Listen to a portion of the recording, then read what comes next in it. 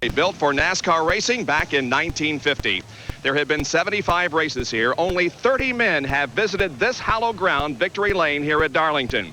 Today, Dale Earnhardt could tie a record for consecutive wins at a superspeedway if he can pull his black number 3 into Victory Lane here in about 4 hours' time.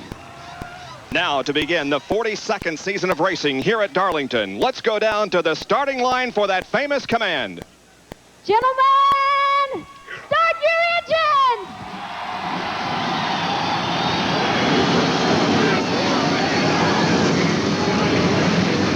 "40 cars fire to life as the 5th Winston Cup race of the year is about to begin.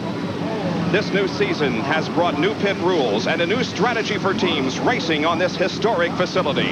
With more on that, one of our 2 pit reporters today, Dr. Jerry Punch. You're absolutely right, Bob. You know, the face of this famous old lady in black hasn't changed much over the years. Still the infamous turn 4 with that concrete wall that can reach out and bite you. But the complexion of how you run a 500-mile race has changed drastically in 1991 with the new pit rules. Kenny Schrader's conservatism at Rockingham in Atlanta allowed him to finish second and first purely on efficiency, fuel mileage. Thus, some crew chiefs today think if they can run 74 laps, that's 101 miles a year, they can make this 500-mile race on only 4 stops. There are other crew chiefs in the garage area who think that strategy is totally ludicrous because tire wear will be a major factor. Now, not these tires, hopefully, although this track is so tough, these tires could come into play, but tire wear on the race cars. So the pit rules having a major impact on 500-mile race strategy. For more on what those rules actually are this week, let's check in with John Kernan. Well, Jerry, the new pit road rules for 1991 have undergone another change this week. No longer will the cars be designated odd or even by virtue of its starting position. You can change tires following a caution immediately after you take the green flag at the start-finish line. But you cannot change tires under caution unnecessarily. That means if you have a flat and you do come in to change the tires, you will have to come in within 4 laps after the race goes back to green and change those tires once again. And Ed and Benny, you both raced at this old racetrack. How's that going to affect the strategy today? John, when Ned and I raced, the strategy was when your car started slipping and sliding, come in, get some new tires. Now the guys are trying to force the issue and stay out there 75 laps on a tank of fuel. Can they run that far here, Darlington? I don't think they can, Benny. It's going to be awfully tough. At Atlanta, a 1.5-mile track, only a few of them was able to stretch it that far. This is a shorter track. They run a lower gear ratio, which makes the car use more fuel.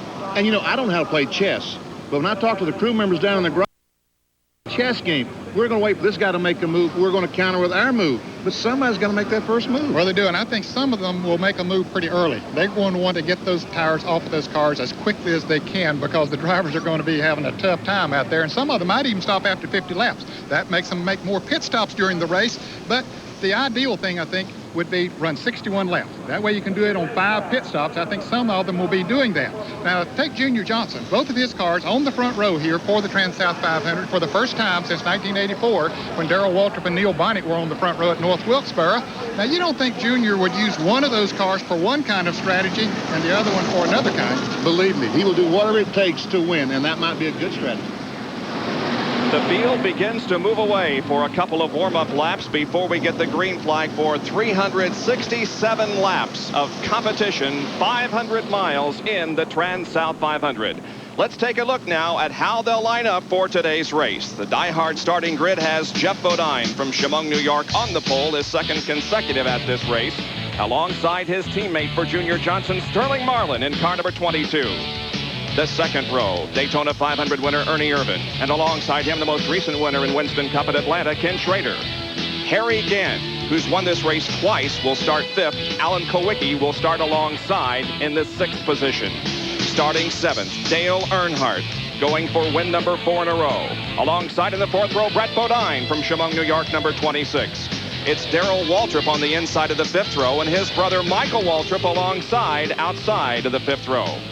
Davey Allison will start in 11th position in car number 28, the Haviland Ford, and Mark Martin will start alongside in car number 6, the Folgers Coffee Ford. Now we take a look at the rest of the starting lineup. Ricky Rudd, who is second in the point standing, starts in the inside of row number 7.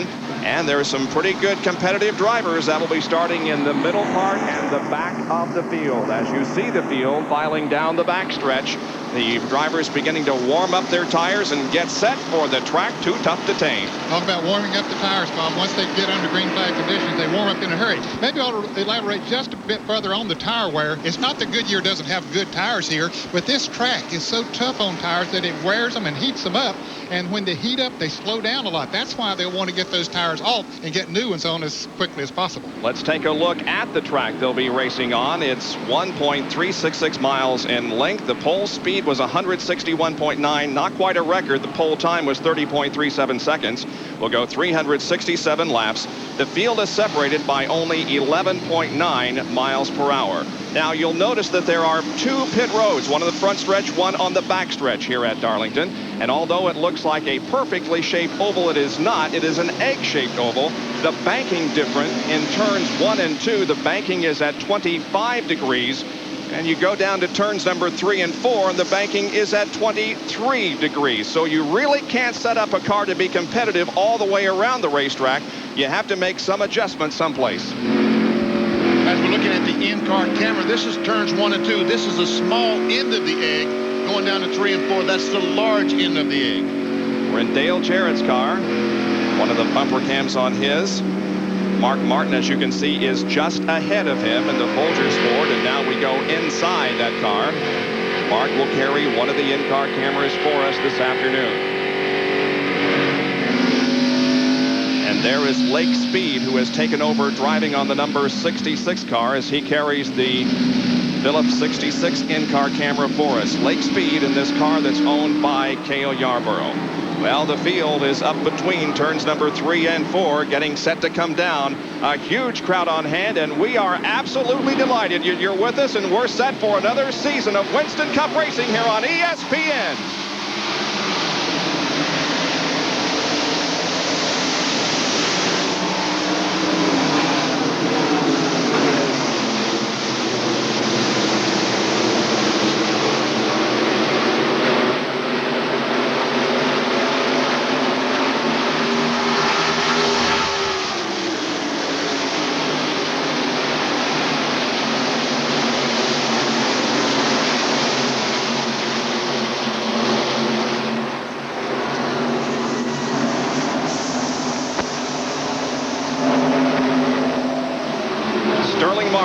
Jumped into the lead from outside row number 1. The pole sitter Jeff Bodine is running a few car lengths behind in second.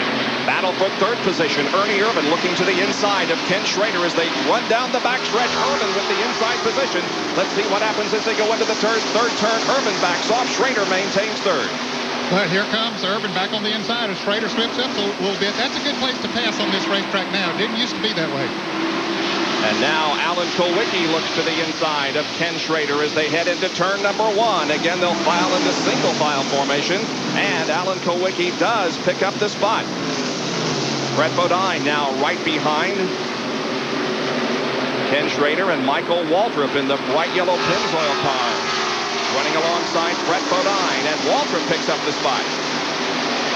When these cars get positioned on the other cars, when they get on the inside of them going down the straightaways, the fellow on the outside just simply has to back off and let the other car go in, especially this early in the race. There's only one group getting in these corners at this stage of the race.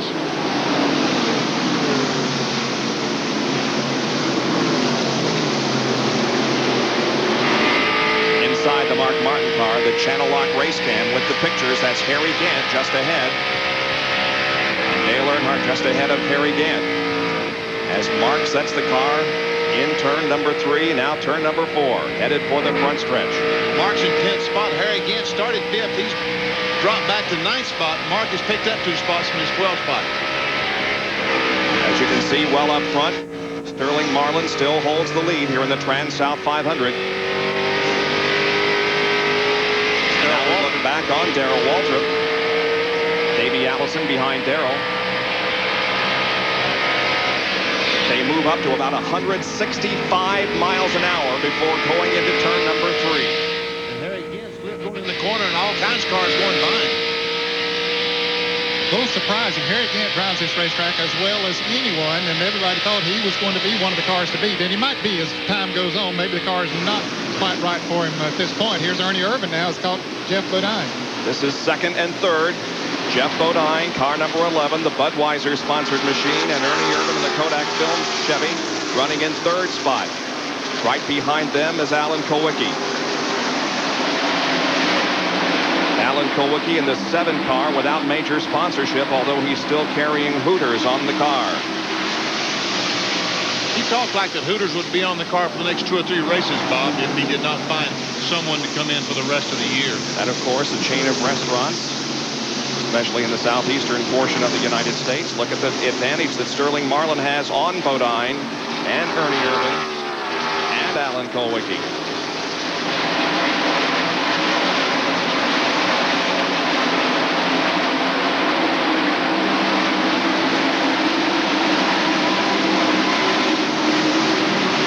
Like Bodine's found a better groove or a different groove because Ernie was pushing him a moment ago. He put 3 or 4 car lengths on the Irvin car. Let's go to Jerry Punch with a report on the car that's currently leading this race, driven by Sterling Marlin. It has been a tough morning for the Maxwell House crew. In fact, Sterling's car just barely got to the starting grid before gentleman's start was given a little bit ago. They came to the racetrack and found that the harmonic balancer had slipped on the crankshaft. They had to change the engine about an hour and a half ago. The new engine they put in, the sump pump wouldn't work. They had to struggle to get a new sump pump put on that engine and barely get the car to the starting line. And just a few minutes ago, when they rolled the car off, they were hoping maybe all their problems were gone. Nuh-uh. Sterling just radioed into Mike Beam and said, hey, we've only got 2 pounds of fuel pressure. They're hoping here in the Maxwell House pits that it's possibly a gauge malfunction. That's all it is, but what a day so far for Sterling Marlin. Marlin, of course, has never visited Victory Lane in Winston Cup competition. Hopes to do so this afternoon about 4 o'clock Eastern Time. Benny, it would be tough to run that long with only 2 pounds of fuel pressure, so it does sound like it might be a gauge problem. It better be a gauge because he's going to burn a piston pretty soon. There's no way they can push enough fuel into the car. The requirement, the fuel that's required on 2 pounds of pressure. Sterling Marlin in the Maxwell House Coffee Ford is leading the TranSouth 500 here with 9 laps out of 367 complete. We're glad you could join us here from Darlington International Raceway in South Carolina. Our Speed World coverage is being brought to you by Ford and your Ford dealer. Have you driven a Ford lately? By Quaker State, the Big Q is one tough motor oil. And by Suzuki, your Suzuki dealer has the ride you've been waiting for and the financing to get it. Here are the top 10 after 10 laps at the TranSouth 500 from Darlington. We'll be back with more of our live coverage after this.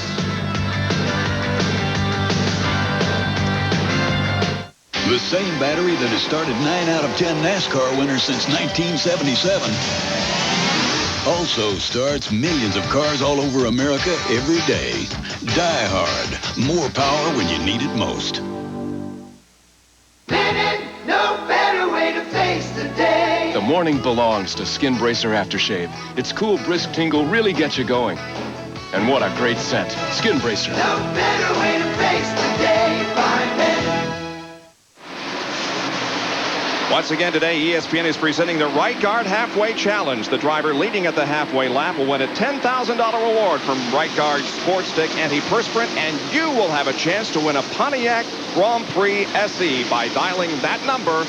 And then if they call you back later in the race and you know who is leading at the halfway point, you'll win a brand new car. The Right Guard Halfway Challenge back again. The number 30 car of Michael Waltrip continues to perform well as he's putting some pressure on Alan Kulwicki. This is the battle for 4th position. Boy, when you said pressure, you sure were right. And Kulwicki moves over, lets Michael Waltrip go by. He was only inches from him. These cars are, now here comes Earnhardt on the inside taking a look. Earnhardt takes a spot. He moves up to 5th spot, bringing Alan Kulwicki back to 6th.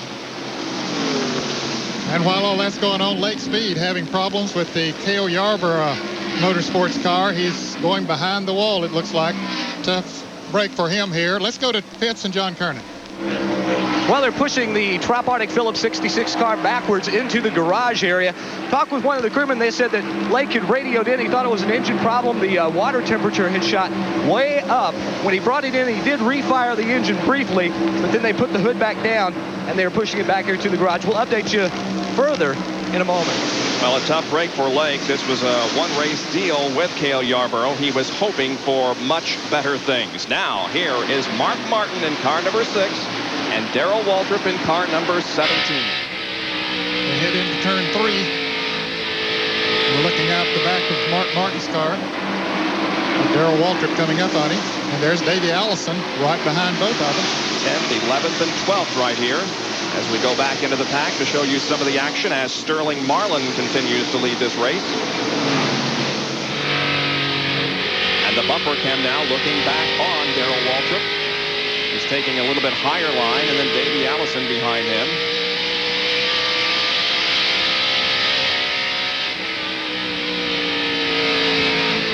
Going from about 165 miles an hour down to 140.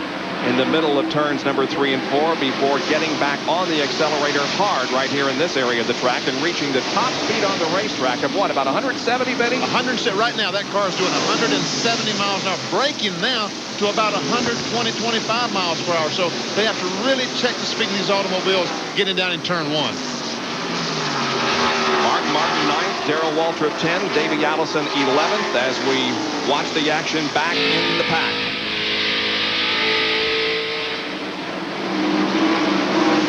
Trying to get on the inside of Martin. Martin looks like he's a little bit quicker than Martin if he can just get by. But passing at Darlington is not the easiest thing in the world to do. You have to set a man up, work on him for several laps. And sometimes that doesn't work, but it is a tough chore to make a pass here at Darlington on a car that is running equal speed with you. Mark Martin in the headlines a lot last year from the midseason on. Almost won the Winston Cup. Most of the headlines concerning this team this year has been the reported disharmony within the team. But they may have their act together now, and Mark Martin is really as well off this year in points as he was last year. Alan Kulwicki, the 25, and Ken Schrader, but up ahead of them, Michael Waltrip continues to march toward the front of the pack as he pulls alongside Ernie Irvan in the battle for 3rd spot now. Well, Ernie Irvan backed off. I started to say he was going to run in on the lap car of H.B. Bailey going into that turn. Right there he is, but Bailey gets down out of the way, and Ernie Irvan did back off, give him the running room he needed. Michael Waltrip looking very strong here. He had a good race at Atlanta a few weeks ago. Felt he had a good shot at winning that race, but wound up in 5th place, so they come in here pumped up. And here comes Earnhardt. Now look how high Dale Earnhardt is already up in turns 1 and 2. And this is early in the race. There's no more race. There's a wall there. There's no more racetrack. I'm surprised he's up there this early. Now he's going to look to the inside of Irvan, and he makes the pass. So Dale Earnhardt now moves to 4th position, and the fans are on their feet. At least the Dale Earnhardt fans. The Dale Earnhardt fans are, and there are a lot of them. Meanwhile, up front, you can see the interval between those guys and the leader, Sterling Marlin, and the advantage that he has on 2nd place, Jeff Bodine. But look at that yellow 30. Michael Waltrip closing up on the back of Jeff Bodine. And Bodine really has closed up on Sterling Marlin. Marlin had opened up about a 1.5 second lead, but now it's down to car lengths. Michael Waltrip began the race in 10th position and is knocking on the door for 2nd. There's nothing that would please Michael more because I know he wants to do a good job for his sponsor, Pennzoil. He knows he's fortunate to have this company on the side of his car, and he wants desperately to do him a good job. And, of course, the Pennzoil team won the opening IndyCar race of the year at Australia and would like to register a victory in Winston Cup competition as we go to John Kernan for a report on pit road. Well, you recall how well Michael Waltrip ran yesterday until he dropped the cylinder. He was getting excellent tire wear on his Busch Grand National car. Asked him about his Winston Cup car. He said it's the same thing. The tires can run the fuel stop. So we will look for them to be one of the teams that would possibly try to stretch it, as Benny and Ed talked about at the opening of the show.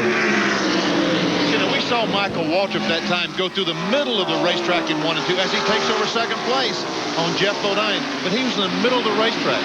Remember, and here comes Bodine back. You see that happen so many times, although Bodine's going to back off and let him go. But when you go in and pass someone going into turn 3, you just slide right up that track a little bit, and it opens the door, and that fellow you pass just comes right back underneath you. Dale Earnhardt is a master at coming back underneath you when someone passes him.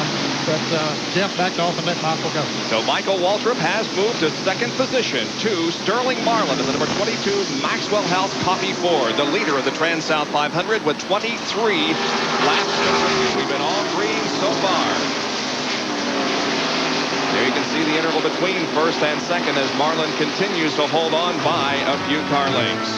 We'll be back with more right after this from the track Too Tough to Tame in Darlington, South Carolina.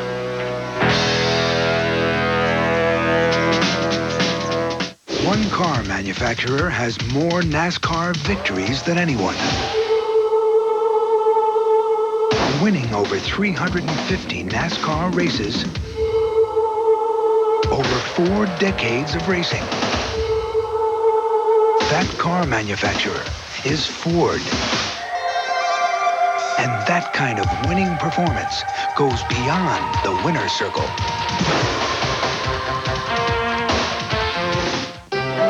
In trying to make an artistic statement, one should be careful not to let one's personal aroma do the talking. In order not to offend the critics, I recommend Right Guard Sports Stick. It provides maximum protection and the freshest scents, a sublime palette of odoriferous emanations. After all, a true artiste should be remembered for his inspiration, not his perspiration. Right Guard Sports Stick. Anything less would be uncivilized.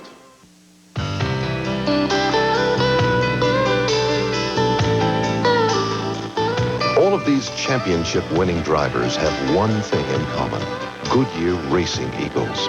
The race-winning technology that's found in the Goodyear Racing Eagles can also be found in the world's best-selling line of high-performance street tires, Goodyear Eagle Street Radials. The champions know, and it's why we say the best tires in the world have Goodyear written all over them. These women are within striking distance of capturing the title at the Ladies Pro Bowlers Tour. Robbie's Open. The action gets rolling Thursday night at 7:30 Eastern live on ESPN. First caution of the race is out. Alan Kowicki has made contact with the inside wall coming off of turn number 4, and we will show you how the accident occurred as the safety crew has arrived at the scene. You can see now that normally in years past, pit road would be very busy at this time with the caution out, but not this year because you cannot change tires under a caution flag. Only Morgan Shepherd came. There's Alan Kowicki. He's okay getting out of the car, and John Kernan is walking along beside him. John? Alan has just now walked from the car. Alan, it looks like you got tapped by a slower car out there coming out of turn 4. Yeah, I sure did. I was watching for the guy, and I thought I had him cleared on the outside, and he still ran into me, and that's too bad. The car was running real good. We were keeping up with the leaders, and everything was fine. We were looking like we were going to have a good day, but it's the way it goes here at Darlington. A very disappointed Alan Kowicki is walking back. The crew is already back here in the garage area, and they are waiting for the car to come back. They'll survey the damage to see if they can get it back out on the track to pick up some Winston Cup points. He made pretty hard contact, though, with the left front of the car, didn't he? The right front of the car. Oh, that's right. The right side, Bob. Yeah, that's right. But Alan is obviously okay. They'll get the car on the hook and take it back to the garage area, and they'll check it over, and possibly the guy who is currently 3rd in Winston Cup points, Alan Kowicki, might be able to get back into competition.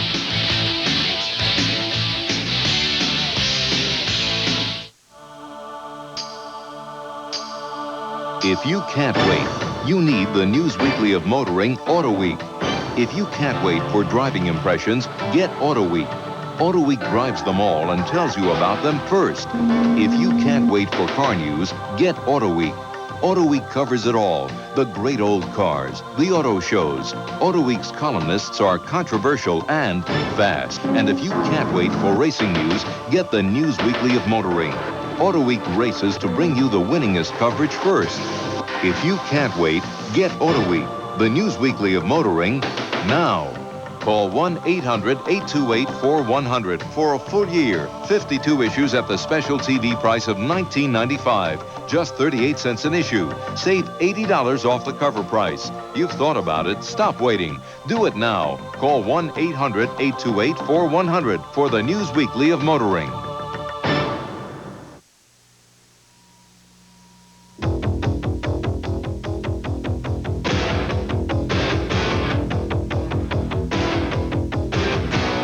Winston Cup replays are brought to you by Autolite Spark Plugs, guaranteed for 2 years no matter how far you go.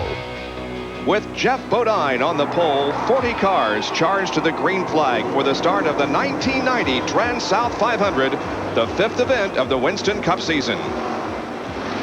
The track, too tough to tame, lived up to its reputation. Kyle Petty spun after a bump with Dale Earnhardt, and before it was over, Ricky Rudd also became involved. Rusty Wallace suffered damage but continued. Ernie Irvan had a bad day in his second race with the Morgan McClure team. While trying to get a lap back, he spun with leader Ken Schrader. It created a track-blocking accident that forced 5 cars to the sidelines. Here comes Dale Earnhardt to take the lead from Morgan Shepherd. He's got it. It was Dale's second win of the 1990 season, boosting his points lead to 78 over Morgan Shepherd. Earnhardt going for 4 wins in a row here today. There he is under caution, and he is currently running in 4th position as the field gets the indication that there will be 1 more lap, and then we'll go back to green flag conditions. There is the 2nd place car, Michael Waltrip. Let's go to his pit and Dr. Punch. Appropriately, Bob, they're all smiles here in the Pennzoil pits. And Bill Engel, your car from 10th to 2nd in about 25 laps. But there's a reason for that. The car looks so strong coming off the corner. What'd you do this morning? This morning, Jerry, yesterday afternoon in the last practice of Pennzoil Pontiac, we were running pretty good, but we noticed that our times were going to slow down. We lost a lot of RPM with the engine, a lot by 200 or 300 RPM. So we decided this morning to go ahead and put the gear back to it because the pace would slow down enough today and the gear would help us. And that's why you see him pulling up off the corner so much, is because of that low gear.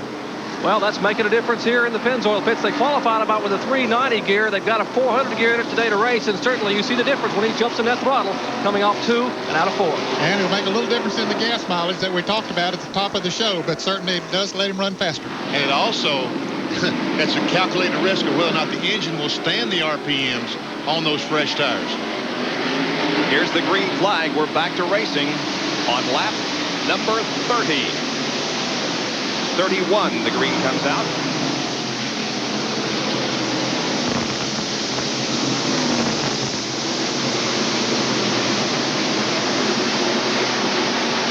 Sterling Marlin has led this race from the very beginning. There's Earnhardt trying to catch Bodine for 3rd spot. And Bill Meacham just got into Harry Gant going into turn 3, and Gant come down and clipped Dale Jarrett. 2 cars in the wall. Now car spinning behind. 2 more cars are involved. Chad Little is going to be involved. Dale Jarrett took a hard shot as he went into the wall nearly head on. There's Dale's car at the bottom of the racetrack on the apron along with Harry Gant. Harry Gant's car is moving, and there's the 65 car of Dave Mater, Jasper engine car. But that Sitco Ford, it is crumpled up. Yeah, it really is. And he had a good run going there today.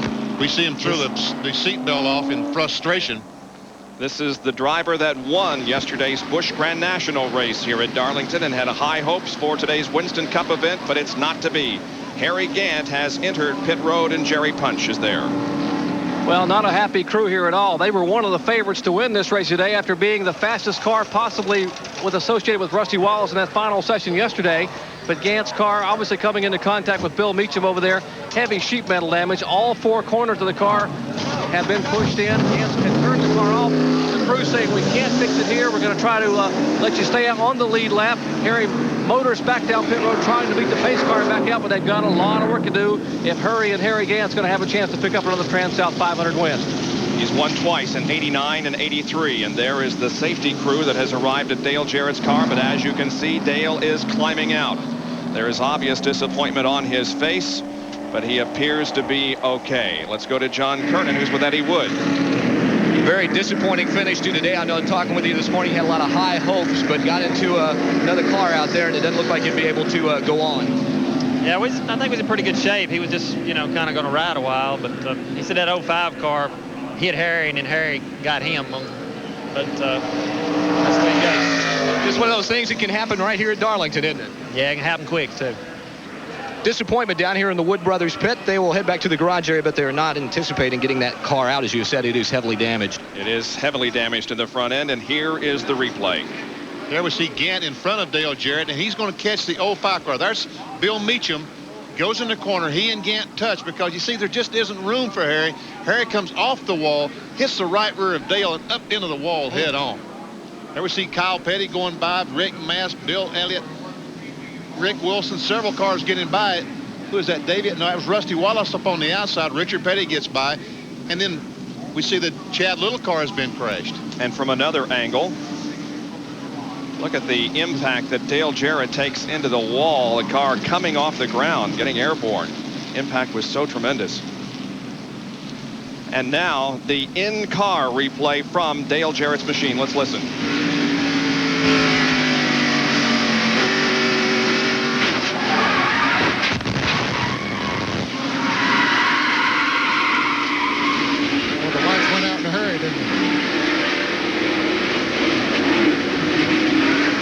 You could hear Dale get on the accelerator when he saw that Meacham and Gant had touched, hoping to get by them, but it just didn't work. He probably thought he had Gant cleared, and then all of a sudden he just flipped him by a little bit. They've given Bill Meacham the black flag, fellas. I don't know. That's 2 incidents in a short period of time that he was involved in. And there is Roger Penske, who is overseeing the operation today on the car that he partially owns, driven by Rusty Wallace.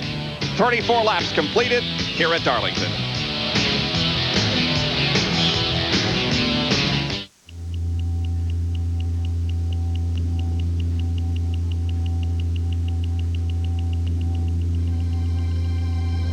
The Suzuki GS 500E, our accelerated savings plan. Welcome to Mountain Man 101. Let's begin. This is a mountain man. Notice his love of great natural beauty, his instinctive resourcefulness, his healthy respect for a fine pair of cowboy boots.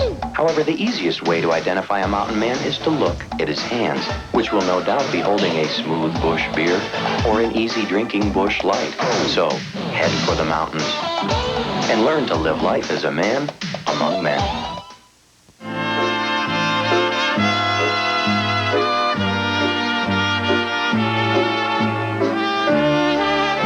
The Suzuki Katana 750. It relieves aching muscles fast. April is filled with TV you've got to see on ESPN. Major League Baseball leads off with an opening day doubleheader, plus live games 4 nights a week. Jack's back in full swing, joining the seniors at the Tradition. Our team watches your team make its picks at the NFL Draft. Don't miss NASCAR's best, speeding by with 4 Winston Cup races, and top thoroughbreds heading down the stretch towards the Kentucky Derby. April's National Cable Month, TV you've got to see on ESPN. ESPN Speed World today at Darlington International Raceway in South Carolina for the TranSouth 500. We're under caution, and this is why. Dale Jarrett, one of the cars involved in this incident, up between turns 3 and 4.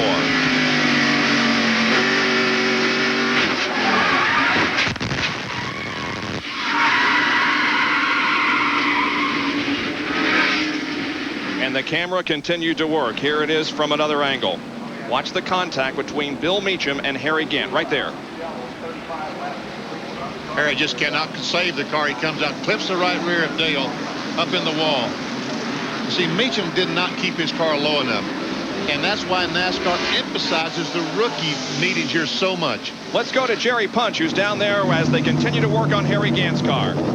You talk about optimist. Well, Harry Gant is the height of optimism right now. He just did his imitation of a cue ball over in turns 3 and 4. All 4 corners of his car getting pushed in. They were going to come in and change all 4 tires and set the toe end of the car. But Harry said, hey, if we change tires under the caution, we're going to come back in and lose a lap. Let's don't change tires, guys. We can still win this thing. Just beat some of the sheet metal out at the toe end, and we'll change tires under the green. We may win it yet. Well, that's what I call an optimist, Bob. It is, and he remains on the lead lap as he beats the pace car out of the pits. Well, can you believe it, guys? Baseball season is here already. Opening day tomorrow. And we'll have the world champion Cincinnati Reds in action at 2 o'clock tomorrow afternoon as they go against the Houston Astros. And then the second half of our big opening day doubleheader at 8 o'clock tomorrow night. American League action. The Brewers against the Rangers. That's tomorrow here on ESPN. Major League Baseball season is upon us. Nolan Ryan going to start for the Rangers? That's what I hear, yep. He and his son pitched against each other the other night. Harry Gant is coming back into the pits as the rest of the field is getting set for a resumption of the race. Evidently they didn't have the hood pins all in the car. And he could go a lap down before he gets back out on the track because the green flag is about to wave. Well, so they ought to bring the jack over and as soon as they've waved the green, change tires. Would that be legal? I think you have to wait a lap, don't you? No, you don't have to do anything. Right now, I think they could change tires right now. But anyway, the green flag is back out. On 38, the race resumes. Harry Gant is still on pit road as the rest of the field comes up to speed. I understand that he has to take the green on the racetrack before he can change the tires. Now he begins to move away, but the field is at the end of the backstretch, being led by Sterling Marlin. Michael Waltrip running in second spot. Jeff Bodine is third. Dale Earnhardt is fourth.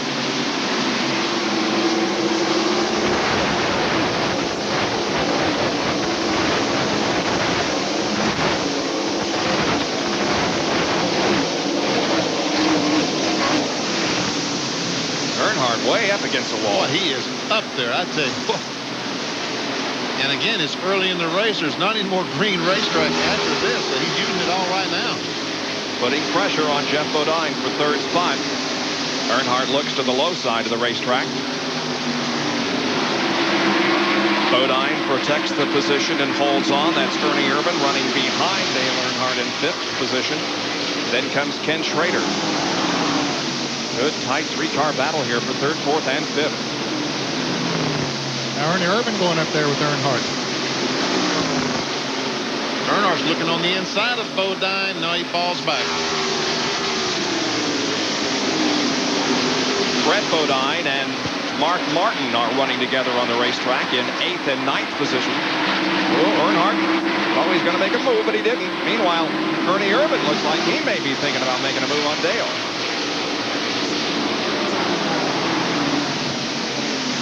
There's the top 5 cars. Here again in the pits, changing 4 tires. Right side up, left side lug nuts coming off. And Harry must now realize that his chances of winning the third TranSouth 500 in his career are greatly diminished, if not out the window completely. Earnhardt still continuing to work on Jeff Bodine for third spot as Michael Waltrip runs ahead of them and the leader Sterling Marlin.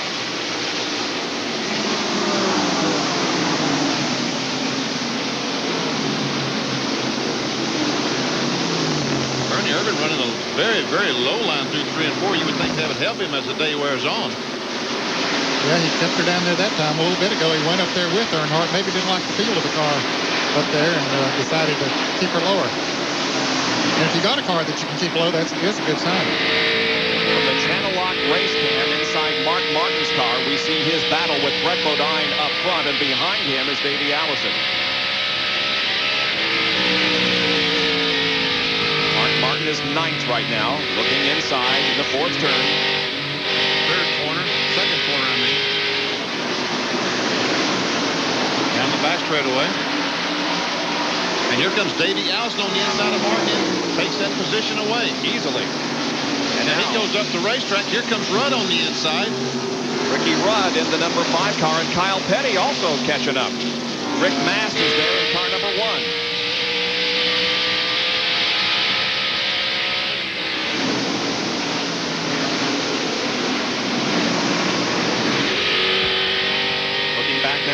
Rick Mast.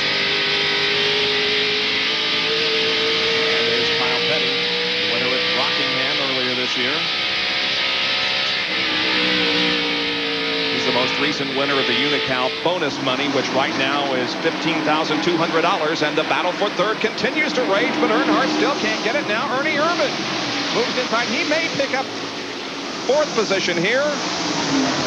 They're side by side going into the corner. Earnhardt is holding him off by a half a car length. And as they come out of the second turn, Earnhardt maintains 4th position. Yeah, he gets good bite coming off of that turn in that high groove, and that just let him shoot on down the backstretch. There is Ricky Rudd in number 5, Mark Martin in 6, and Kyle Petty in 42. Once Mark goes up the racetrack and Kyle Petty looks on the inside, he may have it. He does have the position. Takes it away from Mark. And Kyle Petty now moves to 11th position. Mark Martin is back to 12th. Now look at Michael Waltrip as he closes in on the leader, Sterling Marlin. He may be looking for the lead here coming out of turn number 2 and down the backstretch. He got a good run off that turn. He should get him going into turn 3. Michael Waltrip passes Sterling Marlin and takes over the lead. Let's see if he can hold it to the line and get credit for leading the lap. That'll give him 5 extra bonus points. Here they come off the 4th corner, and Michael Waltrip does lead the lap. But look at this tremendous battle back here in 10th, 11th, and 12th. Mark tried to get inside of Brett Bodine. Meanwhile, Rudd, Kyle Petty. And also behind Mark Martin's Rick Mast. Some using the high groove, some using the low. Mark Martin down low there in that turn. Now going to the bumper cam, looking back on Rick Mast. The Stoll Oldsmobile.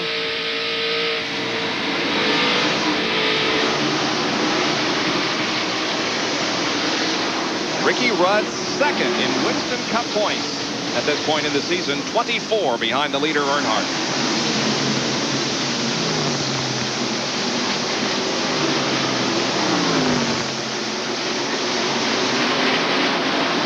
Back up front, it is still Michael Waltrip who has become the second leader of the race, dropping Sterling Marlin back to second spot. Still running in 3rd and 4th, Jeff Bodine and Dale Earnhardt. Then comes Ernie Irvan rounding out the top 5. And we'll show you the top 15 now as we take another break. We're live at Darlington, South Carolina, 48 laps out of 367 in the TranSouth 500. We'll be right back.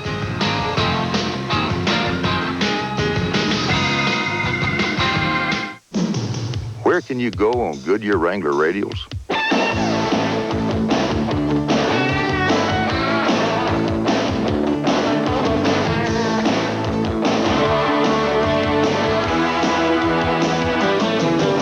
So where can you go on Goodyear Wrangler radials?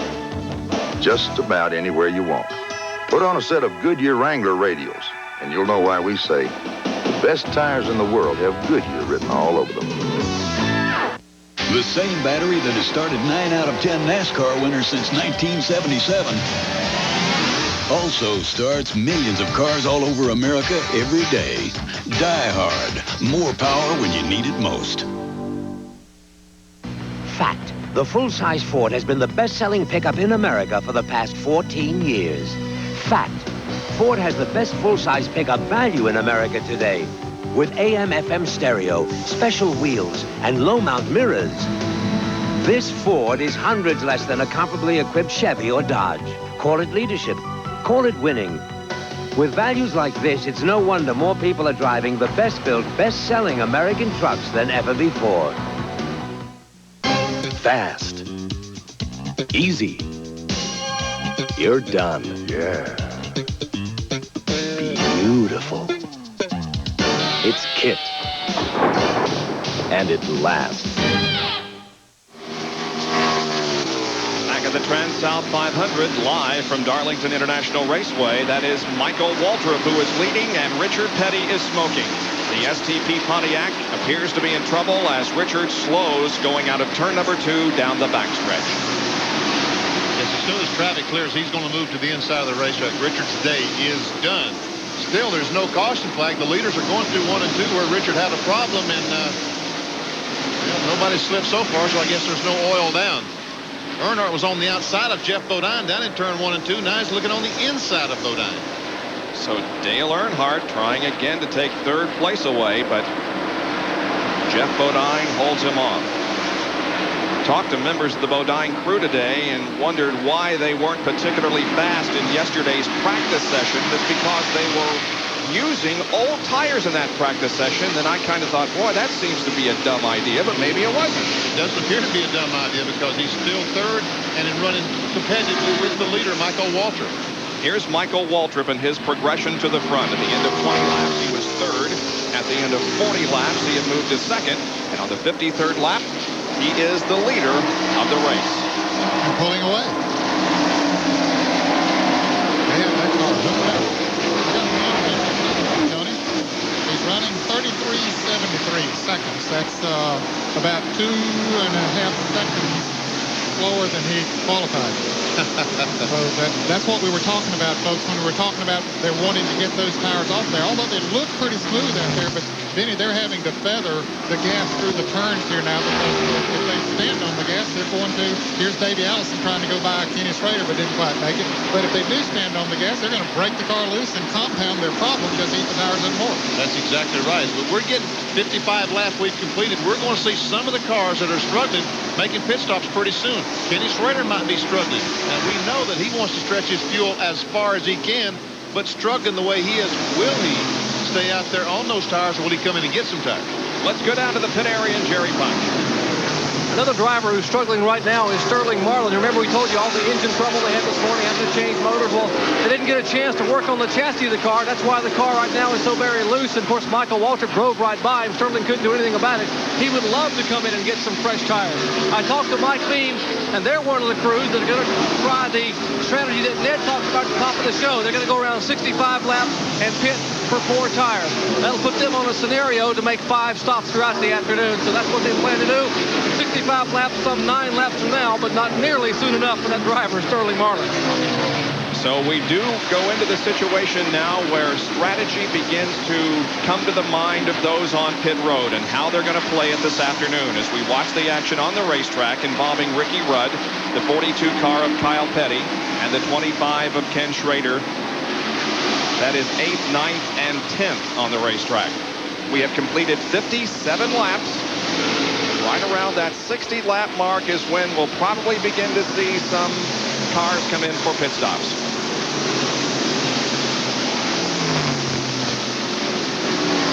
Michael Waltrip continues to set the pace here, lapping some of the slower cars and having it all his way at this point, looking for his first Winston Cup win here this afternoon at the TranSouth 500.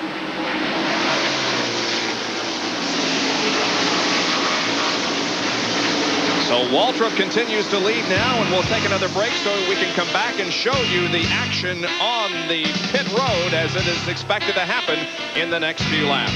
Stay with us. We'll be back with more from Darlington International Raceway right after this message. I watched what I ate, worked out on my Easy Glider, and lost 75 pounds. This is actual footage of Keith's home video showing his dramatic weight loss. All across America, people have found that 20 minutes every other day works to firm all major muscle groups and helps to lose weight aerobically. I'm using my arms, my shoulder, my back, my tummy, my thighs, my leg. I get it all. Dual resistance allows you to adjust tension for both legs and upper body. I have tried bikes, jogging, even racquetball, and Easy Glider is definitely the best. And this handsome unit folds down quickly for easy storage. Call toll-free like I did to shape up and slim down with Easy Glider.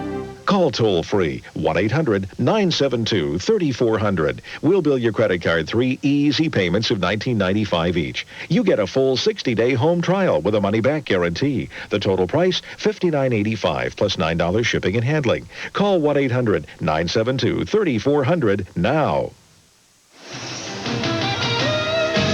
You couldn't ask for a more beautiful day in South Carolina. It's sunny, it's warm, there's a light breeze, and it's a great day to sit in the grandstand and watch your favorite Winston Cup driver in competition here at the TranSouth 500 in Darlington.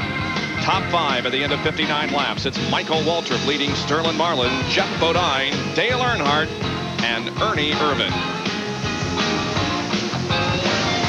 There is Michael on the racetrack.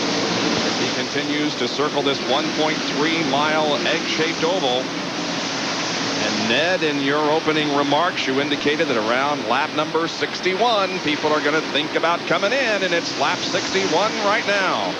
Back of Michael Waltrip, second and third position belong to Sterling Marlin and Jeff Bodine. And then there's the 3-car of Earnhardt and the 4-car of Ernie Irvan. Darrell Waltrip. Dave Mater is a car involved in the accident. He's running pretty good. Yeah, he came in and got some tires, and he is running good. Darrell Waltrip is running good. He has caught Ernie Irvan. Darrell running in 6th place now. And Jake Elder now on his crew setting up the chassis. Good situation for Darrell Waltrip. There's Davey Allison in number 28 in the middle of that pack with a slower car in front of him. Rich Bickle in 47, the Kanawha Insurance car. Talking about Davey Allison, Larry McReynolds is the new crew chief on that car. He was with the Brett Bodine team. And here is the first car to come in for a pit stop. John Kernan will call the stop of Kyle Petty. Kyle's crew chief, Gary Nelson, is orchestrating this effort from high above the racetrack. He told me before the race started, expect us to be one of, if not the first, to come in, because he wants to go with a 5 pit stop strategy. They will come in and change 4 tires 5 times. He feels that that's going to give them an advantage in speed on the racetrack over the cars to try to push it and go the whole race on just 4 stops. The right side tire still up on the jack on the left side. The front car Kyle goes in 23.1 seconds. A really good stop.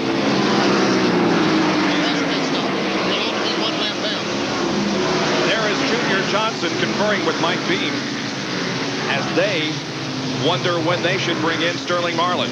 Exactly. They said, what do we do now? Do we go ahead to 70 laps, or would we bring him in and put tires on it? It's still hard for me to imagine that they can go 74 laps, even as slow as the pace is now. That would not burn quite as much fuel, but going 74 laps to go 100 miles, it's going to be tough for them to go, and why not come in if you're going to have to make that extra stop anyway? These cars started first and second. They continue to run together on the racetrack, but now they run second and third to Michael Waltrip. Now, while Kyle Petty was in the pits, the car number 17 of Darrell Waltrip passed Ernie Irvin for 5th place. Bumper cam looking back on Rick Mast and Bill Elliott. Mark Martin's car number 6. Ahead of him is Brett Bodine in the Quaker State Buick. And these drivers right now are saying, please let me put on some tires. I want some fresh tires. Kyle got fresh tires. Why can't I have fresh tires? Yeah, now watch Kyle. Since he has those new tires on there, he run up on a bunch of traffic there, but just look how he's able to go down to the inside of Rick Wilson, no problem. Car just sticks. He'll drive up on the outside. Bill Elliott. Well, Bill went up there, so he said, okay, I'll go on the inside. Just give me a little bit of room. That's all I want. Here's Rusty Wallace making a pit stop. The Miller Genuine Draft Pontiac is in for service. They'll change all 4 tires on this car. The fuel will be put in. Right rear guy was having some trouble changing that tire. Todd Parrott, wearing our crew cam, as he changes. And now says, go, Rusty. And Rusty moves back out onto the racetrack. Well, he's about a little over a lap and a half behind. In fact, he's going to be about a lap and 3/4 behind once he gets his speed up. But look at Kyle Petty. No problem with those fresh tires. Ben, go ahead. The car feels good right now. Well, that's what all the drivers are looking for, that comfort feel right now. Please let me have some tires. Darrell Waltrip and Davey Allison coming in. Kyle dropped to 27th when he took that pit stop. But, boy, the car is really going now with the fresh tires. Here is Davey Allison on pit road. And the Robert Yates crew goes to work on that machine. We saw Davey stop the car. There's Waltrip, Darrell Waltrip up front. Here comes Brett Bodine. Rick Wilson is in at the Snickers Buick. Now, certainly it's time for them to be in. Pit road becomes quite busy in comparison to how it usually is. There's the work on the Allison car still going on. Brett Bodine pitted right ahead of Darrell Waltrip. Darrell's got some kind of trouble getting out of pits. He can't get the car to move. No, it's not the car's not running. Now, while that perspective may show you very little room, that is not the problem at all. Darrell is having trouble getting that car refired. They're pushing the car down pit road. Well, that is going to really cost him a lot of extra time. I'll bet you he run out of fuel. Might have. There's somebody with an ether can. Somebody walks up and hands him an ether can like it was out of fuel. Here comes Earnhardt down pit road, and Darrell Waltrip's right in his way. Oh, this is going to be interesting.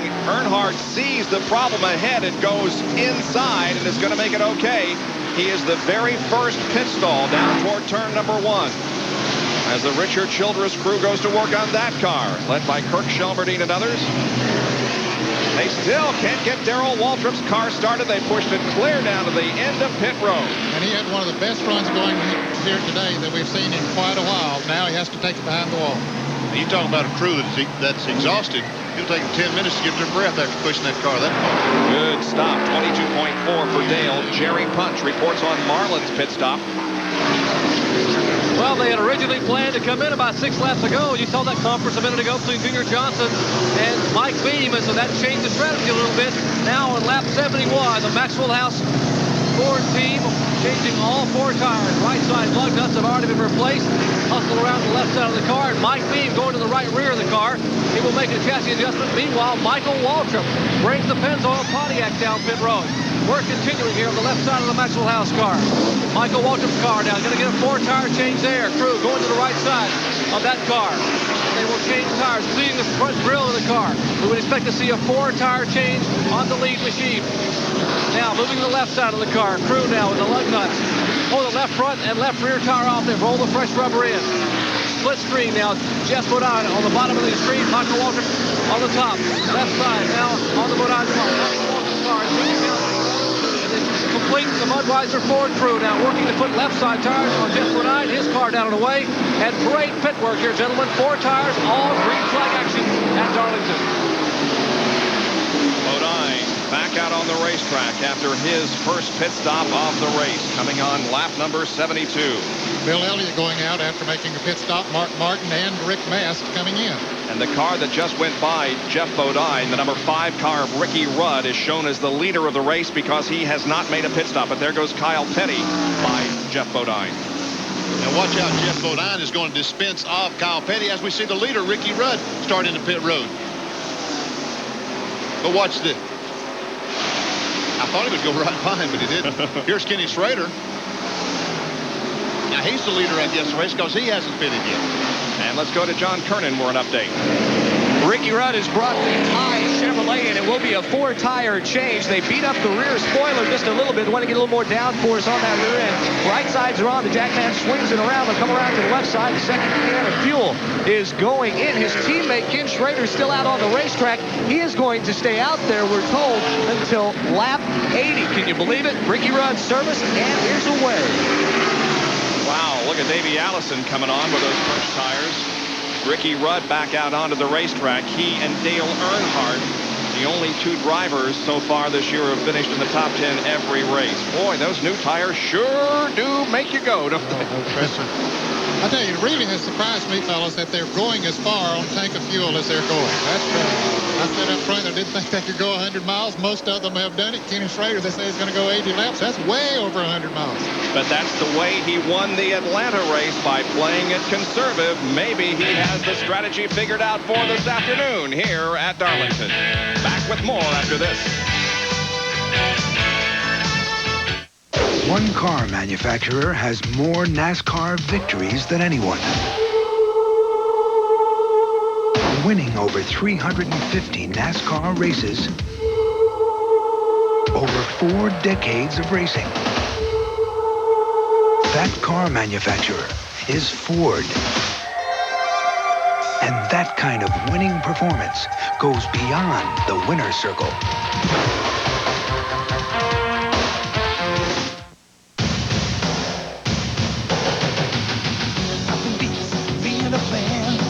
Nothing beats the sound of cheers. Nothing beats clean, crisp, and cold. Nothing beats the king of beers. Yeah, nothing. Nothing beats a bud. Yeah, nothing. Nothing beats a bud. Nothing. Nothing beats a Budweiser. Ice cold Budweiser. Nothing beats a bud.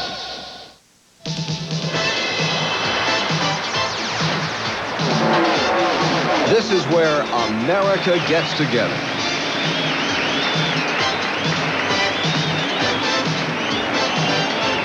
Every weekend throughout America, there is great NASCAR racing. I wouldn't be anywhere else.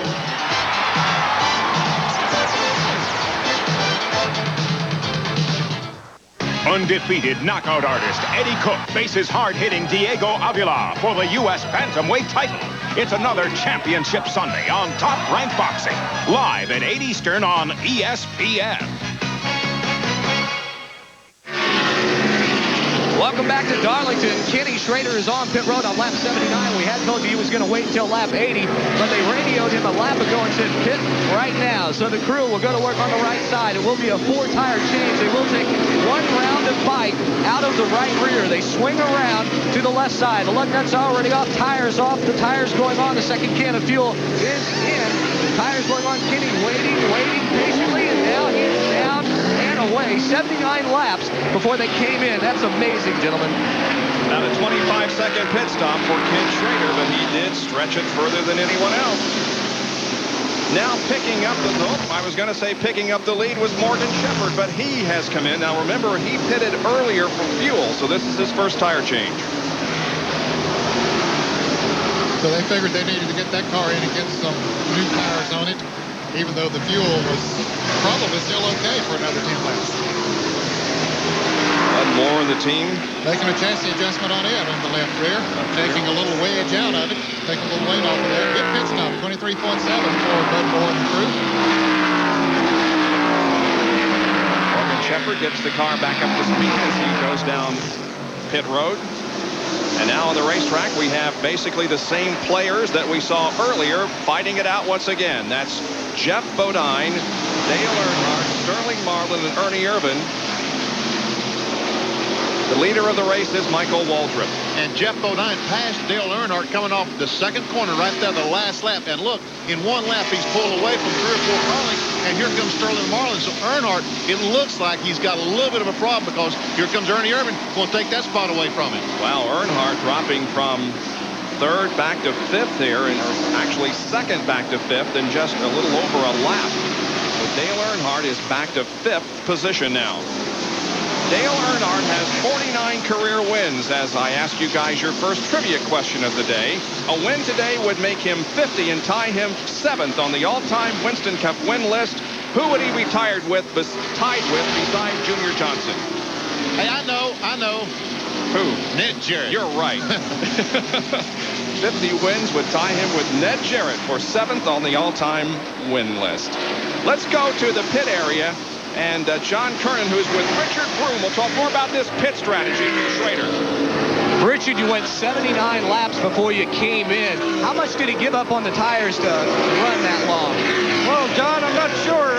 We're trying to figure that out right now. I tell you, I think we can run probably 77 laps. We had a lot of caution. I don't think we give up anything. So this is your strategy. Go 4 pit stops and hope it works out.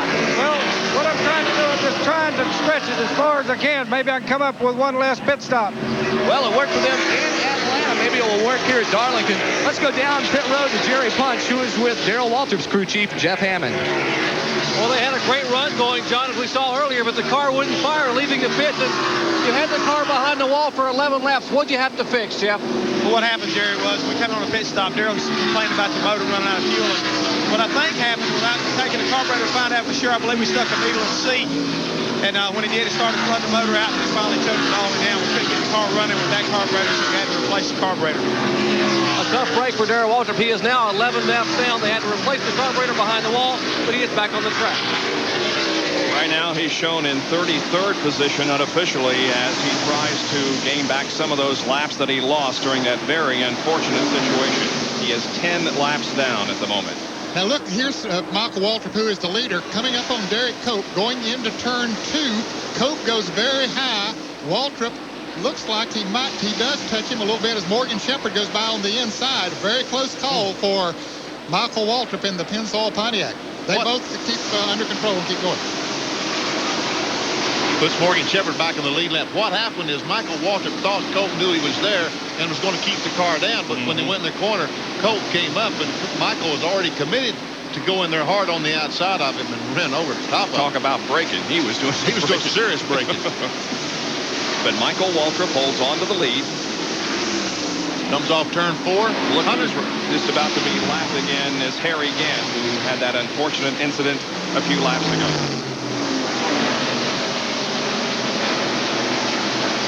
Once again, here's how to enter the Right Guard Halfway Challenge sweepstakes. Just dial that number and register yourself. If they call you back after the halfway point and you know who is leading at the 184 lap mark, you'll win a Pontiac Grand Prix SE. 1-900-420-2222. Michael Waltrip got things going. You know, Ned, they found something in Atlanta, because you said earlier his car in Atlanta was one of the best there.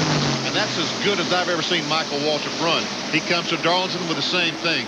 They found something that helps their car. Yes, they have. Of course, Billy Engel and the crew have worked awfully hard. They got a good engine program, so they're coming together.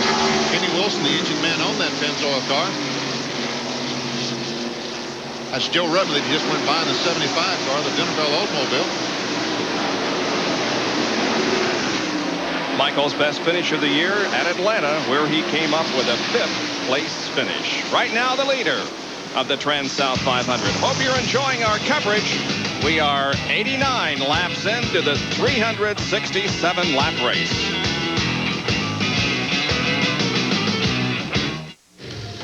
Ever wonder what I do when I'm not racing? I'm at Western Auto, kind of checking things out, and you should too. Hey guys. Hi, Daryl.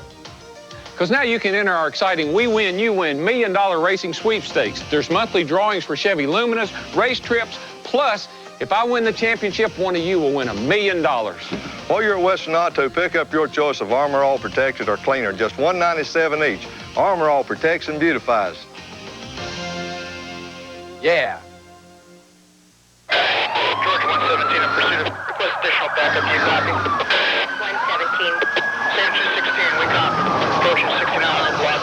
Let's get a roadblock. More police cars throughout America come on Goodyear Eagle radials than any other brand of tires. Why? Because they want it that way. Attention all units. Goodyear Eagles. The authorities know, and it's why we say the best tires in the world have Goodyear written all over them. Fact.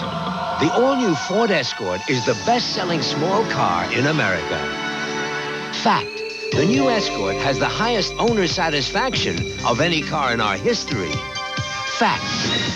Escort has more repeat buyers than any car in its class. Call it leadership. Call it winning. Call it anything you want. The simple fact is, Ford is #1. Have you driven a Ford lately?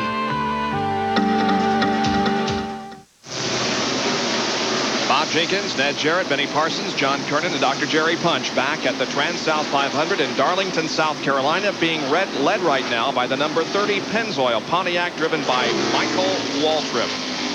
Now, here's the question of the moment.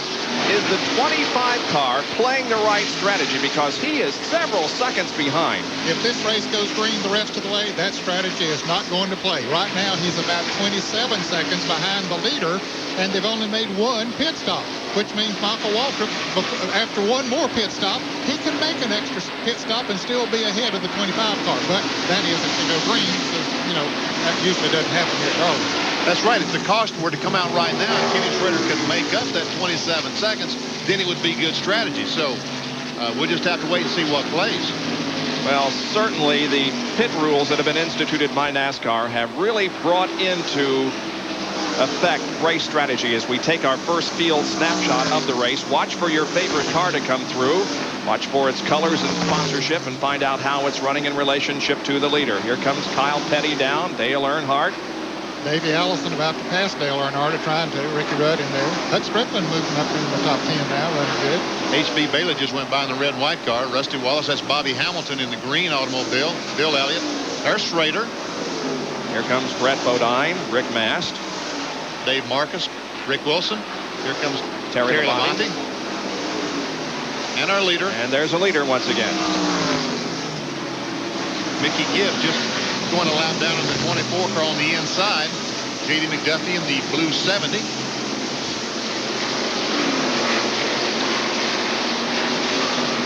Earnhardt, meanwhile, seems to be struggling a little bit. That car is not running as well as it did earlier in the race. You can see that Davey Allison is right there on his rear spoiler, along with Darrell Waltrip and Ricky Rudd. And here comes Allison to possibly pass. Is he? Nope, he isn't going to make it. But nevertheless, Jerry, is there a problem with the 3 car? Well, Bob, let's find out. They're not real happy here in the Goodrich pits. Let's talk to Carl and Richard Childerton. Richard, your driver is struggling a little bit. What's the problem? Well, we don't know if we got a tire going down. We might have cut a tire or something with a slow leak, because he said it's been real loose ever since our last stop. So apparently we're just going to have to ride it out. Well, we can't come in and get tires. You know, we could, but we'd lose more. We're just going to see what happens here for a few more laps. Dale Earnhardt's got an awfully loose race car, and it's a tough place to drive with a loose car, guys. Richard Childress has 6 wins here as a car owner, and as a driver in 1973, Richard Childress finished 4th in this TranSouth 500. Ooh, good, tight racing coming off of turn 4. Davey Allison looking inside once again at the line. Let's see if he can pick up the spot from Dale Earnhardt, and yes, he does.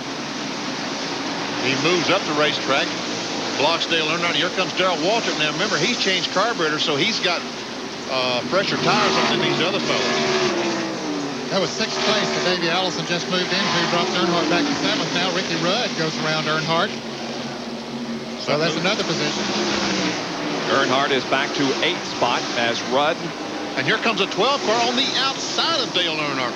Whoa! Here's a good battle. This is for 2nd spot as Ernie Irvin tries to take it away from Jeff Bodine. They run side by side through turn number 2. Down the backstretch, it's the Ford of Jeff Bodine on the outside and the Chevy of Ernie Irvin on the inside, and Ernie takes the position away from Jeff. He moves to 2nd, and look at this. Sterling Marlin now going high side. Jeff Bodine slowing down. Something's wrong with Jeff Bodine. He's coming in the pits. Yeah, this would be an unscheduled stop, fellas. Boy, he decided at the last moment to pit and really had to get onto the brakes in order to make pit entrance. Jerry Punch is right there in the Jeff Bodine pit. He's coming rather slowly down pit road, Jerry. It was a big surprise that Junior Johnson and Tim Brewer, who was sitting here on a 2nd tire, they both jumped up and jumped over the wall, and apparently he thought they must have a tire going down. They're going to change all 4 tires here, so a costly break for Jeff Bodine. They had finished the right side tires. Now Pete Wright slings the jack beneath the left side of the car. Tim Brewer pulls the left front tire off, looks to his left. Junior Johnson rolls that fresh Goodyear Eagle up there. They slap the lug nuts on, and Bodine is away in 20.4 seconds, gentlemen. That's 4 tires in less than 21 seconds. When you consider they were not even ready for it. Yeah, that was great pit stop. That was great, and 20.4 seconds seems like such a short time, but boy, it sure mounts up, doesn't it, on the racetrack? Well, but he did lose some time because he had to turn so sharply to get into the pits that it did cost him some time, no doubt about it. So Jeff Bodine, the pole sitter of the race, makes an unscheduled pit stop and loses many positions because of it. Now watch him go blowing by that 3 car with these new tires. Again, it's fresh tires. On the apron of the racetrack, he just drove down on the apron. Well, new tires certainly makes a difference. No doubt about it. He's about a half a lap behind the leader, so that's the car that he needs to pass to get one of the laps back that he is behind. I assume that he probably is 2 laps down. We'll check the scoring here in a moment and see exactly where he is on the racetrack. NASCAR, by the way, using for this race a computer-assisted scoring program that is working very well. And excuse me, Bob, with that quick pit work, he is only 1 lap down, but he's about a lap and a half behind the leader we see on the screen now, Michael Waltrip. Michael Waltrip continues to lead here at Darlington, South Carolina. We've completed over 100 laps, and we'll be back with more after this.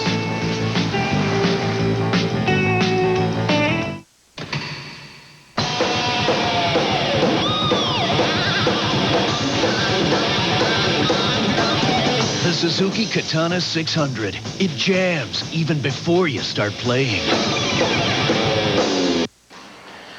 The hot new styling of the 1991 Sonoma is so much fun. It's all you really need on a Saturday night. GMC truck, it's not just a truck anymore. The new Sonoma 4x4 features shift-on-the-fly 4-wheel drive. So you'll get easy driving, even in driving rain. GMC truck, it's not just a truck anymore.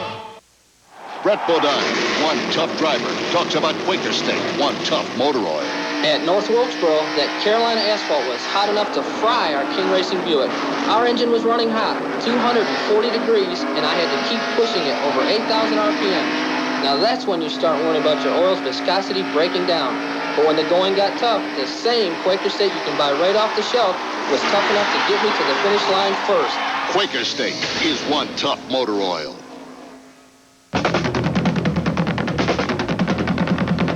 No matter how hard you play, you can't beat the financing you've been waiting for. Now at your Suzuki dealer. We're live at the TranSouth 500, the fifth stop on the Winston Cup Trail for 1991 at Darlington International Raceway in South Carolina. And we're delighted you could join us this afternoon for our Speed World coverage, which is being brought to you by Pontiac and your local Pontiac dealer. We build excitement. By Levi's 505 and 540 jeans for men. And by Busch Beer. Head for the mountains of Busch. There's the leader, Michael Waltrip, with 106 laps completed. Look at the number 12 car of Hut Strickland challenging the 5 of Ricky Rudd. That's for 7th spot, I believe, Bob. 6th and 7th, that is. Hut Strickland giving that number 12 Ray Bestis car a good ride for Bobby Allison. Now, let's go down to the pit road, and Dr. Jerry Punch, you can explain what the problem was on Jeff Bodine's car. He came in for an unscheduled stop just a few laps ago, Terry.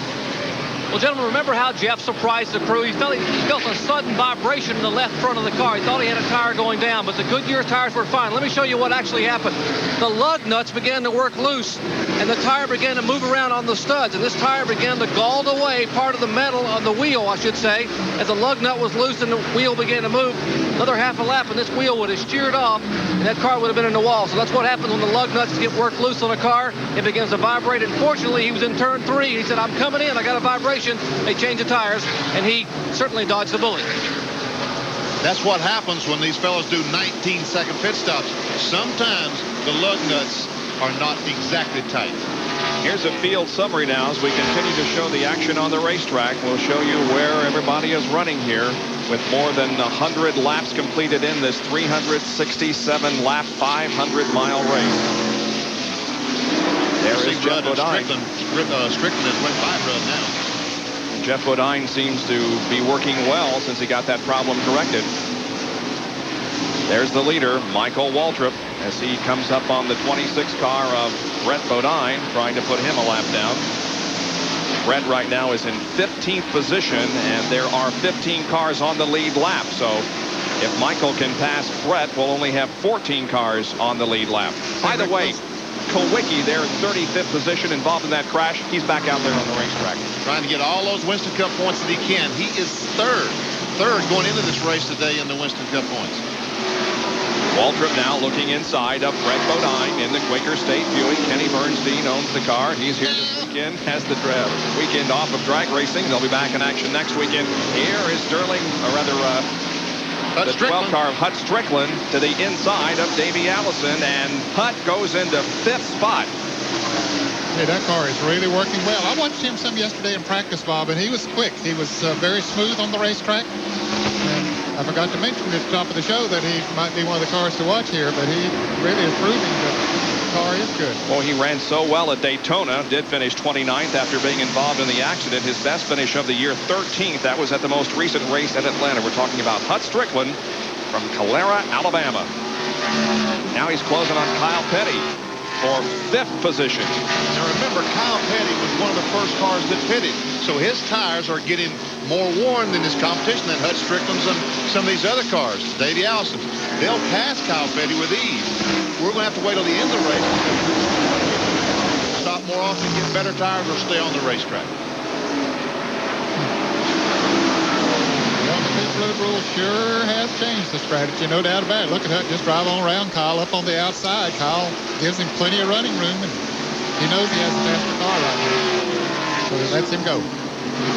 That puts Hut Strickland in 4th position. Of course, Bernie Urban's still running 2nd, and in 3rd is Sterling Marlin.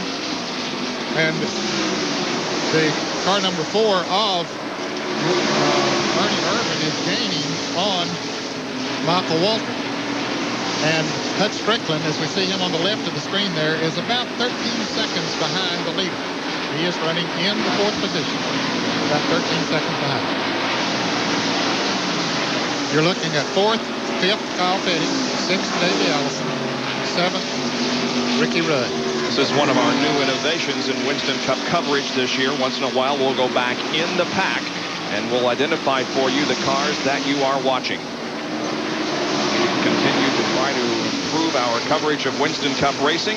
This is our first race of the year, the first 4 races of the 91 season, covered by different networks, and we would certainly like to welcome TNN to the family of networks that cover Winston Cup racing.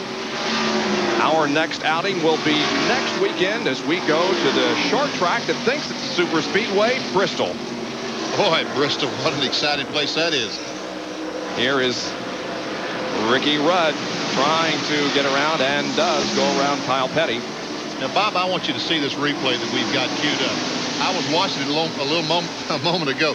Rick Mast goes in the corner and gets the car completely sideways, goes up, touches the wall. Now, this is our leader, the 30 car, Michael Waltrip, is running in the back of this one car. I thought it was going to be a heck of a collision. And Michael was saying, oh, no.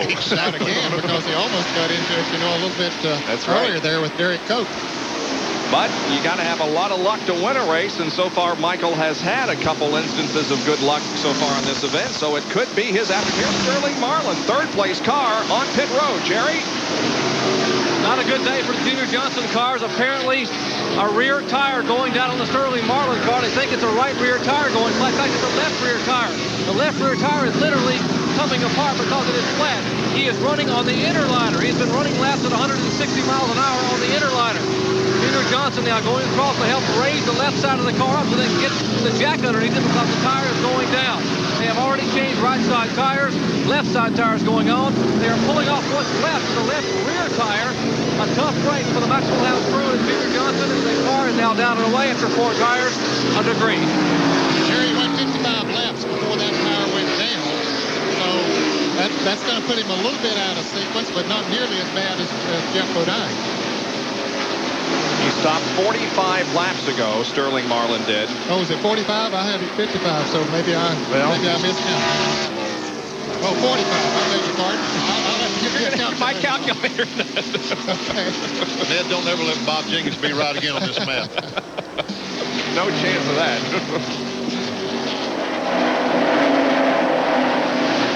Michael Waltrip having things his way. Still the leader of the race. Made a pit stop.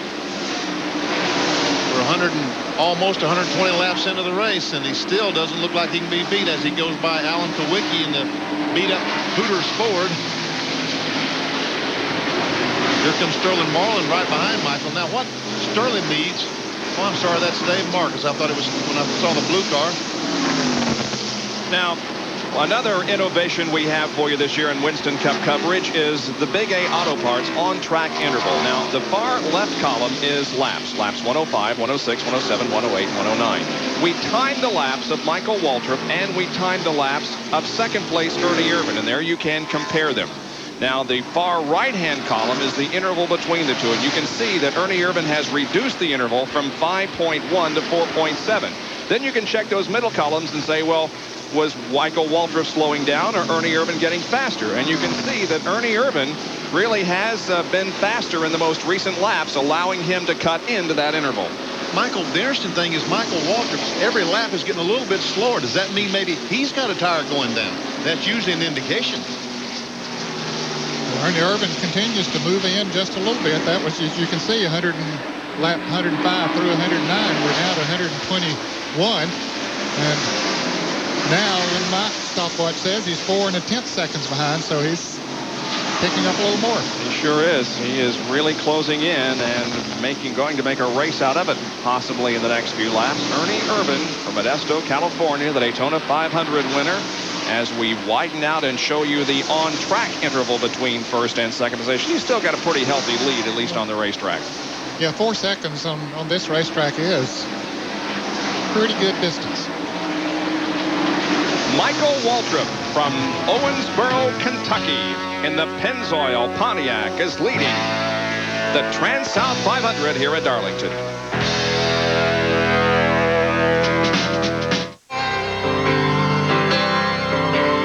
Look for the sign. Top-of-the-line parts. Red, blue, and white. Expert advice. It's a good sign. Your Big A Auto Parts store. Keeps your car running right. Where the pros go for auto parts. Big A, the sign that keeps your car running right. Someone to depend on when you need to depend on your car. Hey, I know how you feel. Your weight is up, your energy's down, your self-esteem's low, your blood pressure's high. You know what you need? Exercise. But who has the time? You do. Just imagine what a difference you can make in just 20 minutes a day, 3 times a week with NordicTrack. NordicTrack. They call it the world's best aerobic exercise. NordicTrack's patented flywheel provides smooth, non-jarring continuity of motion, so there's no stress to your back or knees. Your total body gets into the action. That's not true with ordinary exercisers. NordicTrack's total body workout burns more calories. You'll lose weight, reduce stress, and feel better. I'll bet you never imagined fitness at home could be this easy. Now is the time to get rid of that unfit body. Create a new you. Try NordicTrack for 30 days at home with no risk or obligation. You'll see and feel the difference. Call for a free video and brochure. The NFL Draft. Draft day. Longest day of my life. It isn't official yet, but I think we're going to take you next. And I'm just sitting on the phone like... Find out who gets the call and which picks will fall. The controversy. It's obvious to me right now that the Jets just don't understand what the draft's all about. And the anticipation. Indianapolis selects of the NFL Draft. Sunday, April 21st, live on ESPN. Racing at an average speed of 130.956 miles an hour, Michael Waltrip leads the TranSouth 500 Winston Cup race here at Darlington International Raceway in South Carolina. Running in second is Ernie Irvin. Third is Hut Strickland. Fourth, Davey Allison. Fifth, Ricky Rudd. Now, Morgan Shepherd currently shown in 12th position, and he is on the lead lap. Now, remember a few laps ago in this incident? I remember it well because I thought Michael Waltrip and Derek Cope was going to crash. Michael has to jump out of the gas, hits the brakes hard, hits Derek Cope, dives down to the inside, but there goes the 15 by Michael Waltrip to get back in the lead lap. And he has kept the distance. He moved out a couple of seconds in front of Michael Waltrip and has just stayed out there. So he is the last car on the lead lap. 12 cars currently being shown on the lead lap. So that could play very significantly for Morgan Shepherd as time goes by, especially if they should get a caution. And there is the interval between the 15 car and the 30 car.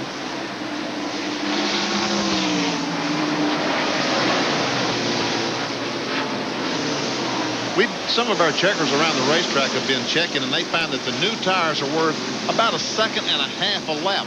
But they've also found in 5 or 6 laps that the tires seem to get back to normal. So the new tires may not be the advantage that we're making it out to be. And we are talking about the radials. They are running the radials and not the bias plies here at Darlington. It is a hotter day here than usual in April. The temperature was scheduled to get up to about 80 degrees. When we went there, it seemed to be pretty close to that. Another one of our field snapshots. Watch for your favorite driver to come around. There's Jeff Bodine. Harry Gant with the battered car. And talking about battered cars, there on the right is Alan Kulwicki, as he was involved in an incident early on that damaged the front end of that car. Davey Allison in the pits. Let's go to pits and John Carney. It's going to be a 4-tire change for the 4th place car. Davey had pitted, was one of the first cars to come in, pitted shortly after Kyle Petty. They will go to work. Joey Knuckles will put in 2 rounds of Biden to the left rear. Davey had radioed in and said the car was loose. Right sides are on, left side going up. They'll slap the air wrench on the lug nuts. And Davey Allison, he's waiting. Finally, the left rear lug nuts are tight. He is away. Now let's go down to Jerry Punch. They have already changed right side tires on the Dale Earnhardt Goodrich Chevrolet. They are now putting the left side tires on, lap 130. A little bit early for what they would like to have come in, but they had that tire. Now the car stalled. They will have to push the car. He refires, and he is away. You don't see that happen very often. No, it's been 59 laps since Earnhardt stopped. That's too early, but he had to stop and get some newer, better tires on there or get the chassis adjusted. Now, let's watch. We'll see Michael Waltrip come up on the outside of him. Maybe he's going to have to hustle to keep from going 2 laps down. We don't see that yellow car yet of Michael Waltrip. Earnhardt is going to be able to stay just 1 lap down, but he's almost 2 laps down. We see Earnhardt there now. If we pan back just a little bit, well, here's Ernie Irvin in the pits, but Michael Waltrip was not far behind him. Look, they're making a chassis adjustment. Tony Glover, the crew chief there, making a chassis adjustment on the Kodak Post, or Chevrolet. Sticker tires being put on the left side of the car. The car is full of fuel. A little bit of trouble on the left front. Now things are on securely. A little bit further up pit road, Rusty Wallace is in, getting a change of 4 tires. As Ernie Irvin goes back out. There is Earnhardt on new tires. Look at him. Past Morgan Shepherd. The car stalls, but watch the crew react to that factor. The car moves. Now, you can't push a car if the engine's running, but when that engine died, they all dove in there and pushed the car because then it's legal when the engine's not running. And one crew member didn't successfully make the jump over the wall, falling in the process, but nevertheless the car got fired okay. And Dale Earnhardt got back out there, losing only 1 lap, but it was close to losing 2 as he goes inside and passes the guy with whom he battled nearly all year last year for the Winston Cup, Mark Martin. See, now, Michael Waltrip is right behind Dale Earnhardt. What a great break for Earnhardt. If he could get a caution now, he could make up almost 30 seconds and still have his fresh tire. We have only had 2 caution periods, however, during this race. One for Alan Kulwicki's crash on the 25th circuit, and then on lap number 33, an incident involving several cars, including Harry Gant and Dale Jarrett. Here comes Michael Waltrip in the pits. He's decided he's had enough of those tires. He wants some more. Drives her down on the apron of the racetrack and hits pit road. He couldn't afford for Ernie Irvin to stay out there too long at the speed that he's running and making up a lot of extra time on him. So he's coming in, and Jerry Punch is right there.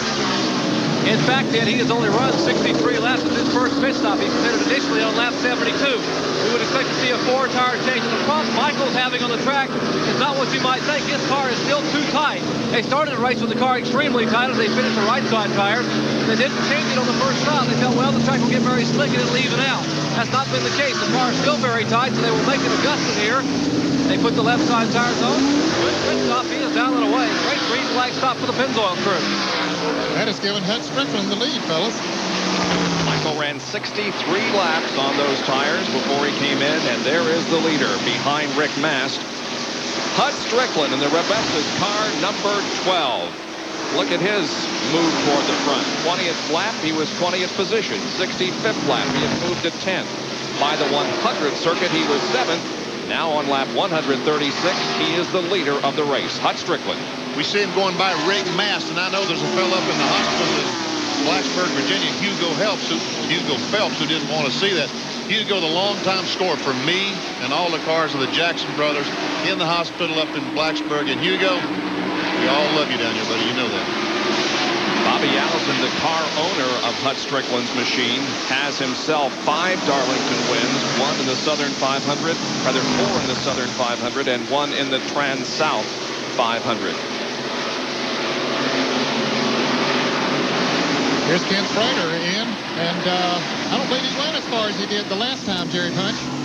No, he did not, Dad. You know, just what you guys said. If someone comes in and changes the strategy by getting fresh tires and begins picking you off, you got to have to come in and do it the same thing. So he certainly didn't go nearly as far. They had changed right side tires. They make an adjustment in the car. Likewise on his Kodiak Chevrolet, left side tires going on. Almost a little trouble with the left front. Now they look away. So maybe this indicates a change of strategy for that team. You know, we talked about a chess match earlier in the show. That's exactly what it was. Somebody changed their way of doing things. Now they're back to doing the things the way the other teams are. Let's take a look at Rusty Wallace. Todd Perry wearing the crew cam as Rusty comes in for his pit stop. He's the tire carrier, and he's going to make an adjustment on the car. You can see that he looks to the front, then he comes back, gets the brakes down there, takes a little bite out of the right rear, which should tighten the car up a little bit.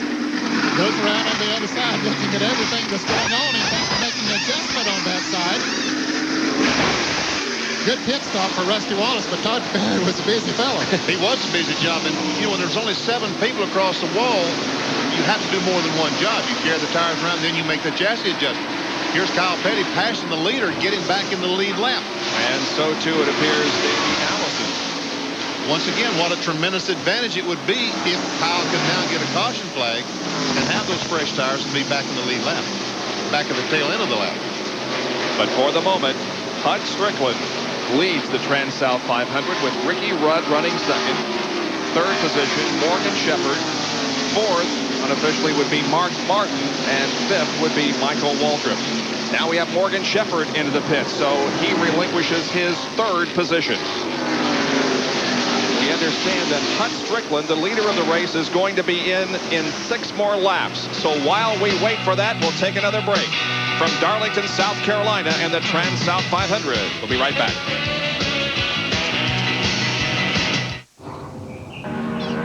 You know, our team's been real competitive with our Pontiac Grand Prix. So you can imagine how pumped up we got about this new high-tech engine Pontiac offers. It's called the Twin Dual Cam V6. Man, this is quality hardware. It's got 4 cams, 24 valves, multi-port fuel injection, and all kinds of torque and horsepower. But the bad news is, rules won't let us put it in our Grand Prix. You want to hear the good news? You can get it in your Grand Prix. When doctors were asked which of these 2 pain relief formulas they preferred, number 1, they chose the Goodies formula by more than 3-to-1 over BC's. And when people in the South Goodies choose their number 1 headache powder, why, Goodies, of course.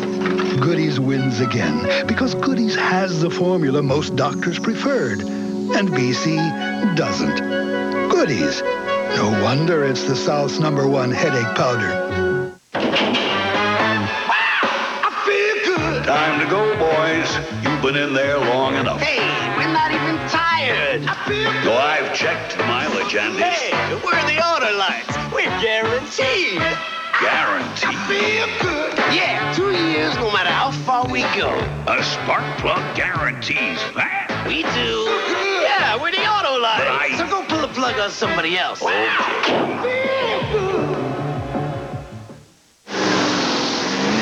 had been told that Hut would come in 6 laps, but he chose to come in earlier than that. He had a 26.8-second pit stop, changing all 4 tires and gassing the car. He moves back out onto the racetrack. Hut Strickland gives up the lead to the number 5 car of Ricky Rudd, now being shown in first place. So Hut Strickland making his second pit stop, and there is the leader, Ricky Rudd, on the right of your screen, and that's the 8 car of Rick Wilson on the left. Looks like every car has stopped sooner this time than they did the first time. Ned, you think they could be getting in position to win the Gillette Money the Halfway? Could be. That's $10,000. Yes, sir. That's a lot of money. So, yeah, they might plan the strategy accordingly. We continue to be amazed by the effort that the pit crew men. Look at the move by the jack carrier. He stumbled. He just about fell, but he did keep his balance and got back over because he knew he was the guy with the jack. He had to get over there.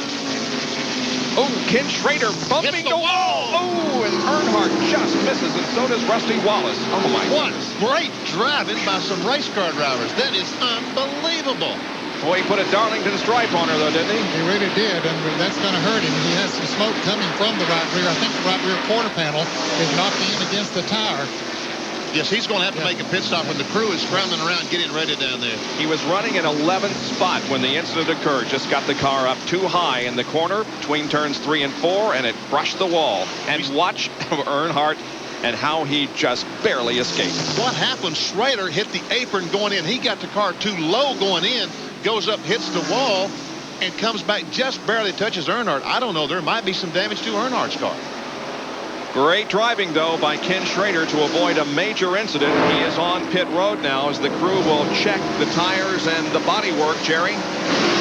Richard Broom orchestrating what they're going to do to try to fix the car. The crew goes to the right side. Richard Broom had just told the guys no tires, no tires. So they're going to look at the damage first, and now they must change the tire. Apparently they have a right front tire that has been cut, and the crew now coming across to change tires. A tough break for Kenny Schrader and the Kodiak Chevrolet crew. And Ricky Rudd. Exactly, Bob. As we were both about to say, the Tide Chevrolet of Ricky Rudd, that was our current leader, is in the pits. And Rudd now getting his service. You would expect to see him. And the car number 6 also in the pits fitting, of course. That is Bart Martin. The Schrader's car is down the way. And Ricky Rudd's crew now changing the left side tires. Waddell Wilson and the crew, they have changed 74 laps the first time. This time 74 laps again, so it's lap 148. They're right on schedule, Bob. It's a good pit stop, about 22 seconds. A little over 22 seconds for Ricky Rudd. And you notice they made a chassis adjustment on that car, too. Almost every car that comes in the pits, they're making chassis adjustments on. And not just minor adjustments, pretty major adjustments. Yeah. You guys mentioned how they may be setting up for the right guard halfway challenge. At the halfway point, the driver leading will win $10,000, and you could win a Pontiac Grand Prix SC. Dial the number on your screen, and if they call you back after the halfway point and you know who led at that 184 lap mark, you'll win the Pontiac. The right guard halfway challenge, that will be coming up on lap number 184, and we're right now at 149. Ricky Rudd just went 74 laps. That's 101 miles. And Mark Martin also went that same distance. He was in just the same time that Ricky Rudd was, or a lap before, actually. Average speed of the race is a record at this point. We're at 132.435 pace, and the average race record is 131. Here is Ken Schrader making a second entrance onto pit road.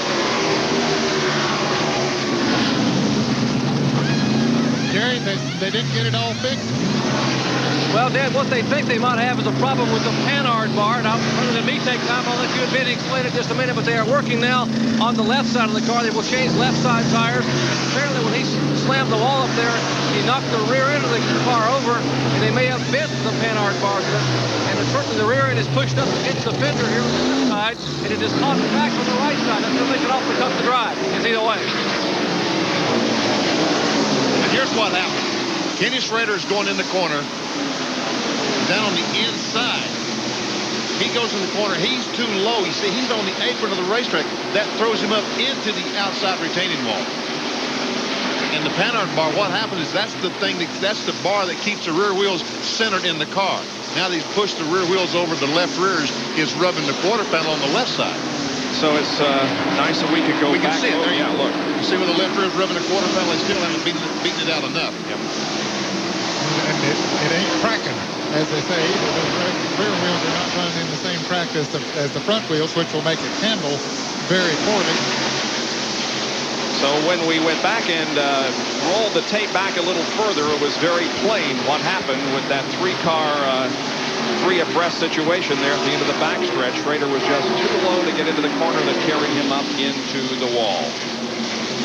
The leader continues to be Michael Waltrip, and now everybody has completed his second pit stop, and so that still puts Michael Waltrip into the lead. We'll show you the top 15 at the end of 155 laps. We are live at Darlington, South Carolina. Back in a moment.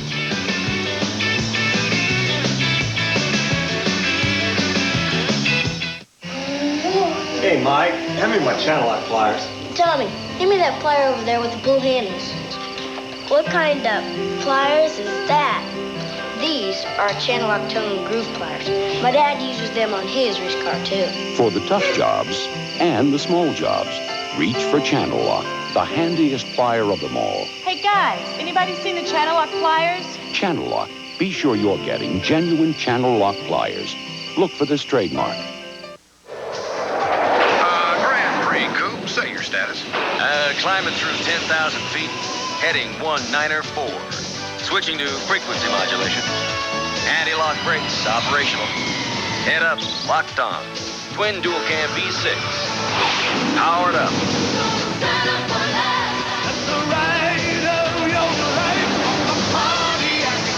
Yeah, Roger, Grand Prix. You're looking good.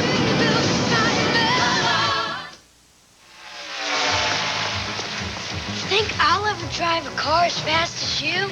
Well, maybe. If you don't do drugs or alcohol or drop out of school. Promise we won't. Okay, then let's make a deal. A contract. Get your own contract at any Citgo gasoline retailer. Mail it back and you'll get Dale's official poster. Plus, a chance to meet him at a real NASCAR race. Be a performer for America. Without drugs or alcohol. Get your contract at Citgo today. There's the leader of the TranSouth 500 from Darlington. It is Michael Waltrip. Just ahead of him, there's some cars doing battle on the racetrack. Rusty Wallace there on the far left of your screen. Dale Earnhardt and Darrell Waltrip, along with Harry Gant, who, of course, is many laps down. Now, Waltrip made a pit stop not too long ago and is running faster than Earnhardt and Rusty Wallace, so he just went around Earnhardt. But a few laps ago, they were really battling back and forth, Rusty Wallace and Dale Earnhardt, giving the fans a little extra thrill here at Darlington. But now Rusty is pulled away from Earnhardt. Darrell Waltrip, by the way, is... Well, the 12 car just hit... I'm sorry, the 12 car has just hit the wall up in turn 1. He's come off turn 2 now. As we see Dale Earnhardt come off the second corner. Earnhardt's car just isn't right today, is it, Ned? No, it isn't. It's not one of the cars that took him to 3 victories in a row here at Darlington. There we see the 12 car coming in the pits. After a brush with the wall up in turn 2, Hut Strickland brings the Ray Vestas Buick onto pit road rather slowly. That's a shame. He looked like looks like he may have a broken pound bar or something like that as well. Here's John Kernan. Jimmy Finnick lifts the hood. They're looking under the left side of the car. You can see a tire mark, but you can't hear it or see anything. But you can see where the right front fender is crinkled just a little bit. They pull away the sheet metal. Now Jimmy talking on the radio to the crew. The right side is still up on the jacks. Hut will refire the car. They tell him to shut it off again. They still have a little more work to do. Looks like they are going to be here for a little while. Well, too bad. He led the race at one point, and when the incident occurred was running in 12th spot. But Hut Strickland now on pit road, watching the others lap him. And his chances of winning are pretty much over at the moment. I'm telling you, this racetrack, Dale Earnhardt said it absolutely best a couple of years ago when he hit the wall down in turn 1. He said, I got fresh with the old lady. She reached up and slapped me. I mean, this racetrack, you have got to respect this racetrack. I'm telling you, that's what's going to happen. You're going to drive to the garage area. You cannot relax your concentration for 1 second on this racetrack. Well, you not only have to admire the racetrack, but you have to admire the drivers who have won here. And in 1978 at the TranSouth 500, the winner was Benny Parsons. I almost remember forgot. that? Barely. And in 1973, the first time that this race became a 500-mile race. It used to be a 300, then it used to be a 400. And in 1973, when they made it a 500-mile race, Benny Parsons wound up in second position. I remember that race. David Pearson won, and I was 13 laps down in second. You think we didn't have prices that day? How about an update on Hut Strickland, John? Well, when he hit the wall, Bob, bad news. He busted a brake rotor, so they are taking it behind the wall back into the garage area to replace it and get him back out here on the track just as soon as he can. Jimmy Finning and the crew, as well as they were running, understandably, very, very upset as they head back to the garage area. Yeah, they should be very disappointed because they had a real shot at winning this race this afternoon. Now, let's give you a pit stop analysis here.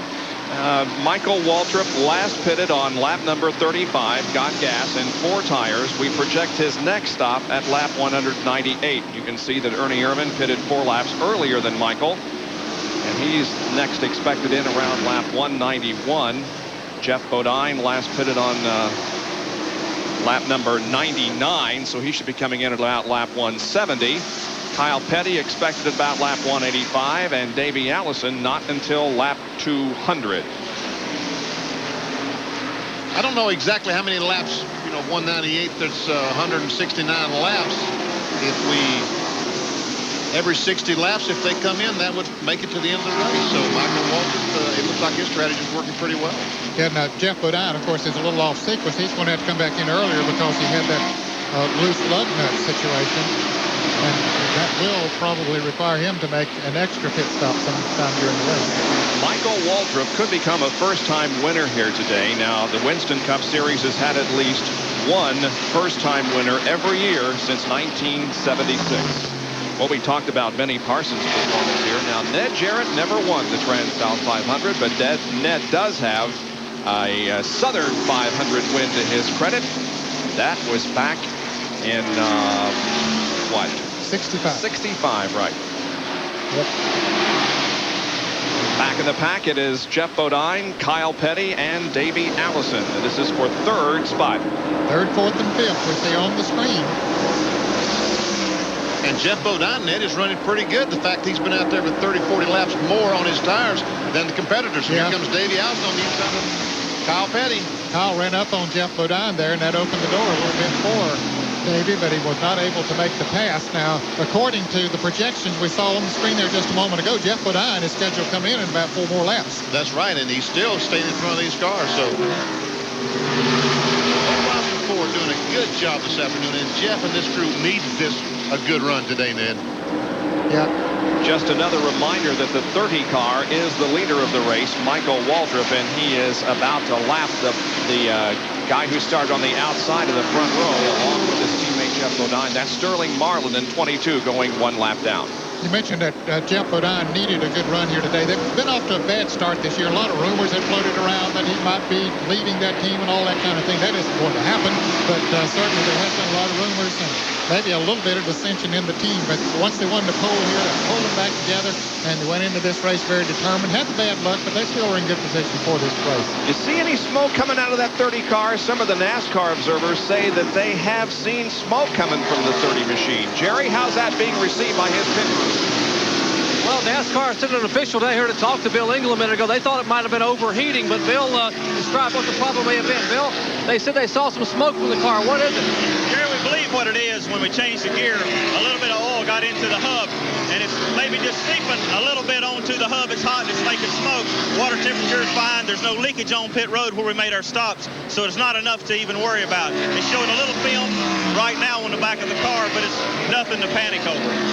That's the story here from the Pennzoil pits. So Michael Waltrip continues in the lead. His best career finish was a second place in the 1988 Miller 500 at Pocono, Pennsylvania.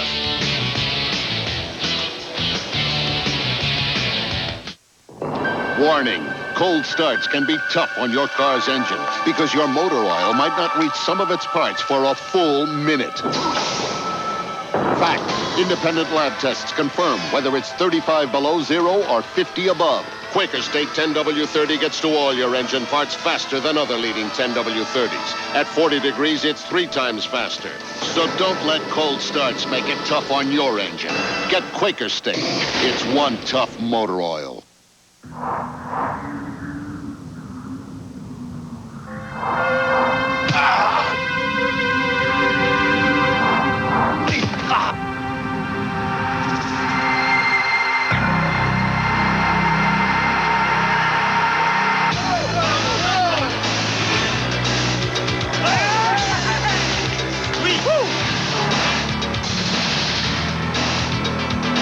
Maybe next time.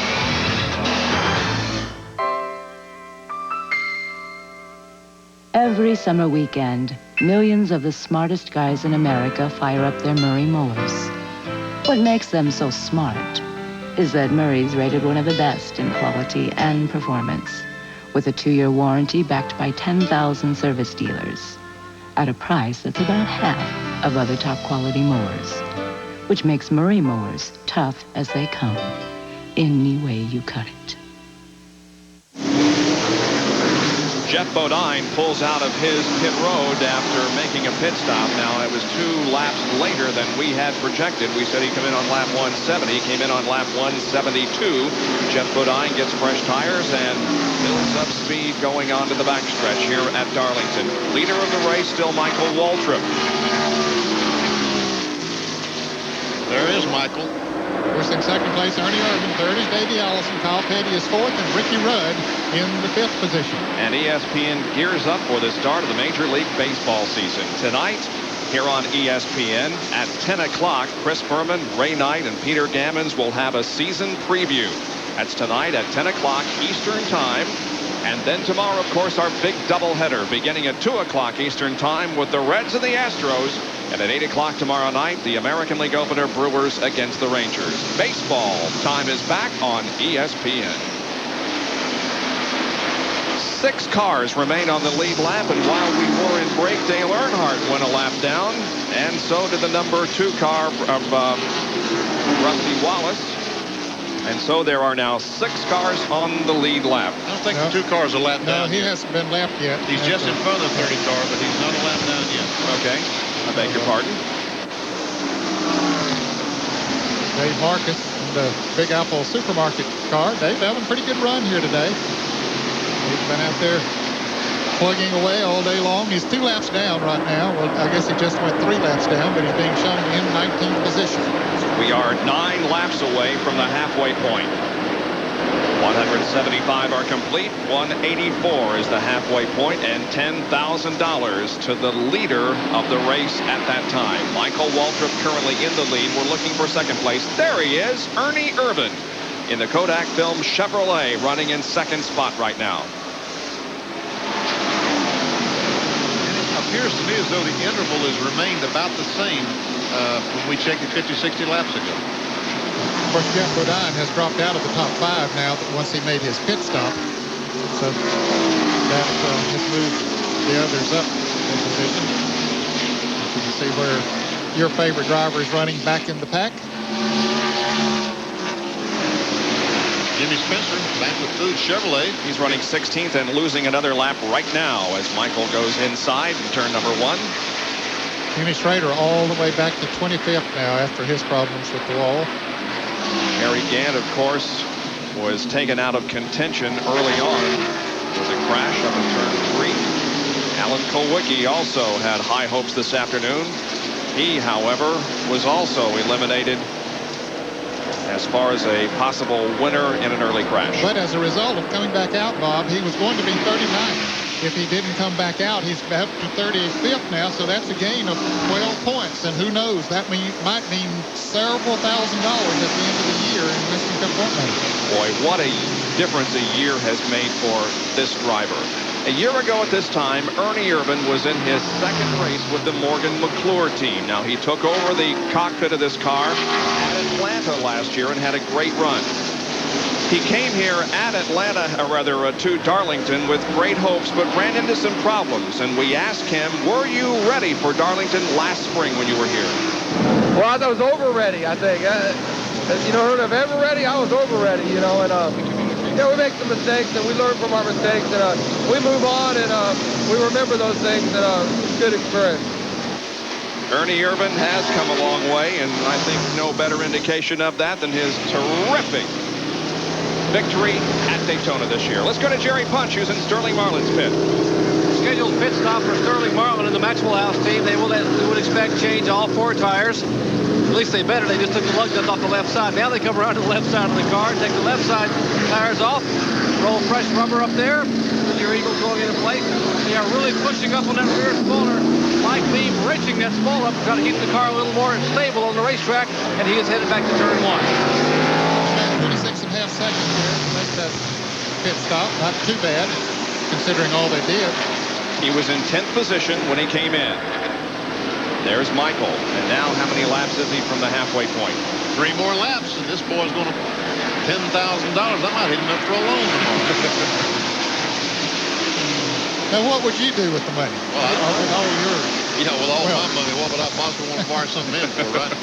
I thought I was going to have to fix his teeth. We were in a basketball game a couple of weeks ago over in Kannapolis, North Carolina, and Hal Goodson stumbled around on the court, and Michael and I jumped up the lap down. I hit him in his tooth with my head, and I thought it knocked his tooth out. That was the one we had on Speed Week? Yeah. That was a great game. They lost. NASCAR guys lost by what, 1 point? 1 point. Jeff Hammond missed a layup with 5 seconds to go. Jeff, you're a non-basketball player if I've ever seen. Way to go, Jeff. Stay in the pits. You were the coach, though, right? I knew you wouldn't get on the shorts and go out on the court, huh? I knew better than that. I was the coach. Yeah, well, I remember seeing you in shorts in Daytona, and that's why I knew that you wouldn't do it again. Okay, 1.5 laps to go for Michael Waltrip. This time around, he'll complete lap 183. As we see Rusty Wallace coming in for a pit stop as Michael Waltrip stays out on the track. Here's Rusty. Knowing he had no chance at the halfway challenge money, he comes into the pits. Running in 6th position, last car on the lead lap. Todd Parrott, of course, wearing our crew cam once again, overseeing things. Now he's back over the wall right now. Someone else to go over and help. Now he comes over. He's on changing that left rear tire. Well, the lug nuts fell off. He was reaching there and putting another lug nut on. Here we go, Michael Waltrip. Here he comes. Oh, he almost had a collision with the 87 car of Randy Baker, but Michael Waltrip has established himself as the leader at the halfway point. He takes home the $10,000 Right Guard Halfway Challenge Award, and if you have entered the contest and are called back in the next few minutes, you could win the Pontiac Grand Prix SE. So don't go away from your telephone right now, because you may receive a call here in the next few minutes. And if you know Michael Waltrip was the leader of the halfway point, you'll win the car.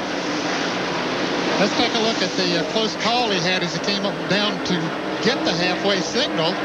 That's Randy Baker in car number 87. That's at least 3 close calls he's had. Look at there. He hits again. Randy didn't know that he was out there, I don't believe. But anyway, they got it squared away, and he went across to get that 10 grand. How many bullets is he going to dodge today? I mean, they keep shooting at poor old Michael, and he keeps dodging. That's at least 3 times he's had a close call. This is the battle for 4th position between Kyle Petty in car number 42 and Ricky Rudd in car number 5. And we understand that Kyle, as Ricky goes to the high side and passes Kyle, will be looking for a pit stop in just a few more laps. So we'll take a break and be back for more pit stops and more racing from Darlington International Raceway.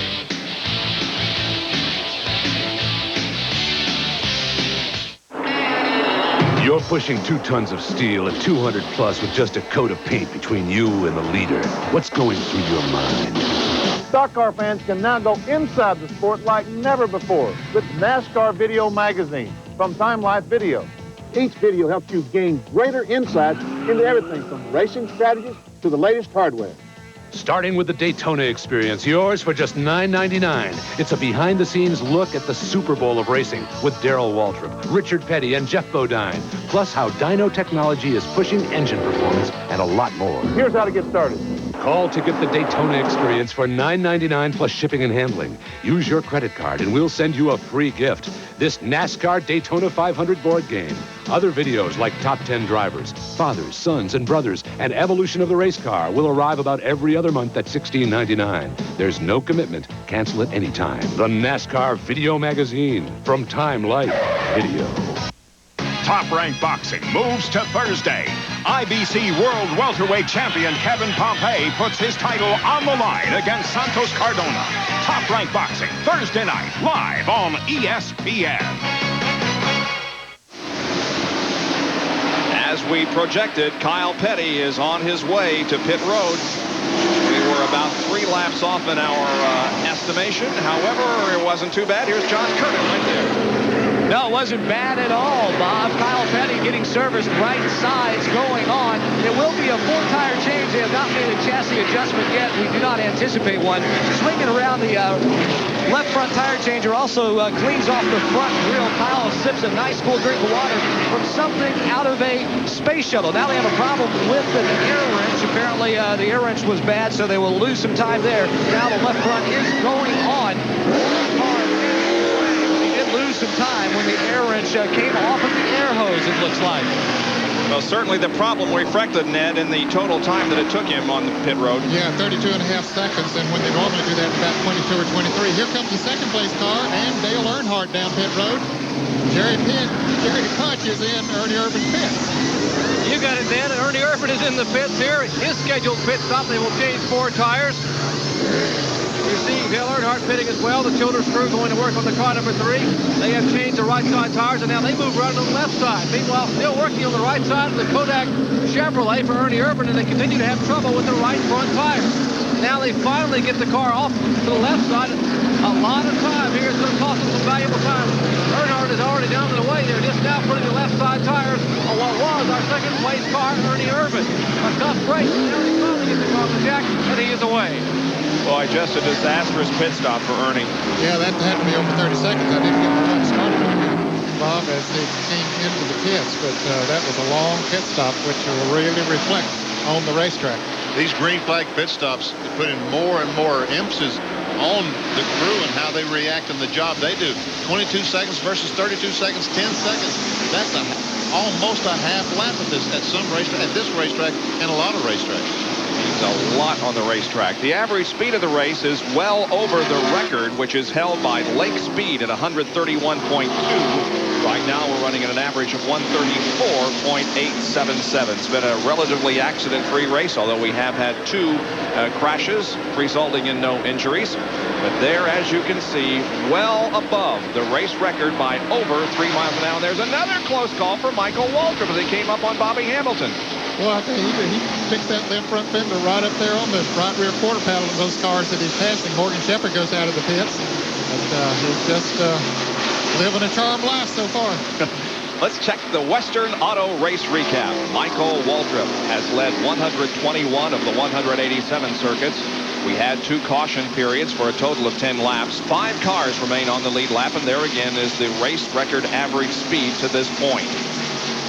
Those that have led include Hud Strickland, Michael Waltrip, of course, the most. Sterling Marlin was a leader early. Ken Trader was also before he had a problem, and Ricky Rudd has led this race. Out of the event, Lake Speed was the first to go. Dale Jarrett because of the crash. Bill Meekum also out. Chad Little, Richard Petty had mechanical problems and dropped out. And now the mechanic, Western Auto mechanic of the race recap as Waddell Wilson leads the point standings right now with Andy Petrie second, followed by Danny Glad, Kirk Shelmerdine, and Tony Glover. As you can see, more action on pit road. Davey Allison has brought his Avalon Texaco Star Ford in for service. Already they've changed tires on the right side of the car. Now coming to the left side, and a good pit stop for Davey Allison. It was a good stop. No major mistakes in that pit stop. There's the leader, Michael Waltrip, and we can now put another mark in the close call column. This is how it was a few laps ago when he came off of 4 and Bobby Hamilton was in the way. The leading rookie contender so far this year. What is Michael doing down there? Yeah, looks like he lost control of the car as he exited turn 4 and was trying to save it down there. Well, you have the car turned pretty good when you come off of there, and it has a tendency to go down that way. But most of what you want to do is just sort of let it drift up against the wall. But he just kept returned and went right on in toward where Hamilton was there. Well, let's go down to Jerry Punch, who has an interesting story about the halfway money. Jerry?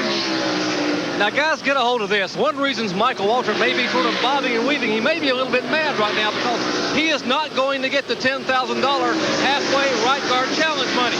At least not from right guard. And the reason is, well, they don't have the decal on the car, but we'll let Chuck Ryder explain that. Chuck, you're not going to get the $10,000 from right guard, but because you don't have the decal on the car, correct?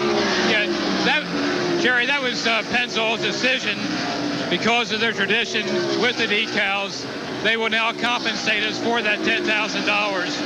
So it's an important situation for them, and we respect them as our major sponsor, and we thank them for their support. They wanted a fewer decals on the car, but the right guard program goes on, but they're going to compensate you for the 10 grand. It's an excellent program, and we respect NASCAR and right guard for that program.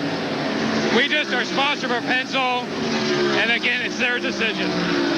Well, a little bit of a different wrinkle here, but I guess the folks who call in now, Bob, still got to remember that it was Michael Waltrip who was leading at the halfway point. That's right, Jerry. It has no effect whatsoever on the fact that a car might be given away here in the next few laps. Well, that's exactly right, but it has an effect on who gets the $10,000.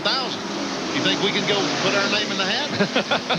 I mean, is no one going to get the $10,000, or is the second place? I'd say right guard would save that $10,000. I would imagine so, yeah. That'd be my guess. But you can see as Ernie back in. Yeah, he's back in. Well, he had a long pit stop just a few laps ago, and now Ernie Irvan comes in for the second time in just about 5 laps. We talked about loose lug nuts. I would say that the right front tire, they did not get that tire tight. He felt the vibration like Jeff Bodine did. He's back in. Yeah, they worked on that right front for a long time before. Now, this is a very quick pit stop, a little over 13 seconds, but apparently they just couldn't get the lugs tight on. So Ernie Irvan loses more positions as Michael Waltrip continues to lead here at Darlington. We'll be right back in just a moment. Ever wonder what I do when I'm not racing? I'm at Western Auto, kind of checking things out, and you should too. Hey guys. Hi, Daryl. Because now you can enter our exciting We Win, You Win $1 Million Racing Sweepstakes. There's monthly drawings for Chevy Luminas, race trips, plus, if I win the championship, one of you will win $1 million. While you're at Western Auto, pick up your choice of Armor All Protected or Cleaner, just $197 each. Armor All protects and beautifies. Yeah. Power than the Exterminator, the Orkin Man. And now his termite control arsenal includes the exclusive Orkin Flow Meter for the most precise treatment available. Other methods may give too much or too little protection, but Orkin's precision treatment stops termites cold, guaranteed. The Orkin Man. One call destroys them all. I've got the car. I've got the team.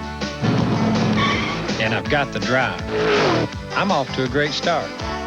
McDonald's has everything under the sun to get your day off to a great start. Hot, fluffy biscuits, scrumptious Egg McMuffin sandwiches, and griddle fresh hotcakes. You know, when you get off to a great start, there's just no telling how far you can go.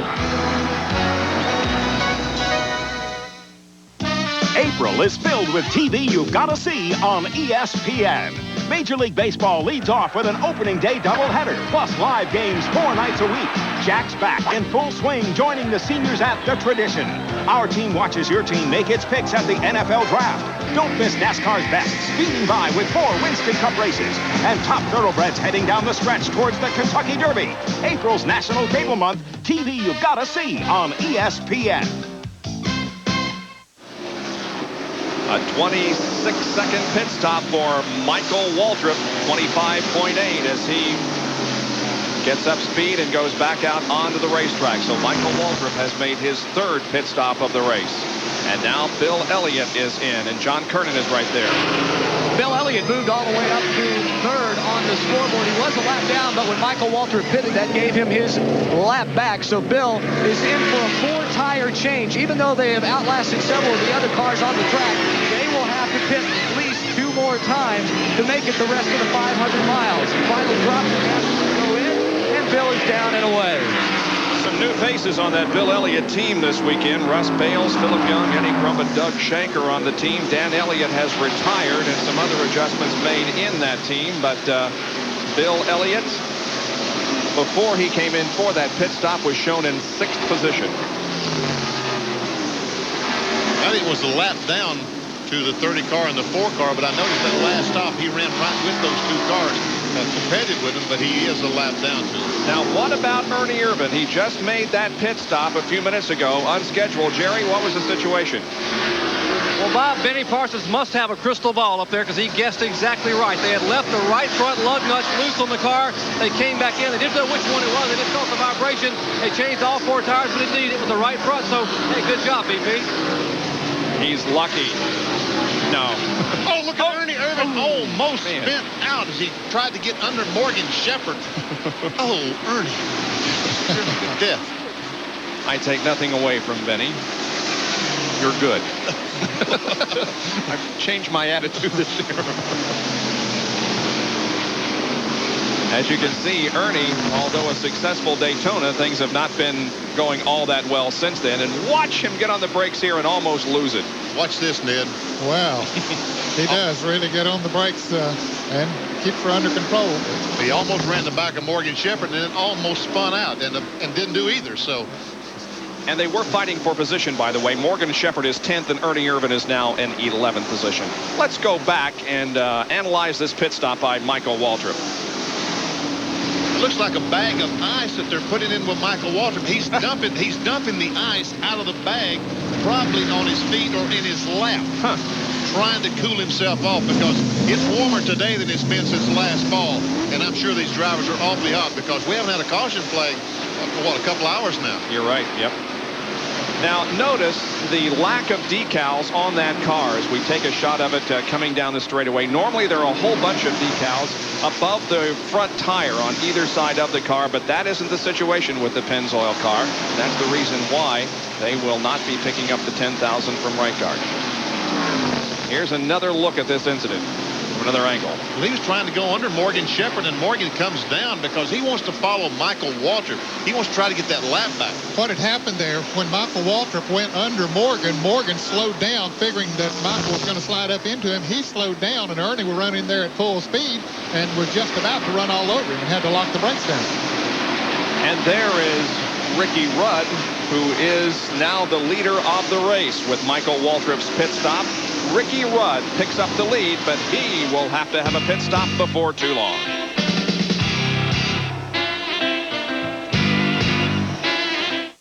All the deep down quality that makes a Buick so enjoyable on a Saturday afternoon is forged in the heat of weekends we spend throughout the year. So while you're considering the ownership of a bright new Buick, rest assured that Buick engineers are out at the nation's racetracks, racing to make your new Buick even better. Buick, the new symbol for quality in America. So, did you break him, Raj? Break him? I own him. That horse and I are one. We achieved a special kind of oneness. Man and beast, speaking the same language. What's that mean? Means they'll be talking again tomorrow.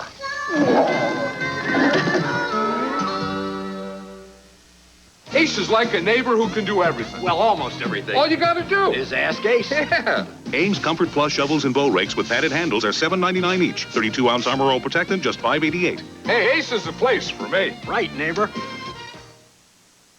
Top-of-the-line parts, expert advice. That's your Big A Auto Parts store. Big A, the sign that keeps your car running right.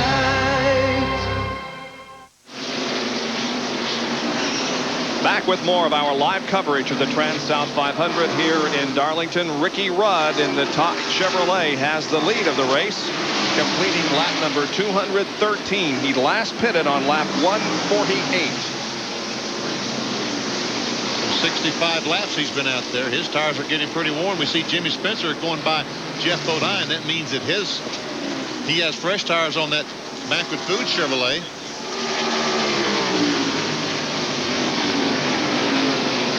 Now, Ricky Rudd is getting himself in position, sort of like Ken Schrader was, as we see him try to lap the fifth-place car of Jeff Bodine. That he's been running. Ooh, they get together. He slips a little bit coming off of turn 4. But he might be able to make it on 4 pit stops. He's been running about 74 laps on each stop. Okay, now we keep talking about the guy on the outside giving the fellow on the inside position. Why didn't Jeff Bodine do that? Because he knows that the 5 car is the leader. And if he passes and the caution comes out, he's the lap down. But everything he can do, he wants to stay in front of that 5 car to save that lap. Here's a great shot from Mark Martin's in-car camera, the Channel Lock in-car camera.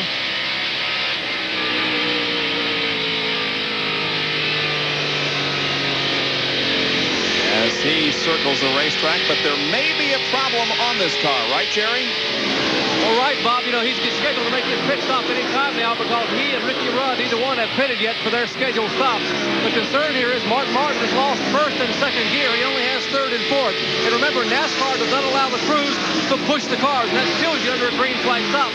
However, Steve Meal has asked the NASCAR official, because they have a transmission problem, to please let us push the car a little bit to get it started so we won't kill the motor. And they have granted permission because of the safety factor of keeping the car running and getting it off pit road. As they are getting ready here now to bring Ricky Rudd in next time by. All right, we'll watch for that. Mark Martin continues to run in 4th position. While we have the opportunity, let us salute as Ricky Rudd continues to lead the ESPN Speed World team for winning 2 Emmys earlier this week, one for audio and one for the use of telemetry. So that's 4 Emmys that ESPN has won the past 2 years. Ron Scalise, part of that audio team, in the booth today. Now, here's Rudd on to pit road. The leader of the race, Jerry Punch, will call this pit stop as Ricky comes in. Well, the fuel efficiency status is working awfully well for Ricky Rudd and the Tide crew. Waddell Wilson has calculated it to a T, and Rudd now on lap 217 comes down and able to make their 4-tire change. They may be able to make it on one more stop. They're trying to put those calculators to work right now, changing right side tires. Walter Smith now dances around on the left side of the car. Jack beneath the car, left front now, left rear off, rolling those tires in. Lug nuts going on, making sure they get it completely full of fuel. Brakes off, they pull the jack, and he is away. Ricky Rudd pulls out, and so does Rick Mast. Ricky's stop about 25.5 seconds. Well, he's been averaging 74 laps between his stops. There's 150 laps to go. He has to force the issue. He's got to run 75 laps if he's going to be able to make it on one more stop. And there are the laps on which Ricky Rudd has pitted. He came in on lap 74, 148, and 217. Now, how about Michael Waltrip? How can we compare that? He came in on lap 72, 135, and 203. So he is making pit stops sooner than Rudd. That's right. He'll have to make an extra pit stop. But this time, fellas, Rudd only went 69 laps as opposed to that 74 that he had been going. Davey Allison came in on lap 68, 129, and 124. 194. 194. He is third position right now, by the way. Dale Earnhardt. Boy, yet another lap down to the 30 car. That'll put him 2 laps down in 8th position. Well, the track that Too Tough to Tame and the driver that many were calling Too Tough to Tame aren't really matching up here today. If Michael Waltrip stays there, we'll have to call him a tamer. Michael Waltrip, Ned, you reckon that he's led more laps a day than he has in his life? He might have, and he has led certainly more than he has ever led in one race, and he might be more than he's led in his entire career. Boy, Dave Marcus got up awful close to the wall that time there in the second turn. Oh, no, not side by side. Come on, Mikey. Boy, he has confidence in that car, doesn't he? He does. Maybe that's why he's making these situations that get him into close calls. He knows the car is working so well. Chuck Ryder, by the way, the owner of this car. This is his 120th start as a Winston Cup car owner. No wins. This could be the day.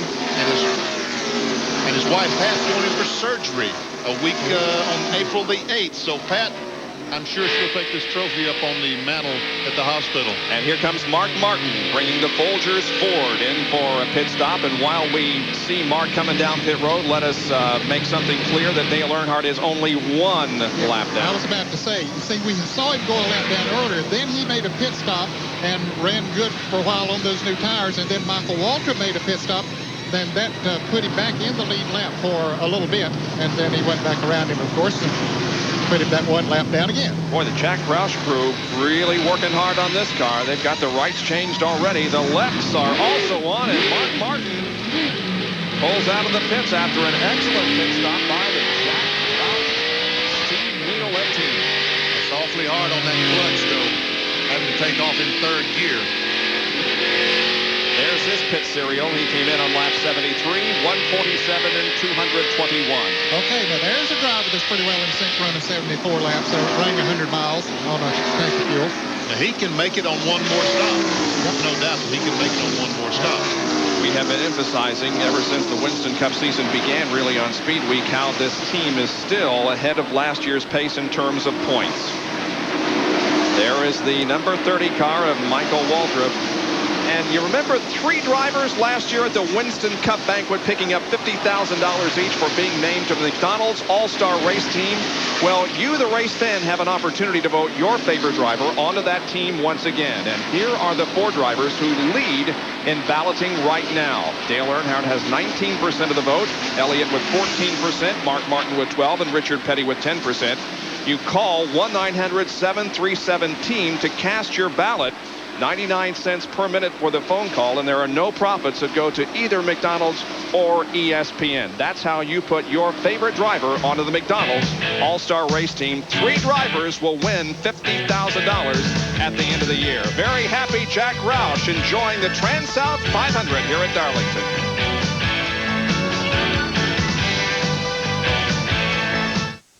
When trouble with your car has you feeling a little wobbly, hurry into your neighborhood Parts Plus Auto Parts store, because you can count on the pros at Parts Plus for the right parts the first time and the right prices. During our Repair America sweepstakes, be one of 2 families to win either a 1991 Ford Explorer or Aerostar. Hundreds of other prizes to win, too. Car owners of all ages count on the pros at Parts Plus. We're America's family of auto parts stores. It's tough enough to take you 250,000 miles. Tough enough to take you from Akron to Atlanta, on to Fort Worth and Fargo.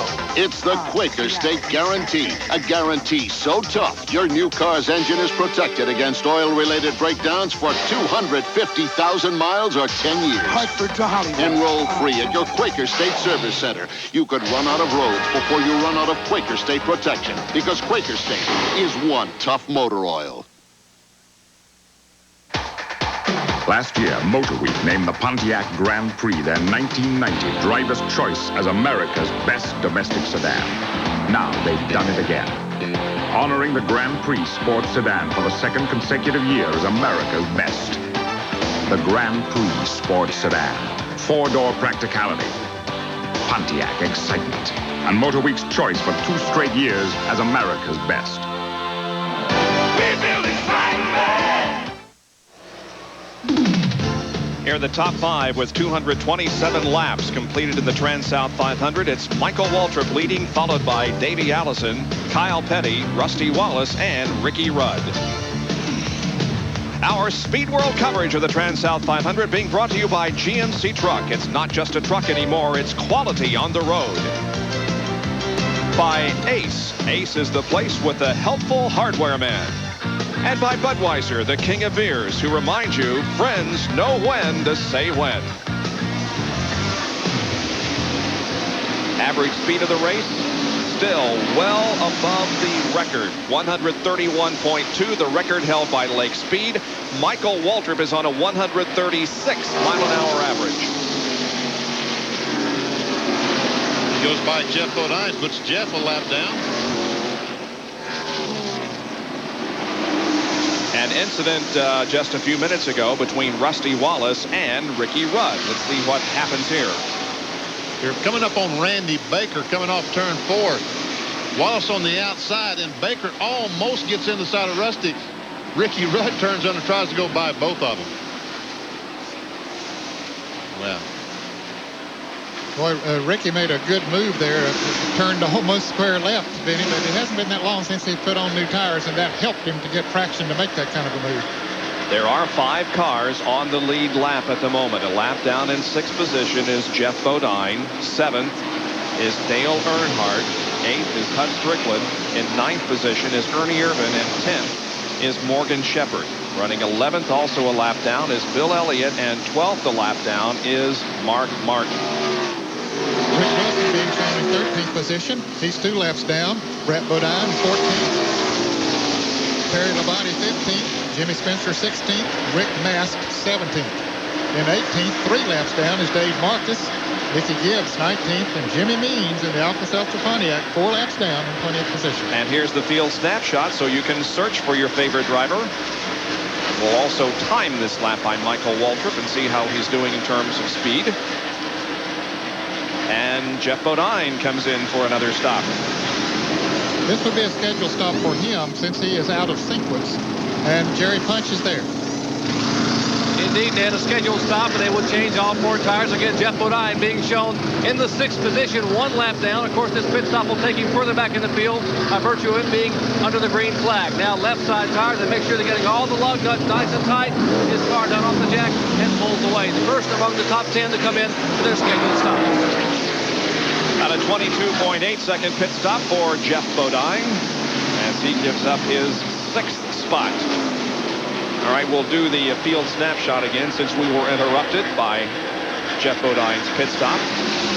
We'll lock down the camera as Michael comes down through the straightaway and completes another lap. By the way, this is his 6th TranSouth 500. Michael Waltrip's, and his best finish was 9th, both in 1990 and 1989. See Jeff Bodine moving down on the inside of his teammate, Sterling Marlin.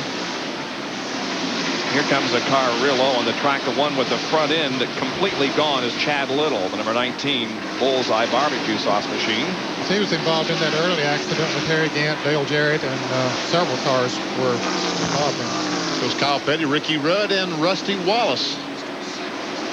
There's Derek Cope and Wallace once again, or rather Waltrip, 33.5 lap, 146.7 mile-an-hour lap for Michael. And they qualified at 160 miles per hour average speed. That's quite a difference. Quite a difference is correct.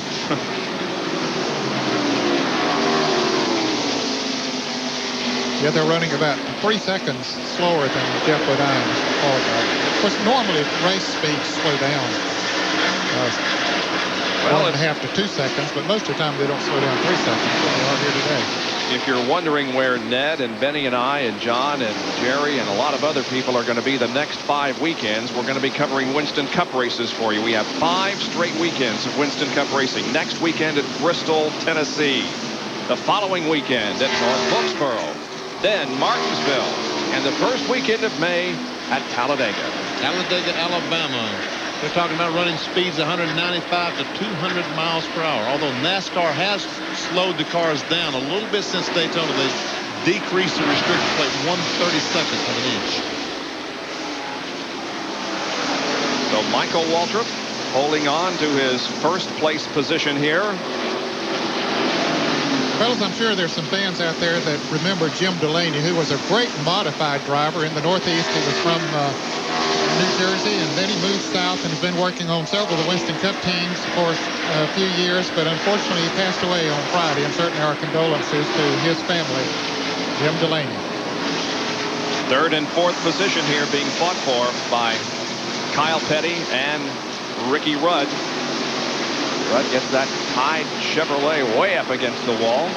I would say Rudd's going to win this contest because he has much fresher tires than the 42 car, and yes, he does. There he goes. Ricky Rudd moves to third position, passing Kyle Petty. Bill Elliott in for another stop.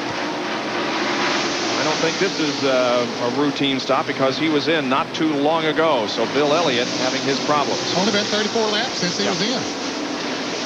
They're changing all 4 tires on the Coors Light Ford. Bill was running in 10th place, 1 lap down before this pit stop. Again, making sure that all those lug nuts are tight. And Elliott moves back out onto the racetrack. 239 laps are completed. We'll show you the top 10 we're covering live for you. The first time in 1991 Winston Cup season, the TranSouth 500.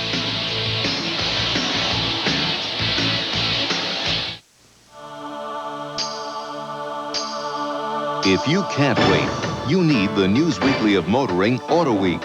If you can't wait for driving impressions, get Auto Week. Auto Week drives them all and tells you about them first. If you can't wait for car news, get Auto Week. Auto Week covers it all. The great old cars, the auto shows. Auto Week's columnists are controversial and fast. And if you can't wait for racing news, get the News Weekly of Motoring. Auto Week races to bring you the winningest coverage first.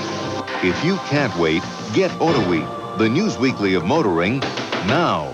Call 1-800-828-4100 for a full year. 52 issues at the special TV price of $19.95. Just 38 cents an issue. Save $80 off the cover price. You've thought about it. Stop waiting.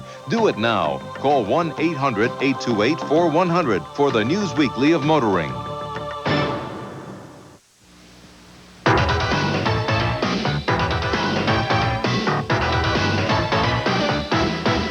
Track Facts are brought to you by Quaker State. The Big Q is one tough motor oil.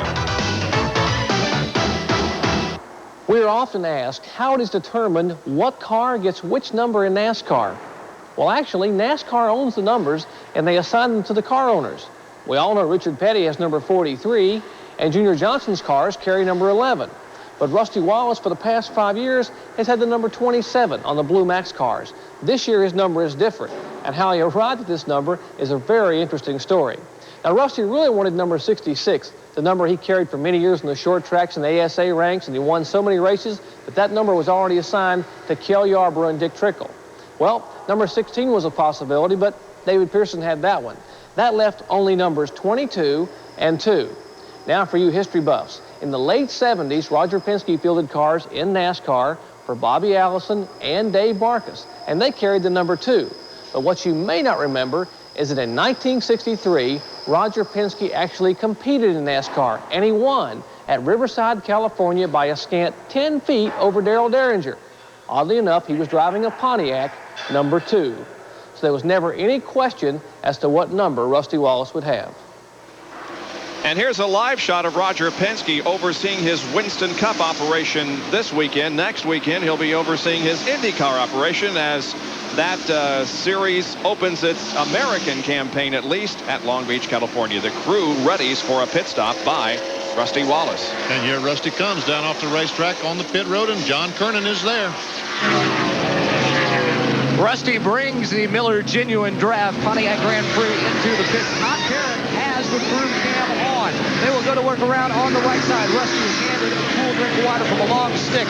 We had been told they would pit in about 7 laps. They will take a round of wedge in the right rear. Now they swing around Jimmy Maycar and the crew around to the left side. They clean the windshield, making sure that the grill is clean. Now they're looking at Derek Cope. There's a tire or something out there that Harold Elliott was saying, make sure it's out of the way. But it was a NASCAR official, and Rusty is down in the way as the official had to get out of his way. That was what was Harold Elliott was motioning about. So Rusty Wallace was in 5th position when he came in. Now Jerry Punch will call Ernie Irvin's stop on pit road. We'll see if that problem they had before crops up again. Remember, they had a lengthy stop the last time, and Ernie Irvin's crew now going to work. The Kodak crew, Tony Glover and the rest of the Morgan McClure men will change all 4 tires. Will be the next to the last stop. Ernie Irvin having been shown in 5th position here on the field. They complete service on the right side of the car, move around, jack the left side up, rip those tires off, and roll the tires back in. Remember, a limit as to how many people can pull across the wall.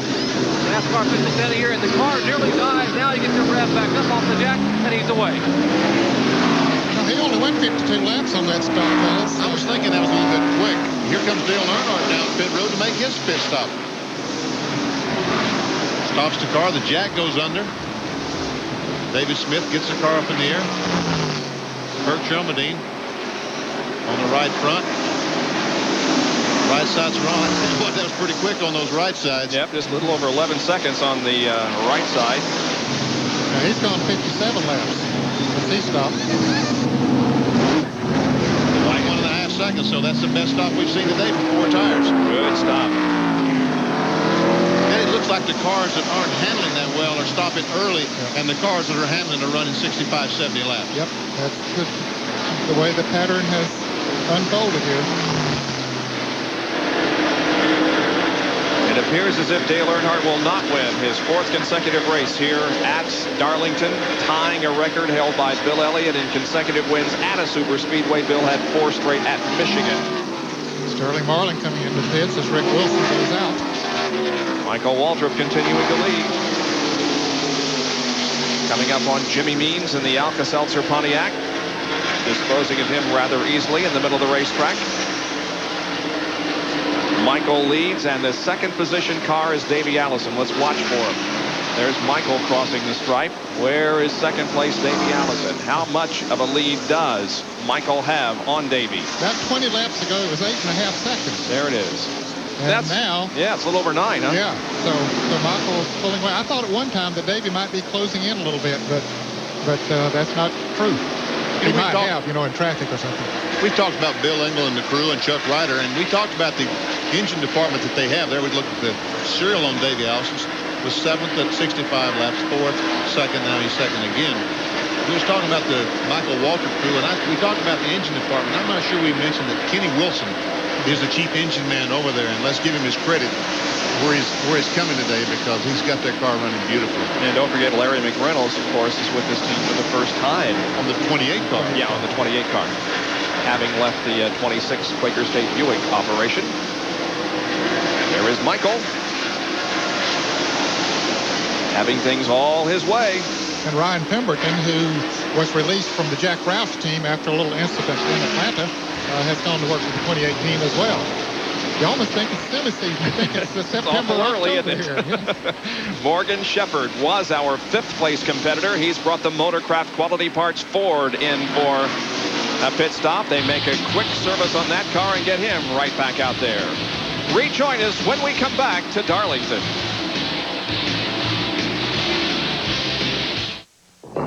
Warning. Cold starts can be tough on your car's engine because your motor oil might not reach some of its parts for a full minute. Fact. Independent lab tests confirm whether it's 35 below zero or 50 above. Quaker State 10W30 gets to all your engine parts faster than other leading 10W30s. At 40 degrees, it's 3 times faster. So don't let cold starts make it tough on your engine. Get Quaker State. It's one tough motor oil. Nothing beats a winning team, pushing hard, reaching for the dream. Nothing beats clean, crisp and cold. Got the king of beer, you're on a roll. Nothing beats the Bud, Budweiser. Nothing beats the Bud, nothing beats the Bud. Presenting a superbly engineered high-performance machine. One designed to outperform anything the competition has ever introduced. With exceptional starting power, smooth acceleration, and outstanding fuel efficiency.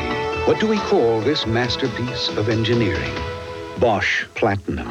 The ultimate spark plug with the advantages of pure platinum. You've never driven anything like it. To locate a Bosch retailer or service outlet, call 1-800-882-8101.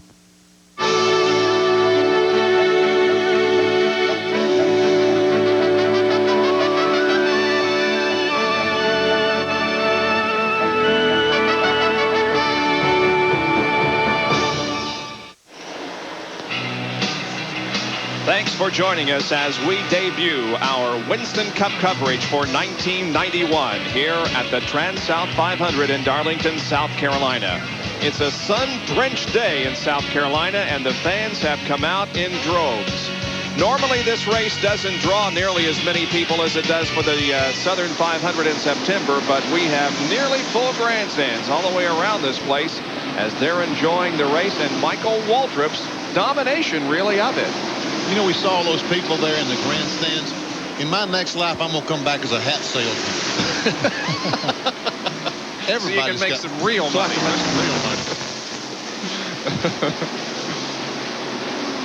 Well, the number 30 car continues to lead, but the question is their strategy really playing the way they want it to? Maybe an answer from Jerry. Well, let's let the crew chief answer. Bill Engel. Bill, I asked you a minute ago if there's a problem. You said, yeah, the 5 car's getting too good a gas mileage. Now, how do you play this out? What do you have to do? Well, right now, Jerry, he has to make one more stop. Depends on Pontiac. We've got to make 2. We're going to fall about 20 laps short. The only thing going for us is with only 4 cars on the lead lap, once we make our stop, after about 20 laps or so, if a caution was to come out, we can come in, pit, fall in right behind him, be 4th, and then be no problem. But as is right now, we got a problem. We're about 20 laps short of a win. Well, they're going to pray for a yellow flag until they make their next pit stop, and hopefully that yellow, which is the color of their car, will be a good omen for them to possibly get their first ever win for the Bahari Racing Team. There you can see the laps that he has pitted on, 72, 135, and the most recent time at lap 203, and we're at 259 right now. Here's Kyle Petty making his stop, his 4th of the afternoon. And he was running in 4th place. He had just been lapped by Michael Waltrip just a lap before he decided to come into the pits. Gary Nelson, the crew chief on this car, is not down in the pits today. He's watching things from up top. I've always felt like that was the best place to call the shots from, was somewhere where you can see the whole ballpark, not down in the pits where you can only see them on the front straightaway. I agree. That's good strategy. Kyle went 71 laps on this last pit. Gary was saying early this morning, we talked to him about 61 was what he was planning on, but Kyle ran 10 extra laps. Now here comes the 2nd place car, Davey Allison, into the pits. John Kernan will be right there. This is scheduled pit stop for him. Yes, John. Davey will make this one, then he will have one more to make. He slides to a stop, locks the brakes, the crew goes around to work on the right side. Left side lugs coming off. There will be a chassis adjustment with 1 round and Joey Knuckle puts it in to the left rear. Rights are on lefts. Coming off as the jack goes up, the second can of gasoline in. Going in right now, Norman Koshimitsu sticks it in. It looks like it is full. Now they're just waiting for the right rear to be tightened. Now Davey is down and away, spins and stalls it momentarily, but gets it refired and going again. And now here are the laps that he has stopped on. 68, 129, 194, and 260. So he ran 66 laps that last time. You like my math, Benny? I'm getting better, huh? You are getting better. So when does that mean that he'll be in again? 60 laps, and that would be 325 or so. Which would be 42 laps from the end. So Ricky Rudd is going to play this thing out, and he will be able to get by with one more stop. Yeah, if it goes green the rest of the way, he's going to be in good shape. Sure no is. question about it. Derek Cope in the pits with the hood up on his car. The 1990 Daytona 500 winner. What's made Winston Cup racing so interesting this year? You know, Ken Schrader won with the Hendrick team at Atlanta with some pretty smart strategy, and maybe they have figured out the smart strategy on the other Hendrick car with Ricky Rudd. It appears that way. But there's the guy that's leading at the moment, and let's not sell him short by any means, because that car and that driver has been pretty much dominant in the first 263 laps of this race. Michael Waltrip is your leader. He needs about 8 more laps, and then will come in for his 4th pit stop of the day. The Pennzoil Pontiac leading here at Darlington, and we'll take another break and be back with more of our live coverage on a warm Sunday afternoon in South Carolina.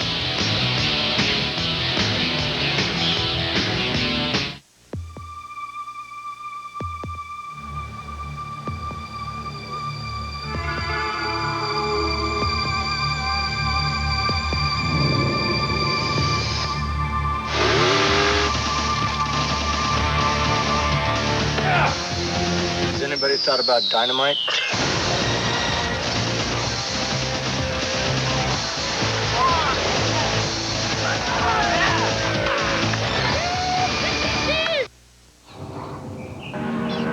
You know, our team's been real competitive with our Pontiac Grand Prix.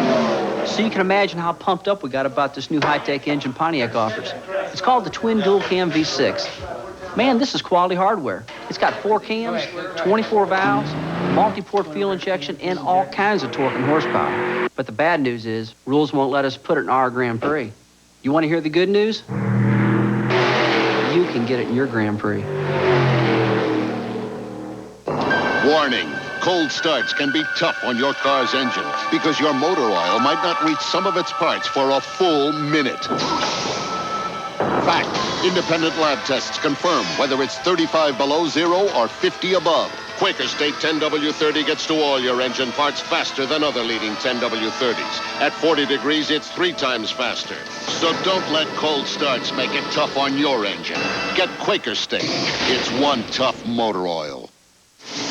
Welcome back to Darlington. I'm Bob Jenkins, along with Ned Jarrett, Benny Parsons, John Kernan, and Dr. Jerry Punch as we continue our coverage of the TranSouth 500, and there are exactly 100 laps to go. We've completed 267.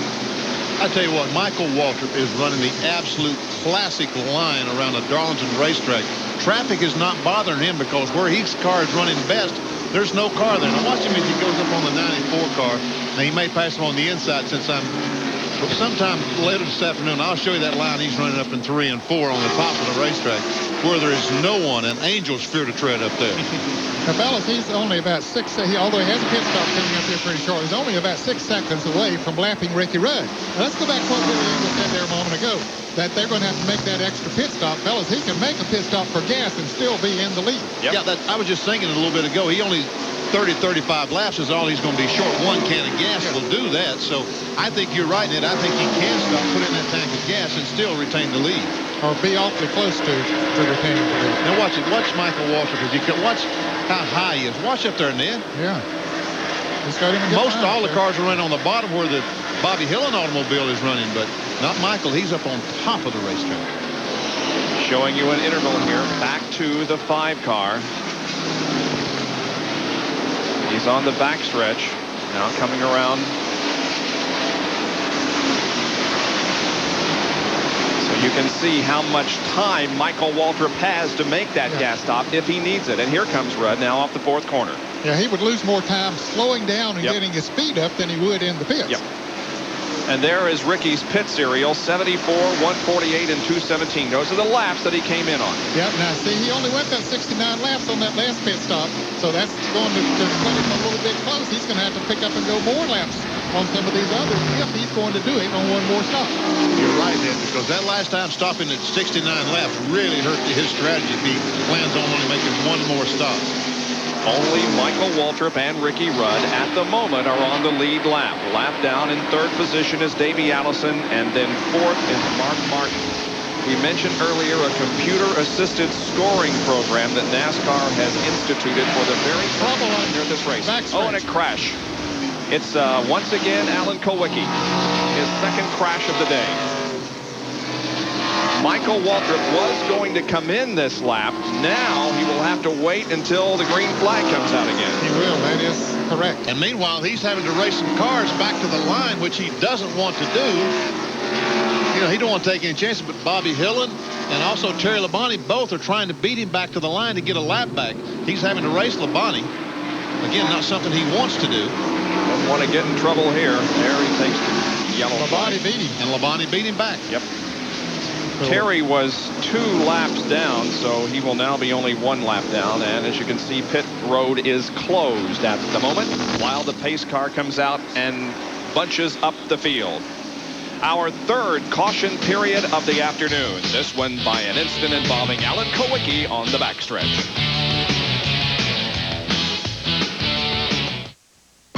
Top of the line parts, expert advice. That's your Big A Auto Parts store. Keeps your car running right. Common misconceptions about the Mountain Man. 3, that a Mountain Man's best friend is his horse. 2, that a Mountain Man only packs a 6 gun. And 1, that a Mountain Man only has one favorite, beer. Actually, Mountain Men are known to favor both smooth bush beer and easy drinking bush light. So, head for the mountains and find out how a real mountain man preserves wildlife. You know, recycling has given trash a whole new meaning. That's the idea, John. The Rubbermaid 32-gallon wheel trash can, only $9.97, and a 4 cubic foot wheelbarrow is just $19.99. Does that make garbage garbage? Beats me. Who can you trust these days to take care of your car when it starts shaking? Or pulling, or rattling. Or squeaking. For suspension or alignment, nobody beats Midas. I worry about something I can't see. What your eyes can't see, our state-of-the-art diagnostic equipment will show you. You'll get a written estimate before we start. No surprises. Whatever the problem, we keep it from getting bigger. For alignment, shocks, or struts, nobody beats Midas. Nobody. Back at Darlington, where Alan Kulwicki has crashed again on the backstretch. Michael Waltrip is coming in for a pit stop, and it's pretty certain that that car is... It's out of gas. Almost, the car is stopped. It is out of gas. No. Michael, well, he got it fired again. Jerry Punch. They had no choice, guys. They had planned to make the pit stop when the caution came out, as you said a minute ago. They went...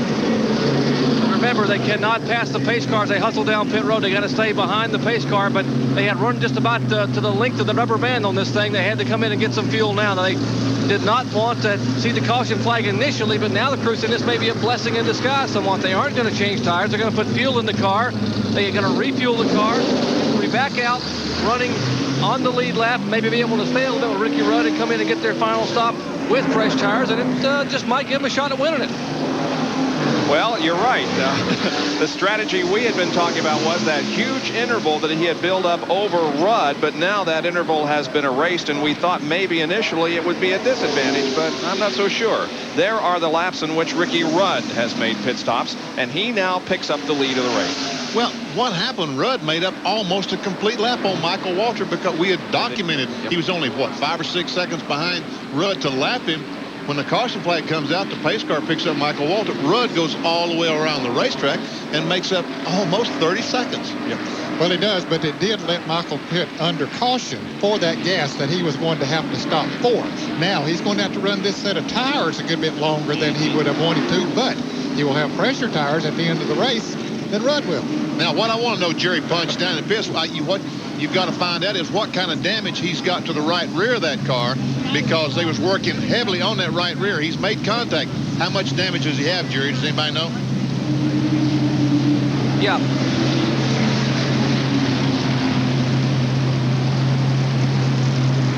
Jerry will check that out for us, but yeah, there is some damage. The wheel well there on the right rear of the car has been pushed in. Now, there are now 3 cars on the lead lap, as Davey Allison has been able to get back on the lead lap. So Ricky Rudd, Davey Allison, and Michael Walter are the 3 cars that are currently on the lead lap. We are under caution because of the Alan Kulwicki crash in the backstretch. There are the 4 times that Michael Waltrip has pitted on lap 72, 135, 203, and 274. You see, the first time he went to 72, of course, there was a lot of caution flags. I forgot. In that first segment, there was a lot of caution flags, which the car doesn't use as much fuel. On the green flag, they can only run about 70 laps without running out of fuel. Well, I'm a little surprised that Rudd has not come in and taken on some gas, because we've already figured that it was going to run pretty close for him, because he only ran that 69 laps the other time. There are only 3 cars in the lead lap, and really Davey Allison is at the tail end of the lead lap, and he didn't have that much to lose, but you know, they're the ones that's doing the bigger down there, and I'm up here running my mouth. There you can see that Rudd last came in on lap 217 for tires and fuel. We're at 276. Yellow flag out only for the 3rd time today as they get Alan Kulwicki's car off the racetrack. Before we go back to racing, we'll take this break.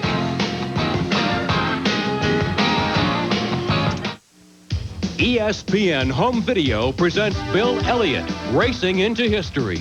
The only video that shows you why this man became a racer and how he became a champion. Hosted by ESPN's Benny Parsons, you'll feel the excitement of driving with Bill as he wins NASCAR's biggest prize, the Winston Million. Bill Elliott gets the checker flag. Bill Elliott has won an additional $1 million in 1985. Get an insider's look at the Dawsonville shops where Bill's cars are made. Ride with him at over 150 miles an hour and listen in as he and Ernie plan their race strategies. I'll be about 2 rails away to the left rear. Order your copy for only $19.95. Call 1-800-533-1800. That's 1-800-533-1800. Bill Elliott is one of America's premier NASCAR drivers and most popular heroes, and Racing into History lets you enjoy the excitement of driving with Bill again and again. Call today, 1-800-533-1800. The NFL Draft. Draft day. Longest day of my life. It isn't official yet, but I think we're going to take you next. And I'm just sitting on the phone like... Find out who gets the call and which picks will fall. The controversy. It's obvious to me right now that the Jets just don't understand what the draft's all about. And the anticipation. Indianapolis selects of the NFL Draft. Sunday, April 21st, live on ESPN. Still under caution. Alan Kulwicki made contact with the wall in the backstretch, causing our 3rd caution of the day. And as you can see, a lot of people are taking this opportunity to get a little bit of potato chips or a little bit of refreshment for them as the race is under caution. Now, over the winter, it was decided that nothing could be done to make Benny's bald head look a little better. And so, unfortunately, there is no Hat of the Week this year. However, our emphasis has been shifted to helping, or is it hurting, Benny's waistline? So earlier in the weekend, Buffet Benny made his first appearance. For the past couple of years, we've been doing a segment called Hat of the Week, the hat that fit the region. So we decided we'd try something new this year. What could we do? Well, the first thing we figure out when we get to a racetrack is, where can we eat? Well, there's no one to ask better than me, because, folks, I know something about eating. And here's a great place in Darlington. It's Helen's Two-Spot Cafe. Let's go have lunch, shall we? Wow, look at all this food. Oh, country yams. I got to have a little bit of yams. Atta boy. A little bit more. Look at this, folks. Turkey, cornbread dressing, little giblet gravy on the top of it, butter beans, also turnip greens, and down south they put a little bit of vinegar on the turnip greens, homemade biscuits, and top it all off with some iced tea. Now, you waiters up north, when a southerner says tea, he's talking about iced tea, not hot tea. And most of the time, it already has the sugar in it. Let's see. It's good sweetened tea. Let's eat, shall we? Now, that's all you need is to find some place to eat every time we go to a racetrack. That guy must have been there. And the amazing thing is, friends, you can go in there in Helen's 2 spot, and you can get probably the best home cooking you'll find in this area of the country. They've raised their price this year all the way up to, what is it, $4 or something like that? $4. $3.50 last year, and they learned Benny was coming. Yeah, they upped their price. Let's go to Jerry Punch with a quick comment on race strategy as we're about to go back to green.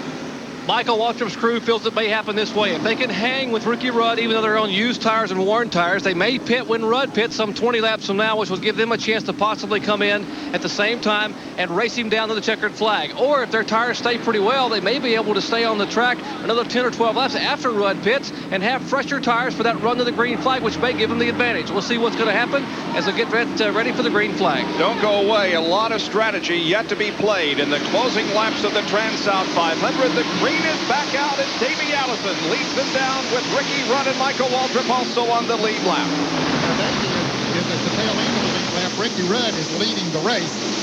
Now, this is the first time in a long, long time the cars have been bunched up. Davey Allison has on much fresher tires. He has driven away. Probably a better chance for a caution right now with the cars all being bunched up right now. That's what Davey Allison would like to see. There's Jeff Bodine going to the inside of Ricky Rudd. He gets a lap back.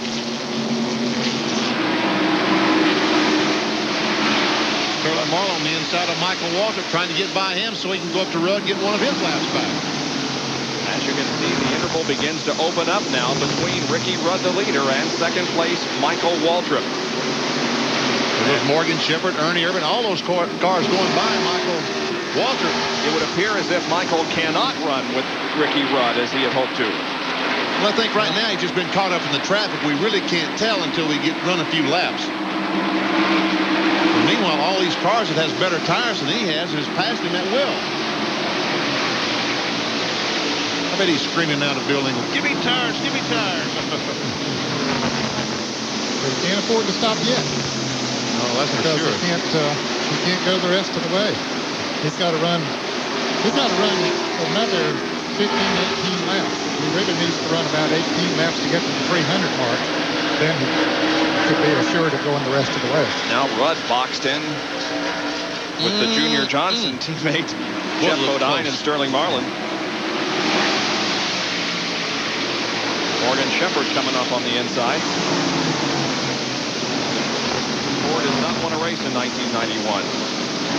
Chevy has won 3, and Pontiac has won 1. And speaking of Pontiac, the Pontiac Grand Prix SC will soon be arriving at the home of Gerald Hausnick of Evansville, Indiana. Becomes the first Indiana winner of the Right Guard Halfway Challenge. He knew that Michael Waltrip was leading at the halfway point, and he wins a new Pontiac Grand Prix SC. Don't wait for next week when the phone lines get busy during the race. You can dial that number right now or soon, sometime during the week, and register for next week's Right Guard Halfway Challenge. Boy, this thing's getting tight right now. Jeff Bodine is not as fast as he needs to be to stay in front. Now here comes Sterling Marlin. He gets by the 5-car of Ricky Rudd. Here comes Ernie Irvin, and Morgan Shepherd is coming up too. Look at Morgan.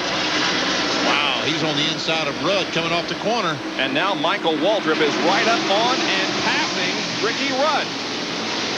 Boy, where did he come from? He was several car lengths behind him. We said he couldn't run with him, and now he's passed him. I think Benny hit the nail on the head. He got caught up in traffic, didn't want to take any chances, and then once he saw a little bit of an opening, he said, time to go. And that's what happened to Rudd. He got caught up in the traffic with Sterling and Jeff Bodine. He got caught out on the outside and just couldn't run through that corner as hard as he wanted to. Meanwhile, Davey Allison has absolutely driven away from him by 3.5 seconds or so. Wow, watch Morgan Shepherd on the inside. Oh, wow. He catches the apron of the first corner. And right in front of the 4-car, Ernie Irvin almost crashed in front of Irvin. And if we look right behind Ernie, if we go on back, you'll see the 30-car. He's back there somewhere. Another close call for Michael Waltrip, and this time also for Ernie Irvin. Waltrip leads, Rudd is second. The other car on the lead lap is Davey Allison. And Rudd's got to stop pretty soon. He stopped at 2:17, 69 laps ago. So we'll look at Michael come off on the outside. Rudd was not going to pass him, coming off fourth. Yeah, this would be his 70th lap. Tom Cruise passed off before, didn't he? That's only in the movie. Yeah, oh, okay. Don't work in real life. That's right. They sold, I guess, a lot of paraphernalia and racing stuff at auction at Charlotte Motor Speedway last Friday. You saw it on Speed Week last night regarding the Days of Thunder movie that a year ago at this time was being greatly anticipated by all race fans.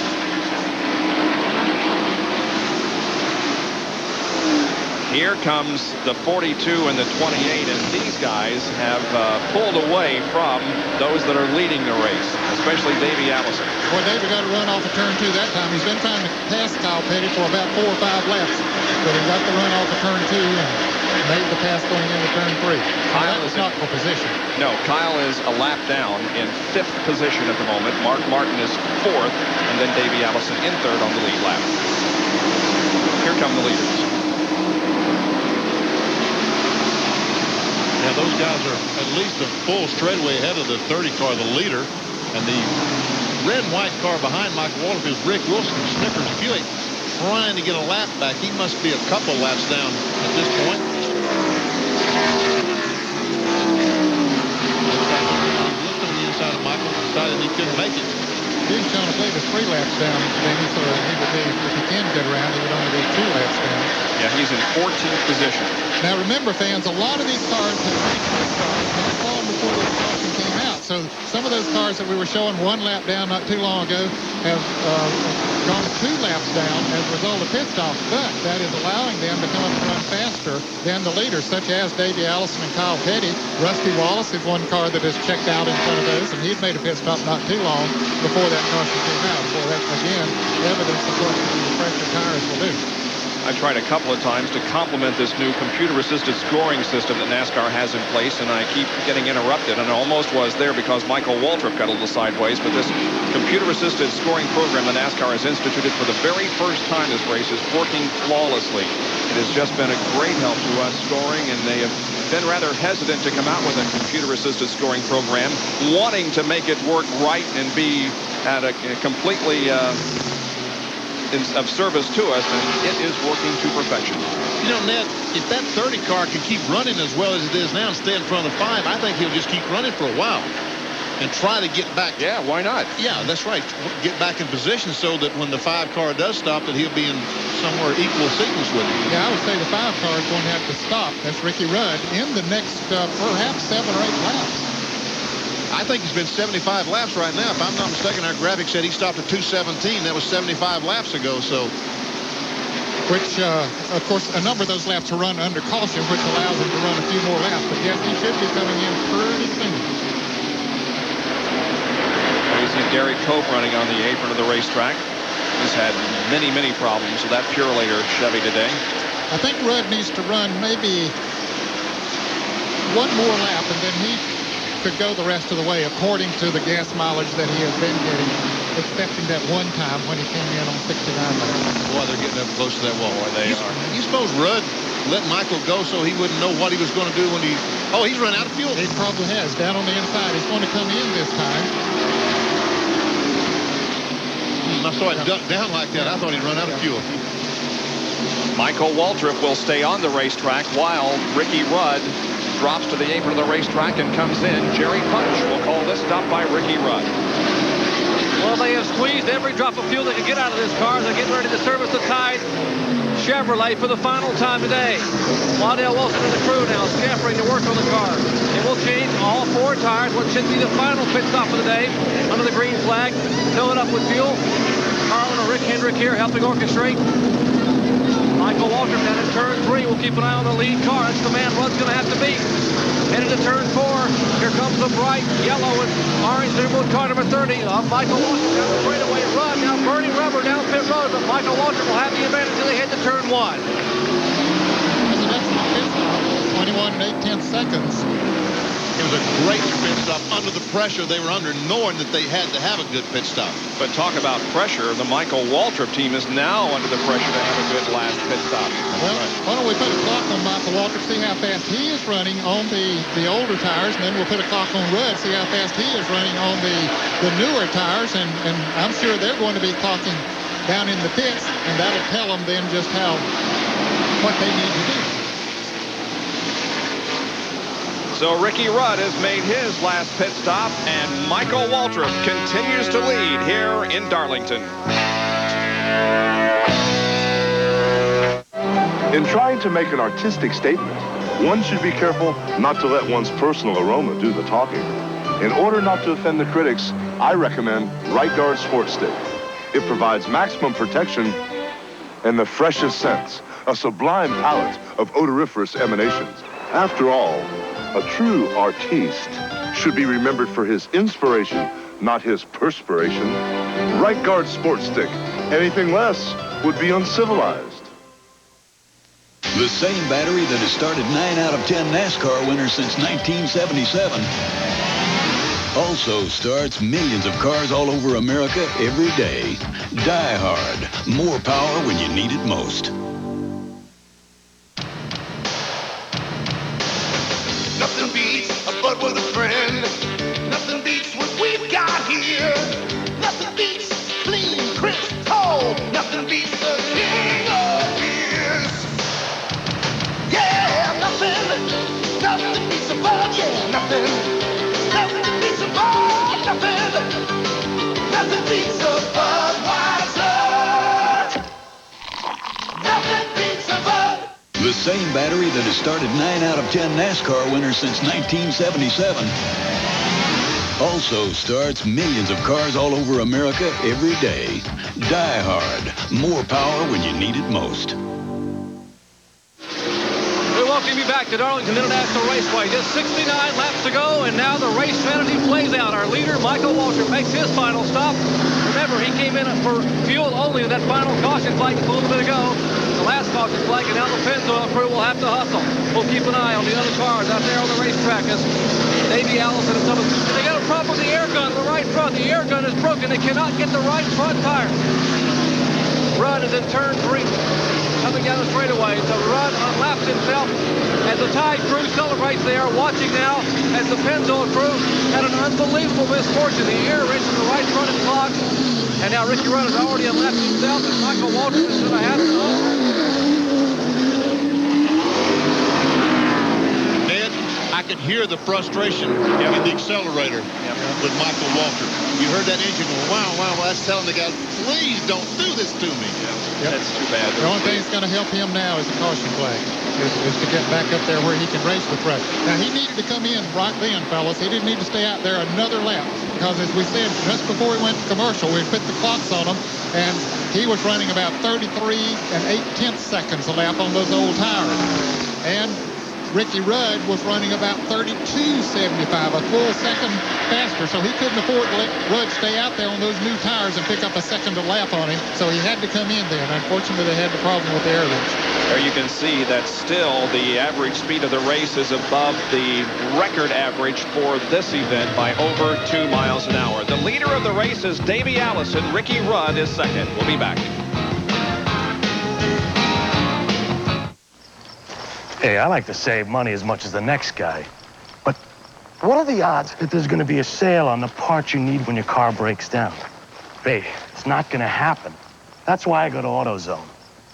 I mean, sure, you could wait around for a couple weeks and maybe beat their price by a few pennies someplace else. But I don't want to wait for a sale when I need a part.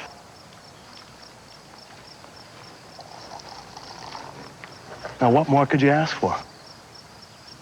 Basically, trucks are used for 2 reasons, hauling and towing. And for that, you need power. And the Sierra from GMC Truck has the most standard horsepower in its class, which gives you the hauling and towing strength you need.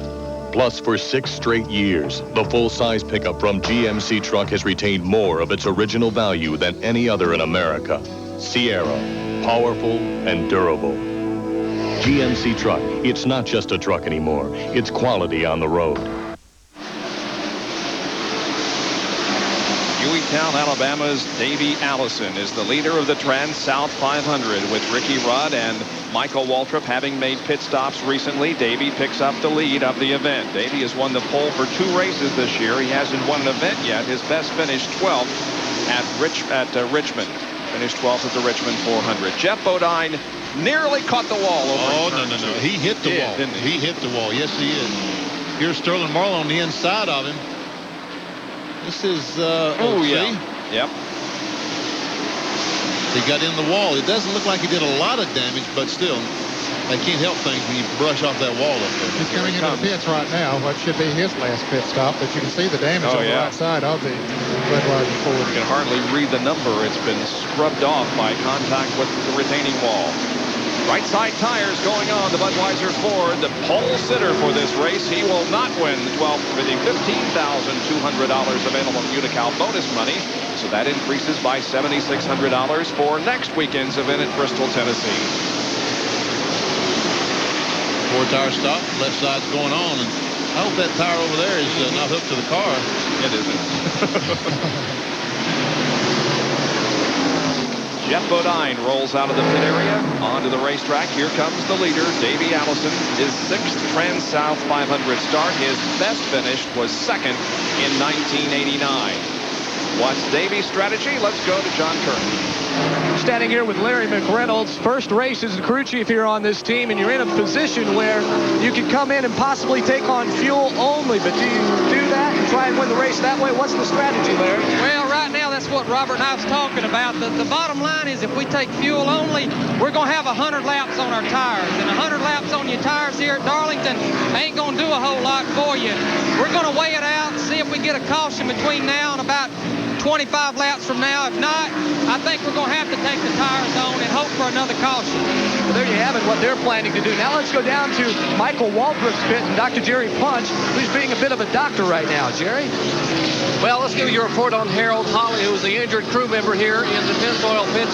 Michael Waltrip last pit stop. Now, what Harold does, he's a tire carrier, and apparently his knee buckled a little bit. Let me just ask you, he's sitting here, seems to be okay. Harold, you've had ligament injury in the knee before, right? What happened? The first time I was changing tires for Alan Kowicki, and I tore the cruciate ligament in the right side of my knee. This time I was coming back around the car, and I stepped on it when I turned. It just popped out of place. So a pretty painful injury. They're going to get this thing packed in ice and get him to the hospital, get some x-rays, but it sounds like possibly a repeat of a ligament injury or separation, but fortunately it could have been a lot worse. Back upstairs. Tough business this is, being a member of a pit crew in Winston Cup competition. They do excellent work. They work hard. They try to get their driver in and out as quickly as possible, and they are susceptible to injury. You know, and we're seeing what they do for 4 hours on Sunday. Their morning started at about 6 o'clock this morning. They were at the racetrack at 7. When this race is over, they'll pack up and go back home. And they probably won't be home until 1, 2 o'clock Monday morning. And they'll be back at work at 10 o'clock Monday morning, getting ready for Bristol next weekend. Davey Allison looking for his 9th Winston Cup victory. Now, right now, Bob, he has about a 11 3/4 second lead over Ricky Rudd, but we know that Davey Allison has to make another pit stop. So then it becomes important, after Michael Waltrip had the unfortunate situation in the pits, he is running a little over a half a lap behind Ricky Rudd. So, you know, before they made their pit stops, they were running right together, but that extra time in the pits has cost him a little over a half a lap, and he's running about a 1/10 of a second a lap faster than Ricky Rudd, but that's not nearly enough to make up that distance. We have 57 laps to go. 310 circuits are completed out of 367. We'll be back with more in just a moment. Ace is like a neighbor who can do everything. Well, almost everything. All you gotta do is ask Ace. Yeah. Ames Comfort Plus shovels and bow rakes with padded handles are $7.99 each. 32-ounce Armor All Protectant, just $5.88. Hey, Ace is the place for me. Right, neighbor. Brett Bodine, one tough driver, talks about Quaker Steak, one tough motor oil. At North Wilkesboro, that Carolina asphalt was hot enough to fry our King Racing Buick. Our engine was running hot, 240 degrees, and I had to keep pushing it over 8,000 RPM. Now that's when you start worrying about your oil's viscosity breaking down. But when the going got tough, the same Quaker State you can buy right off the shelf was tough enough to get me to the finish line first. Quaker State is one tough motor oil. You know, recycling is giving trash a whole new meaning. That's the idea, John. The Rubbermaid 32-gallon wheel trash can, only $9.97, and a 4 cubic foot wheelbarrow is just $19.99. Does that make garbage garbage? Beats me. This was Michael Waltrip's most recent pit stop. Now, we talked to the crew member who popped his knee out of place, and watch for him. Now, he is the one that is carrying the tires. You see him coming in from the right of your screen. He drops off the right rear and then goes to retrieve the right rear, which is going off, and I saw it happen. It popped out, and by the time he got over there to the wall, he was in a lot of pain and just sat down on the wall, and you can see he never comes back, as by this point the injury has occurred. But it's not serious, and so the racing resumes on the track with Davey Allison still up front. Davis crew still trying to figure out exactly what we're going to have to do to try to win this thing. And again, I guess then as long as they can stay out there and then stop and change tires and end up in the lead lap, if the caution should come out, then they would have a chance to win the race. Really would have. That's the thing that would help them to win, because they would have fresher tires than the 5 or the 30 car. Now we're inside Mark Martin's car. And by the way, Mark has had a fairly decent race. They've struggled this year, but maybe he's beginning to turn his season around as we ride with him in the Channel Lock race cam. Now, what effect is the sun having on the drivers at this point? Well, it's not real bright right now, but it's going to have an effect. This is coming off turn 4. You can see how clear it is. Now watch as he starts down the front straightaway into turn 1, where he's driving into the sun. And the farther he goes down the racetrack, and then we go into a shadow where the billboards are. All of a sudden, boom, the racetrack really goes away to the drivers. Although there is some overcast out there, and it's not as bad as it could be. Not as bad as it normally is this late in the race here at Darlington. Let's go to Jerry Punch, who's found an interested spectator in the Mark Martin pit. You know, race drivers rarely have a day off, just like football coaches, but I got a guy here who took a day off today to come to the races. That's Ken Hatfield, one of the top football coaches in America, and now the head coach of the Clemson University Tigers. And Coach Hatfield, welcome to NASCAR racing. I know you've been here quite a few times, but you enjoyed yourself today? I've had a great time. It's been a great race. I got here about 3.5 hours before the start of the race, and have visited around, seen everything, and I've just had a great time. Now you're standing in the Mark Martin pit. Mark's from Batesville, Arkansas. You used to coach out there, so you must have somewhat of a favorite today. Well, we know how to speak the same language anyway here, but Mark's doing a good job. The crew has run a good race. Mark's been driving, and he certainly got a chance to finish, I think, in the top 3 or 4 of the race today. How about those Tigers for 1991? You just finished spring ball yesterday. Came off a 10-2 year, really dominant in the postseason bowl games. What kind of year are you going to have? We're gonna have a good football team. We had to replace a great kicker who left to go to the pros early, but we're going to have a good football team this year. The ACC was a great league last year, and I think it'll even be better this year. Well, he's not only here, his chancellor, Max Lennon, is here, and also the South Carolina football coach, Sparky Woods, here. So a lot of football coaches enjoying another sport here on a Sunday afternoon. Bob? All right, thank you. Yeah, we were going to mention that Sparky Woods was here just to keep things even. And in South Carolina, you had better mention both of them are here. Now here is another Big A Auto Parts on-track interval. Laps 3:05 to 3:09. We timed Ricky Rudd and Michael Waltrip to see how the interval was between the two. As you can see on lap 3:05, the interval was 16.6 seconds as Michael Waltrip was faster. And now the interval is down to only 16 seconds. So he's cut he has cut 0.6 of a second off the interval in 5 laps. And it's because he is going faster, not Rudd is going slower. We mentioned a little bit earlier on my unofficial stopwatch that he was gaining about 1/10 of a second a lap, and that's what that graphic shows. But that's not nearly enough. As long as we run under green flag racing, he can't make up the deficit that he has. Michael Waltrip almost hit the wall that time up in turn 3 and 4 as we watch Davey Allison, who is the leader of the race, with 47. Something wrong with Mikey. Michael Waltrip is off the pace. The car drops to the inside apron of the racetrack, and Michael Waltrip may be having some terminal problems here. Boy, this will be a shame because he has been unbelievable today here at Darlington. But the car is not up to speed. Let's maybe see if we can get an indication of what went wrong. He may have a flat tire. It might be just a simple flat tire because he went up almost off the wall and just backed off. Jerry Punch is coming into the pits right now. Yep. Michael Waltrip coming down pit road. Jerry Punch, what'd you learn? Well, that's what they're saying might be a problem. They think he may have a tire going down. That's why the car got awfully high and brushed the wall just a lap or so ago over there. So Michael will come in and get some fresh rubber. Boy, after dominating all afternoon, the kind of tough luck they have faced these last 30 laps with the air race braking, you can hear the frustration as Michael jumps back in the throttle and peels down pit road. When this race goes into the record book, somebody's name other than Michael Waltrip will probably be shown as number 1. But boy, we'll remember this as the day that Michael Waltrip almost won a race and was pretty much dominant for most of the event. Michael Waltrip makes an unscheduled pit stop and drops further in the serial scoring. Back with more from Darlington after this.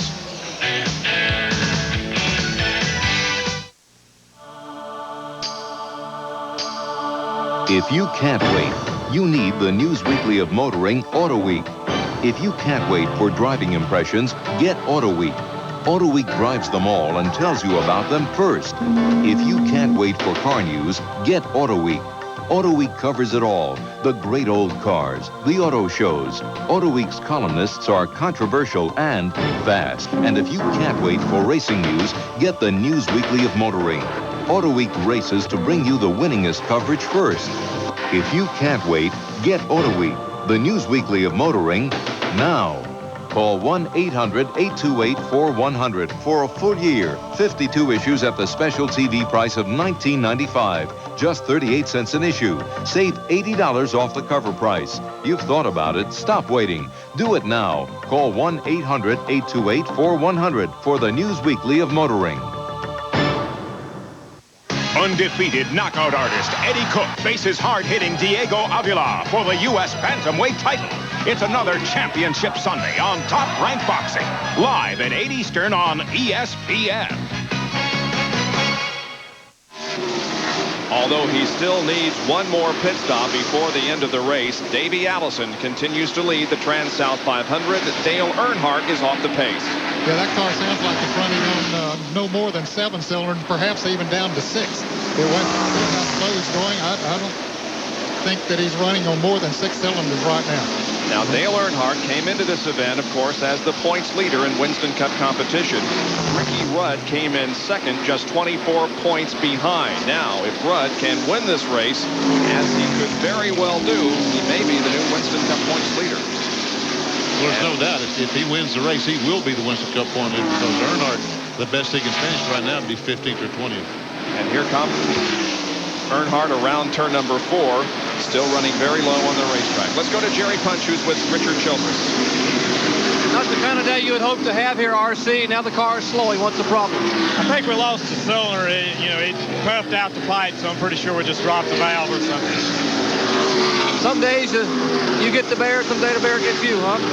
It's one of them days. We'll have to come back strong next week. He still manages to smile, even though it's been a tough afternoon for the Goodrich crew. Bob? There, the graphic shows you that he has finished in the top 10 in every race so far this year, and the only other driver to do that would be Ricky Rudd. And right now, Earnhardt is shown in 12th position, and he is 3 laps down. There's Davey still leading. Boy, he's had some great races here in the TranSouth 500. In 1988, he was 3rd. 1989, he was 2nd. In 1990, he was 3rd. Right now is the leader of the race. He's got a pit stop coming up very shortly here, fellas. He can't go over 2 or 3 more laps. In fact, the pit crew's getting ready right now. I don't know if they heard me say that or they probably had it planned already anyway. Checking the interval between 1st and 2nd. Here comes Ricky Rudd, and he stops the clock at 9.5 seconds. Now, the pit stop that Davey is about to get, how long is that going to take him? Well, he'll be in the pits from their Black Flag and Dale Earnhardt. Yep. He'll be in the pits for somewhere from 21 to 25 seconds. But the slowdown, he'll be slowing down right now, coming off of the racetrack on the pit road. So it's going to cost him well over a lap. Well, let's go to John Kernan. Here he comes toward you, John. Well, I asked Larry McReynolds if they were going to chance it and just go for the fuel because they had that 9.5-second lead. But no, they are going to have to go all 4 tires as Ricky Rudd flashes by and down into turn 1. This will be a 4-tire change. They are working on the right side now. And there seems to be a bit of a problem in the right front. But now they finally let the jack down. Now they'll swing back around to the left side. They really need a good pit stop here. Stay on the lead lap and then hope for a caution. Rudd is turn 3. Now Davey is away, but he stalls the engine, refires it, and gets going again. That's the second time today leaving the engine that he has somewhat stalled it, but he is now away, and now Ricky is crossing the start-finish line. He's going to have to hustle, John, if he's going to stay in the lead lap. He has to stay down on the flat. You can see him down there, and here comes Rudd up on the outside, and Rudd will lap him as they come off of turn 2, but Davey has on the fresh tires. It shouldn't take him but a lap or 2 to move back around him and get back in the lead lap. There he is, going past him on the backstretch. But now Davey, with those fresh tires, could come right back and repass him. Ain't going to take him a lap or 2, is he? He's going to do it before he gets to the start-finish line. So Allison is back on the lead lap now in second position, although he's almost a lap down. And Ricky Rudd appears to be on his way to victory here in the TranSouth 500 with 331 laps down. Stay with us. When you respond to people's everyday needs, show concern for their safety, and have an understanding of what an honest value really means, a very nice thing happens. They put you in their driveway. Last year, 1,364,096 people did just that. They made Chevrolet Geo the best-selling cars in America. Thanks. Or should we say, thanks a million. The heartbeat of America, that's today's Chevrolet.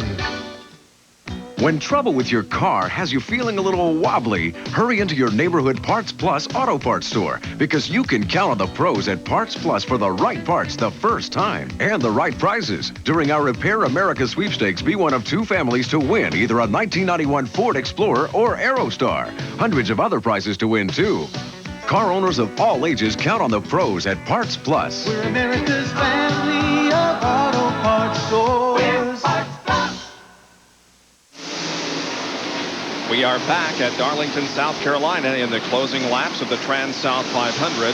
Next Sunday afternoon, we will be in Bristol, Tennessee for the Valleydale Meets 500. Our live coverage begins at 1 o'clock Eastern Time. And, of course, on Saturday, the day before, we'll have coverage of the Busch Grand National race from Bristol. Yesterday's Grand National race won by Dale Jarrett. Now, there's Davey Allison. He is in second position right now. And talk about people that are hoping for a caution flag. If the caution flag comes out, Davey Allison will probably win this race, Ned. Yeah, he has the fresh tires on his car. We saw him just blow around Ricky Rudd there a little bit ago and has put about 3 or 4 seconds between them since then. So, yes, he would be in very good position to win the race. Well, I think what he needs to do right now is slow down. Yep. Is slow down, save those tires. All he needs to do is stay in front of Ricky Rudd. If he gains a half a lap on him, he's not accomplished anything. No, because there's not enough time left for him to go around and catch Ricky Rudd. And we're timing this lap by Davey Allison. Kyle Petty in for what should be his last pit stop. Yep, and they're only putting the gas in Kyle Petty's car. He was in the third position, 1 lap down. Meanwhile, Davey Allison is about to complete his lap off of corner number 4 onto the 1,228-foot front stretch, stopping the clock at a lap of 32.4 seconds. One of the fastest laps we've seen. Exactly what I was thinking, Ned. That's 151.7 for Davey. Now we'll time Ricky Rudd. We are timing him at the moment as the clock has already started. See how his lap compares to Davey's. Pit stop that moved Michael Waltrip into 3rd place and Mark Martin into 4th. They're each 1 lap down. Mark Martin having a good run, and he is apparently turning his season around. Got off to a very bad start in 1991. Here comes Ricky stopping the clock at 33.1. So he is about 3 miles an hour, over 3 miles an hour slower. 0.7 of a second. Yeah. That's quite a bit, but it's not enough that Davey Allison can run him down under green flag racing. No, because we're running, there's only, 27, 29 laps to go, and this race is over, and Davey Allison is not going to be able to make up that much ground. So, as I said, the best thing he can do is just slow down, save his tires, and if they do get a caution flag, have something to race Rudd with. Boy, talk about teams that have turned their seasons around this year. Rick Hendrick is off to a great start. 8 starts, 7 top 10s, 4 top 5s, and 1 win, of course, with Ken Schrader at Atlanta. In 1990 at this time, he had 6 top 10s, 4 top 5s, and did not pick up a win until Rudd won at Watkins Glen. And that is the last time that Ricky Rudd was in victory lane in a Winston Cup race at Watkins Glen last year. The last time he won on an oval track was at Dover in 1987. That's when he was still driving for Bud Moore. In fact, the day before he won that race, they made the announcement that he was leading that team going to the Kenny Bernstein team. Yep. 27 laps to go, 340 complete.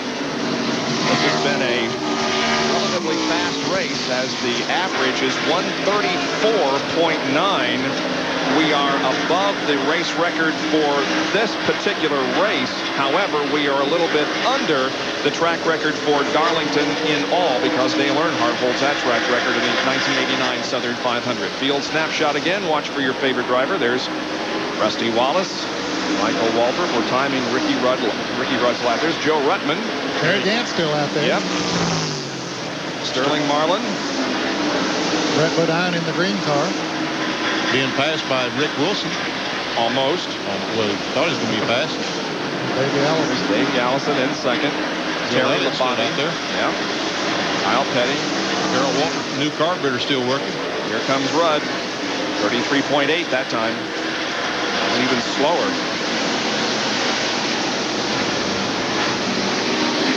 And Dale Earnhardt is behind the wall, and this is the first DNF for Dale Earnhardt since Dover last June when he fell out with a broken camshaft. But Dale Earnhardt is walking away from the black number 3, calling it quits. Meanwhile, Rick Hendrick is watching his driver drive to victory.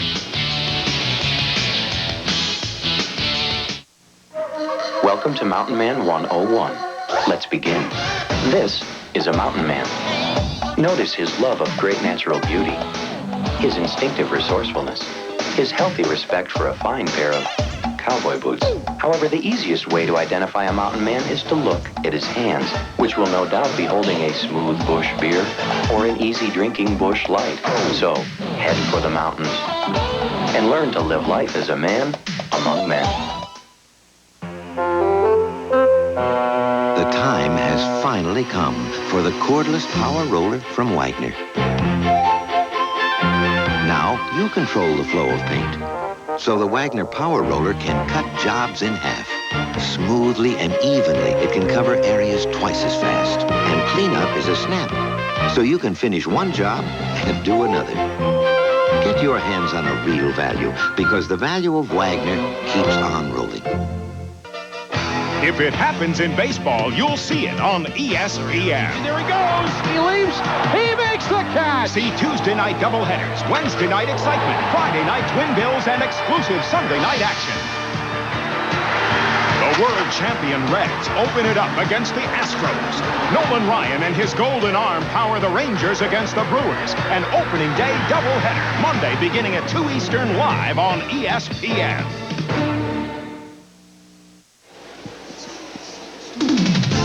Just a few more laps to go in the TranSouth 500. Ricky Rudd on his way to victory. Davey Allison is second, followed by Michael Waltrip. Then Mark Martin fourth. Kyle Petty running in 5th position at this time. Our Speed World coverage of the TranSouth 500 being brought to you by Quaker State.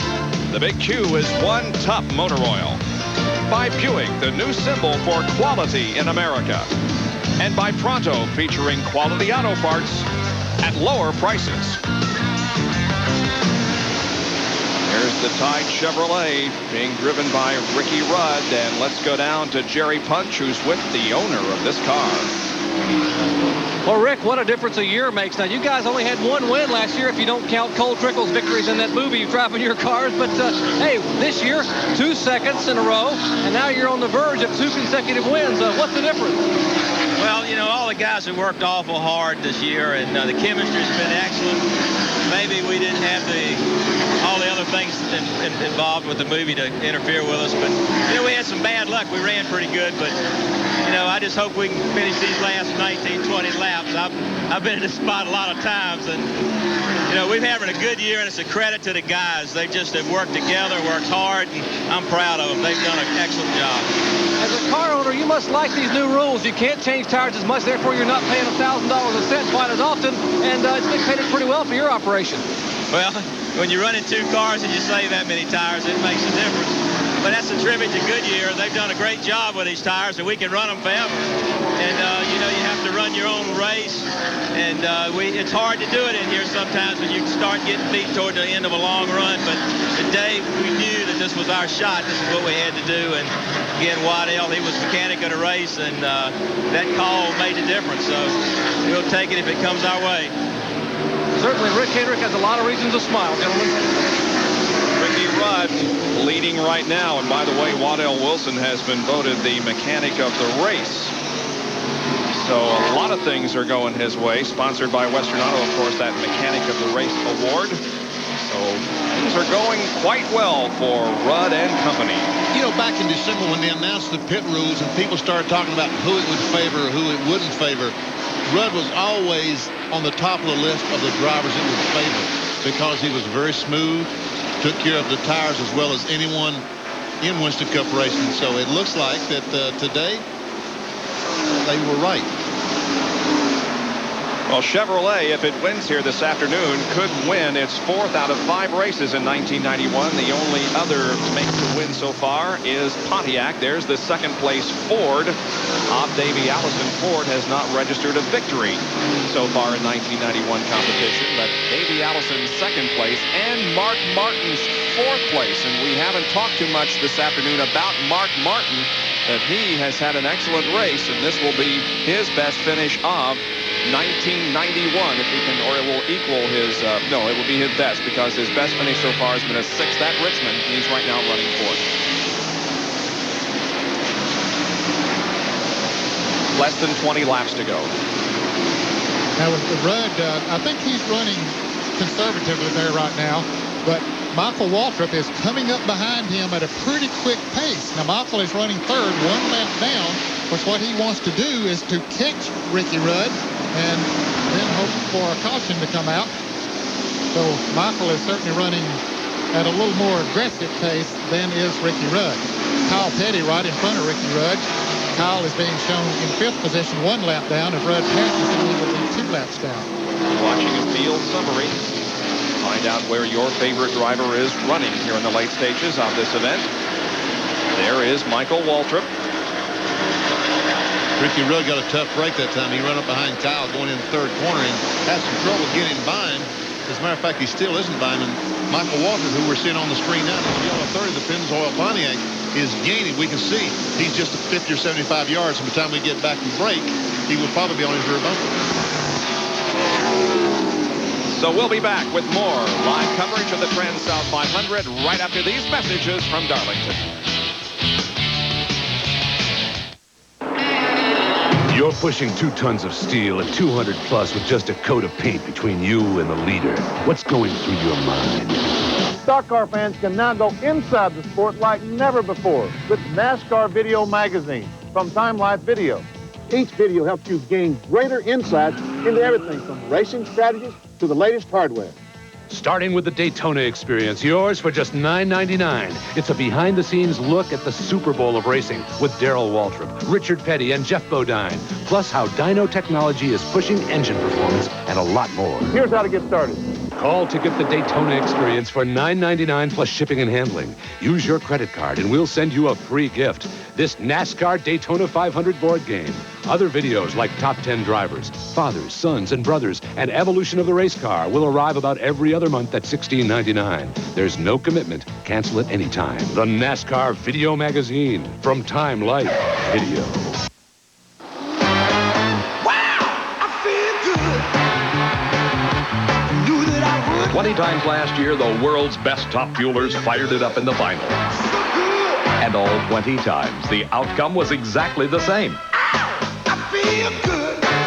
Every single NHRA winner was powered by the same spark plug. Autolite, we feel pretty good about that.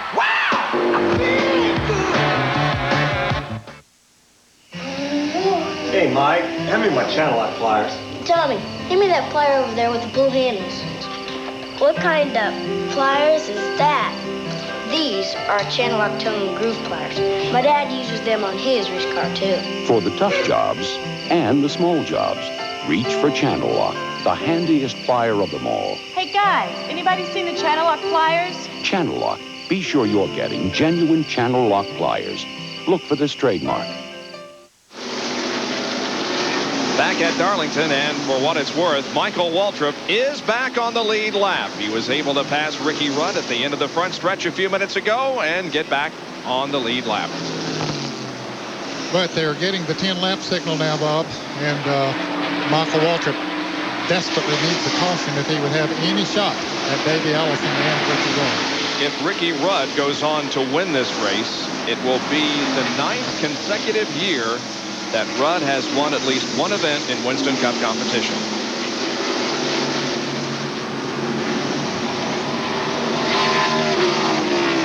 Rudd won down the back straightaway, just hoping and praying, no caution flag. And about 100 yards in front of him, Michael Waltrip is hoping and praying for a caution flag.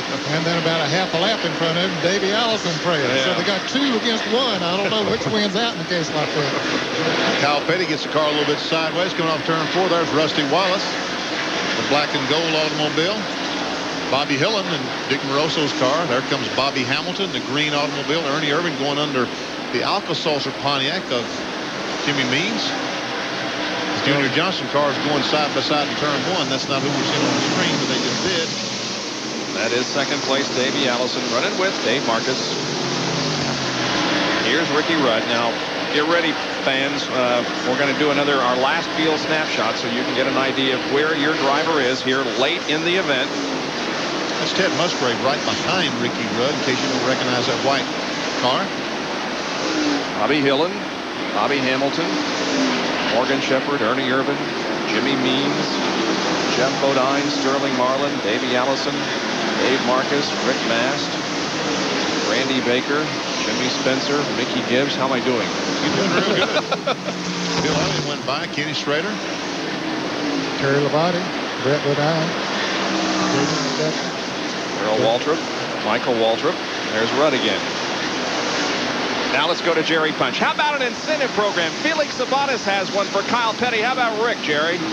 Well, I think Rick Hendrick finally confessed a minute ago when he walked away. He said, hey, you know, Kyle Petty liked that Rolls Royce he won at Rockingham. Well, this isn't exactly a Rolls Royce, but Linda Rudd, Ricky Rudd's wife, has always wanted to drive one of those new Acura NSX, those new low-profile, sporty-looking Acuras. They're hard to come by, but Rick told Ricky Rudd, say, hey, you win here at Darlington, and your lovely wife will have one to drive home come Monday. Wow. That is something. Wow is right. And he's got 5 more laps to go before that NSX is his wife's, and the championship of the TranSouth 500 at Darlington is his. Hi, Linda. Oh, now you know why she's got that smile on her face.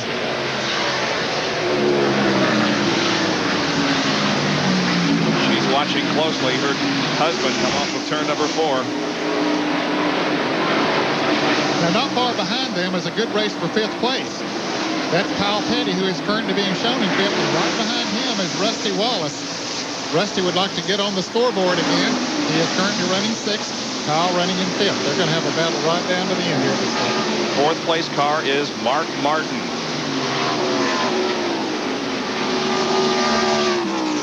Now, Mark is about a half a lap ahead of those drivers, so he doesn't have to worry about them. But Kyle Petty does have to worry about Rusty Wallace. Right now, Kyle is able to stay ahead of Rusty, although Rusty now closes in to just about 4 or 5 car lengths. Now make it 2 car lengths.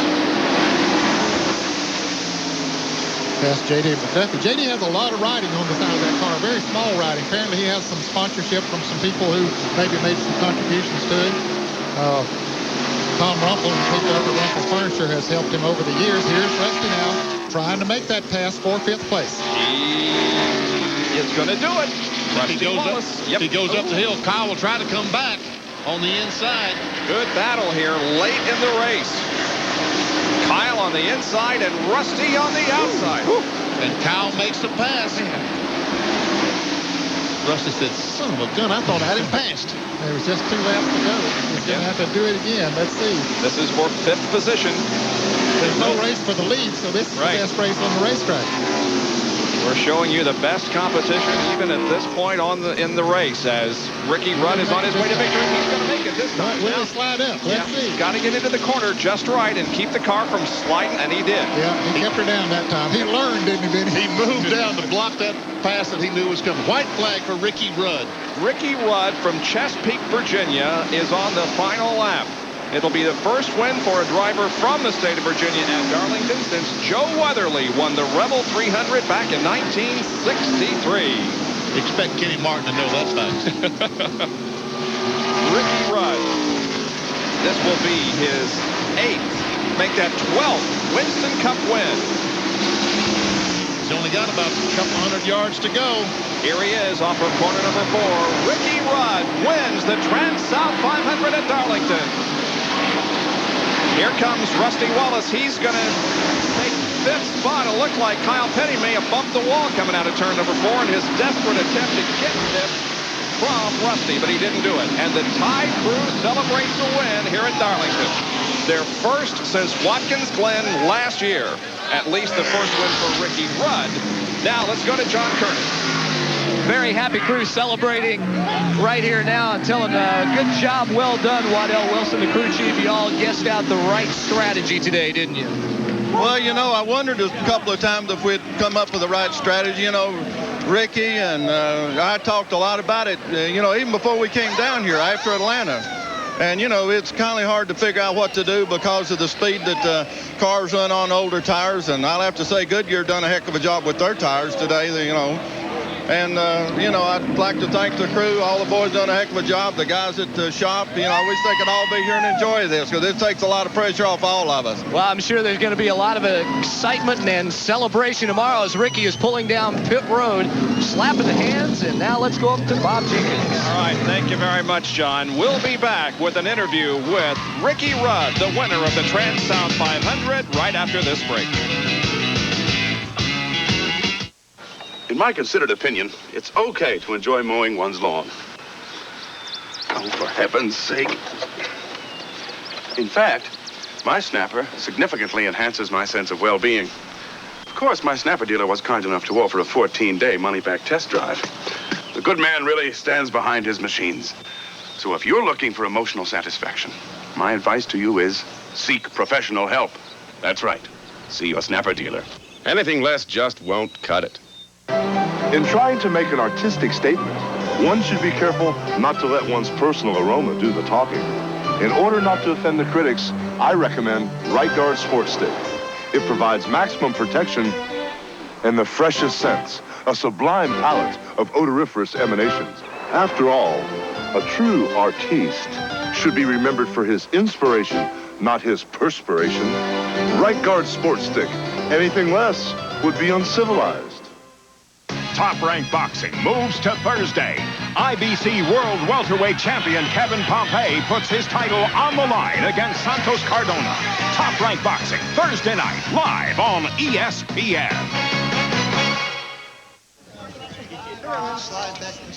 Back at Darlington Raceway, the 35th annual TranSouth 500 is history, and listen to him cheer as Ricky Rudd steps out to the celebration in Victory Lane, and wife Linda here to give him a big kiss. And let me get Linda, get in here. You worked hard all day too, and it's a big sip of Gatorade. Ricky, congratulations on a tremendous effort today. Thank you, Jerry. You know, these guys did a heck of a job on this Tide Exxon EDS Chevrolet Rick Hendricks. You know, the pit strategy, I think that's what won it for us today. The car handled good, and we just kind of kept fine-tuning it a little bit as the day went on. And, you know, at the end, we just sort of had a race to stopwatch, and we knew what we were up against. But the guys really did this one today. You had to be concerned about how strong Michael Waltrip was. It almost played into his hands on that caution flag with about 100 laps to go. Well, like I said, I'm not really sure. I was a little confused. Waddell kept me going all day, and I could see the scoreboard and see there wasn't but 2 of us in the lead lap. And really what I think won it for us is that pit strategy. Waddell and all of the Rick Hendricks guys, they sat there and put their heads together and decided it was time to pit early. Even though we didn't need the fuel, they pitted early. We got our tires. We were all jumbled up, wasn't going anywhere, so we came back out on the racetrack and was able to make a lot of time up with those new tires, and that was the difference between us and probably, say, Davey at the end. There were a lot of close calls today, but in the 12 years I've been coming to Darlington, I have never seen a car finish 500 miles here and not have a scratch on it. This car looks like it just started a race. I tell you, a lot of that's just luck. It wasn't good driving or anything to it. It was just a lot of things happened around me, and the holes would be closed up and they'd open up. But all in all, I think it was a pretty safe day at Darlington. Jeff put out and bumped the wall right in front of me one time. Well, are they happy or what? Let me just tell Ricky, you have taken the point lead. Congratulations. Thank you very much, Jerry. Ricky Rudd, the new point leader here at Winston Cup competition, winning the 35th annual TranSouth 500. We'll be more and wrap it up with Bob Jenkins, Ned Jarrett, and Benny Parsons after this. Warning, cold starts can be tough on your car's engine because your motor oil might not reach some of its parts for a full minute. Fact, independent lab tests confirm whether it's 35 below zero or 50 above. Quaker State 10W30 gets to all your engine parts faster than other leading 10W30s. At 40 degrees, it's 3 times faster. So don't let cold starts make it tough on your engine. Get Quaker State. It's one tough motor oil. When you have an important job to do, now there's a weapon that's faster, more powerful than any drill bit known to man. Vermont American's Sidewinder. Its maximum side rake speed tip cuts 3 times faster than a standard bit. Lasts 3 times longer. Sidewinder from Vermont American. The serious bit for speed. All the deep down quality that makes a Buick so enjoyable on a Saturday afternoon is forged in the heat of weekends we spend throughout the year. So while you're considering the ownership of a bright new Buick, rest assured that Buick engineers are out at the nation's racetracks, racing to make your new Buick even better. Buick, the new symbol for quality in America. Pronto Auto Parts. From coast to coast, your local Pronto Auto Parts store features friendly service and quality auto parts at lower prices. Federal Mogul, a recognized leader in automotive technology, manufactures a wide range of auto parts for virtually every vehicle on the road, foreign and domestic. Your car depends on Federal Mogul quality. Don't be fooled by anything less. When you need to know about auto parts, ask the pro at Pronto. Back at the TranSouth 500 in Darlington, South Carolina, where the race has been won by Ricky Rudd in the Tide Chevrolet. And a great race for Ricky, who was able to take advantage of a malfunctioning air wrench on Michael Waltrip's car in the last pit stop, allowing him to drive to victory here this afternoon. New track record was established, the average 135.594, not only setting a new record for this event, but also a new event record here at Darlington, breaking Earnhardt's record in the Southern 500 in 1989. Now we're going to give you the results from the entire field. As you can see, Rudd, Allison, Waltrip, Mark Martin, and Rusty Wallace were the top 5. Then going on 6 through 10, you can see that our pole sitter and outside front row starter, Jeff Bodine and Sterling Marlin, were 9th and in 10th position. Bill Elliott, who has run so well at this track and won $1 million here in the past, finished in 12th position. And as we take a look at 16 through 20, gentlemen, been a great race and nice working with you guys and being back in Winston Cup racing for 1991. It's great to be back. There's Kenny Schrader, 19th after he made a brush for the wall. Had to make several pit stops.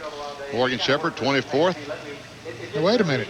We had Morgan Shepherd way up there in about 7th position there a minute Well, ago. we'll check that. Harry Gant. By golly, Harry was looking forward to making another victory here this afternoon at Darlington, but unfortunately an early incident knocked him out. And look at Dale Earnhardt finishing way down in 29th position.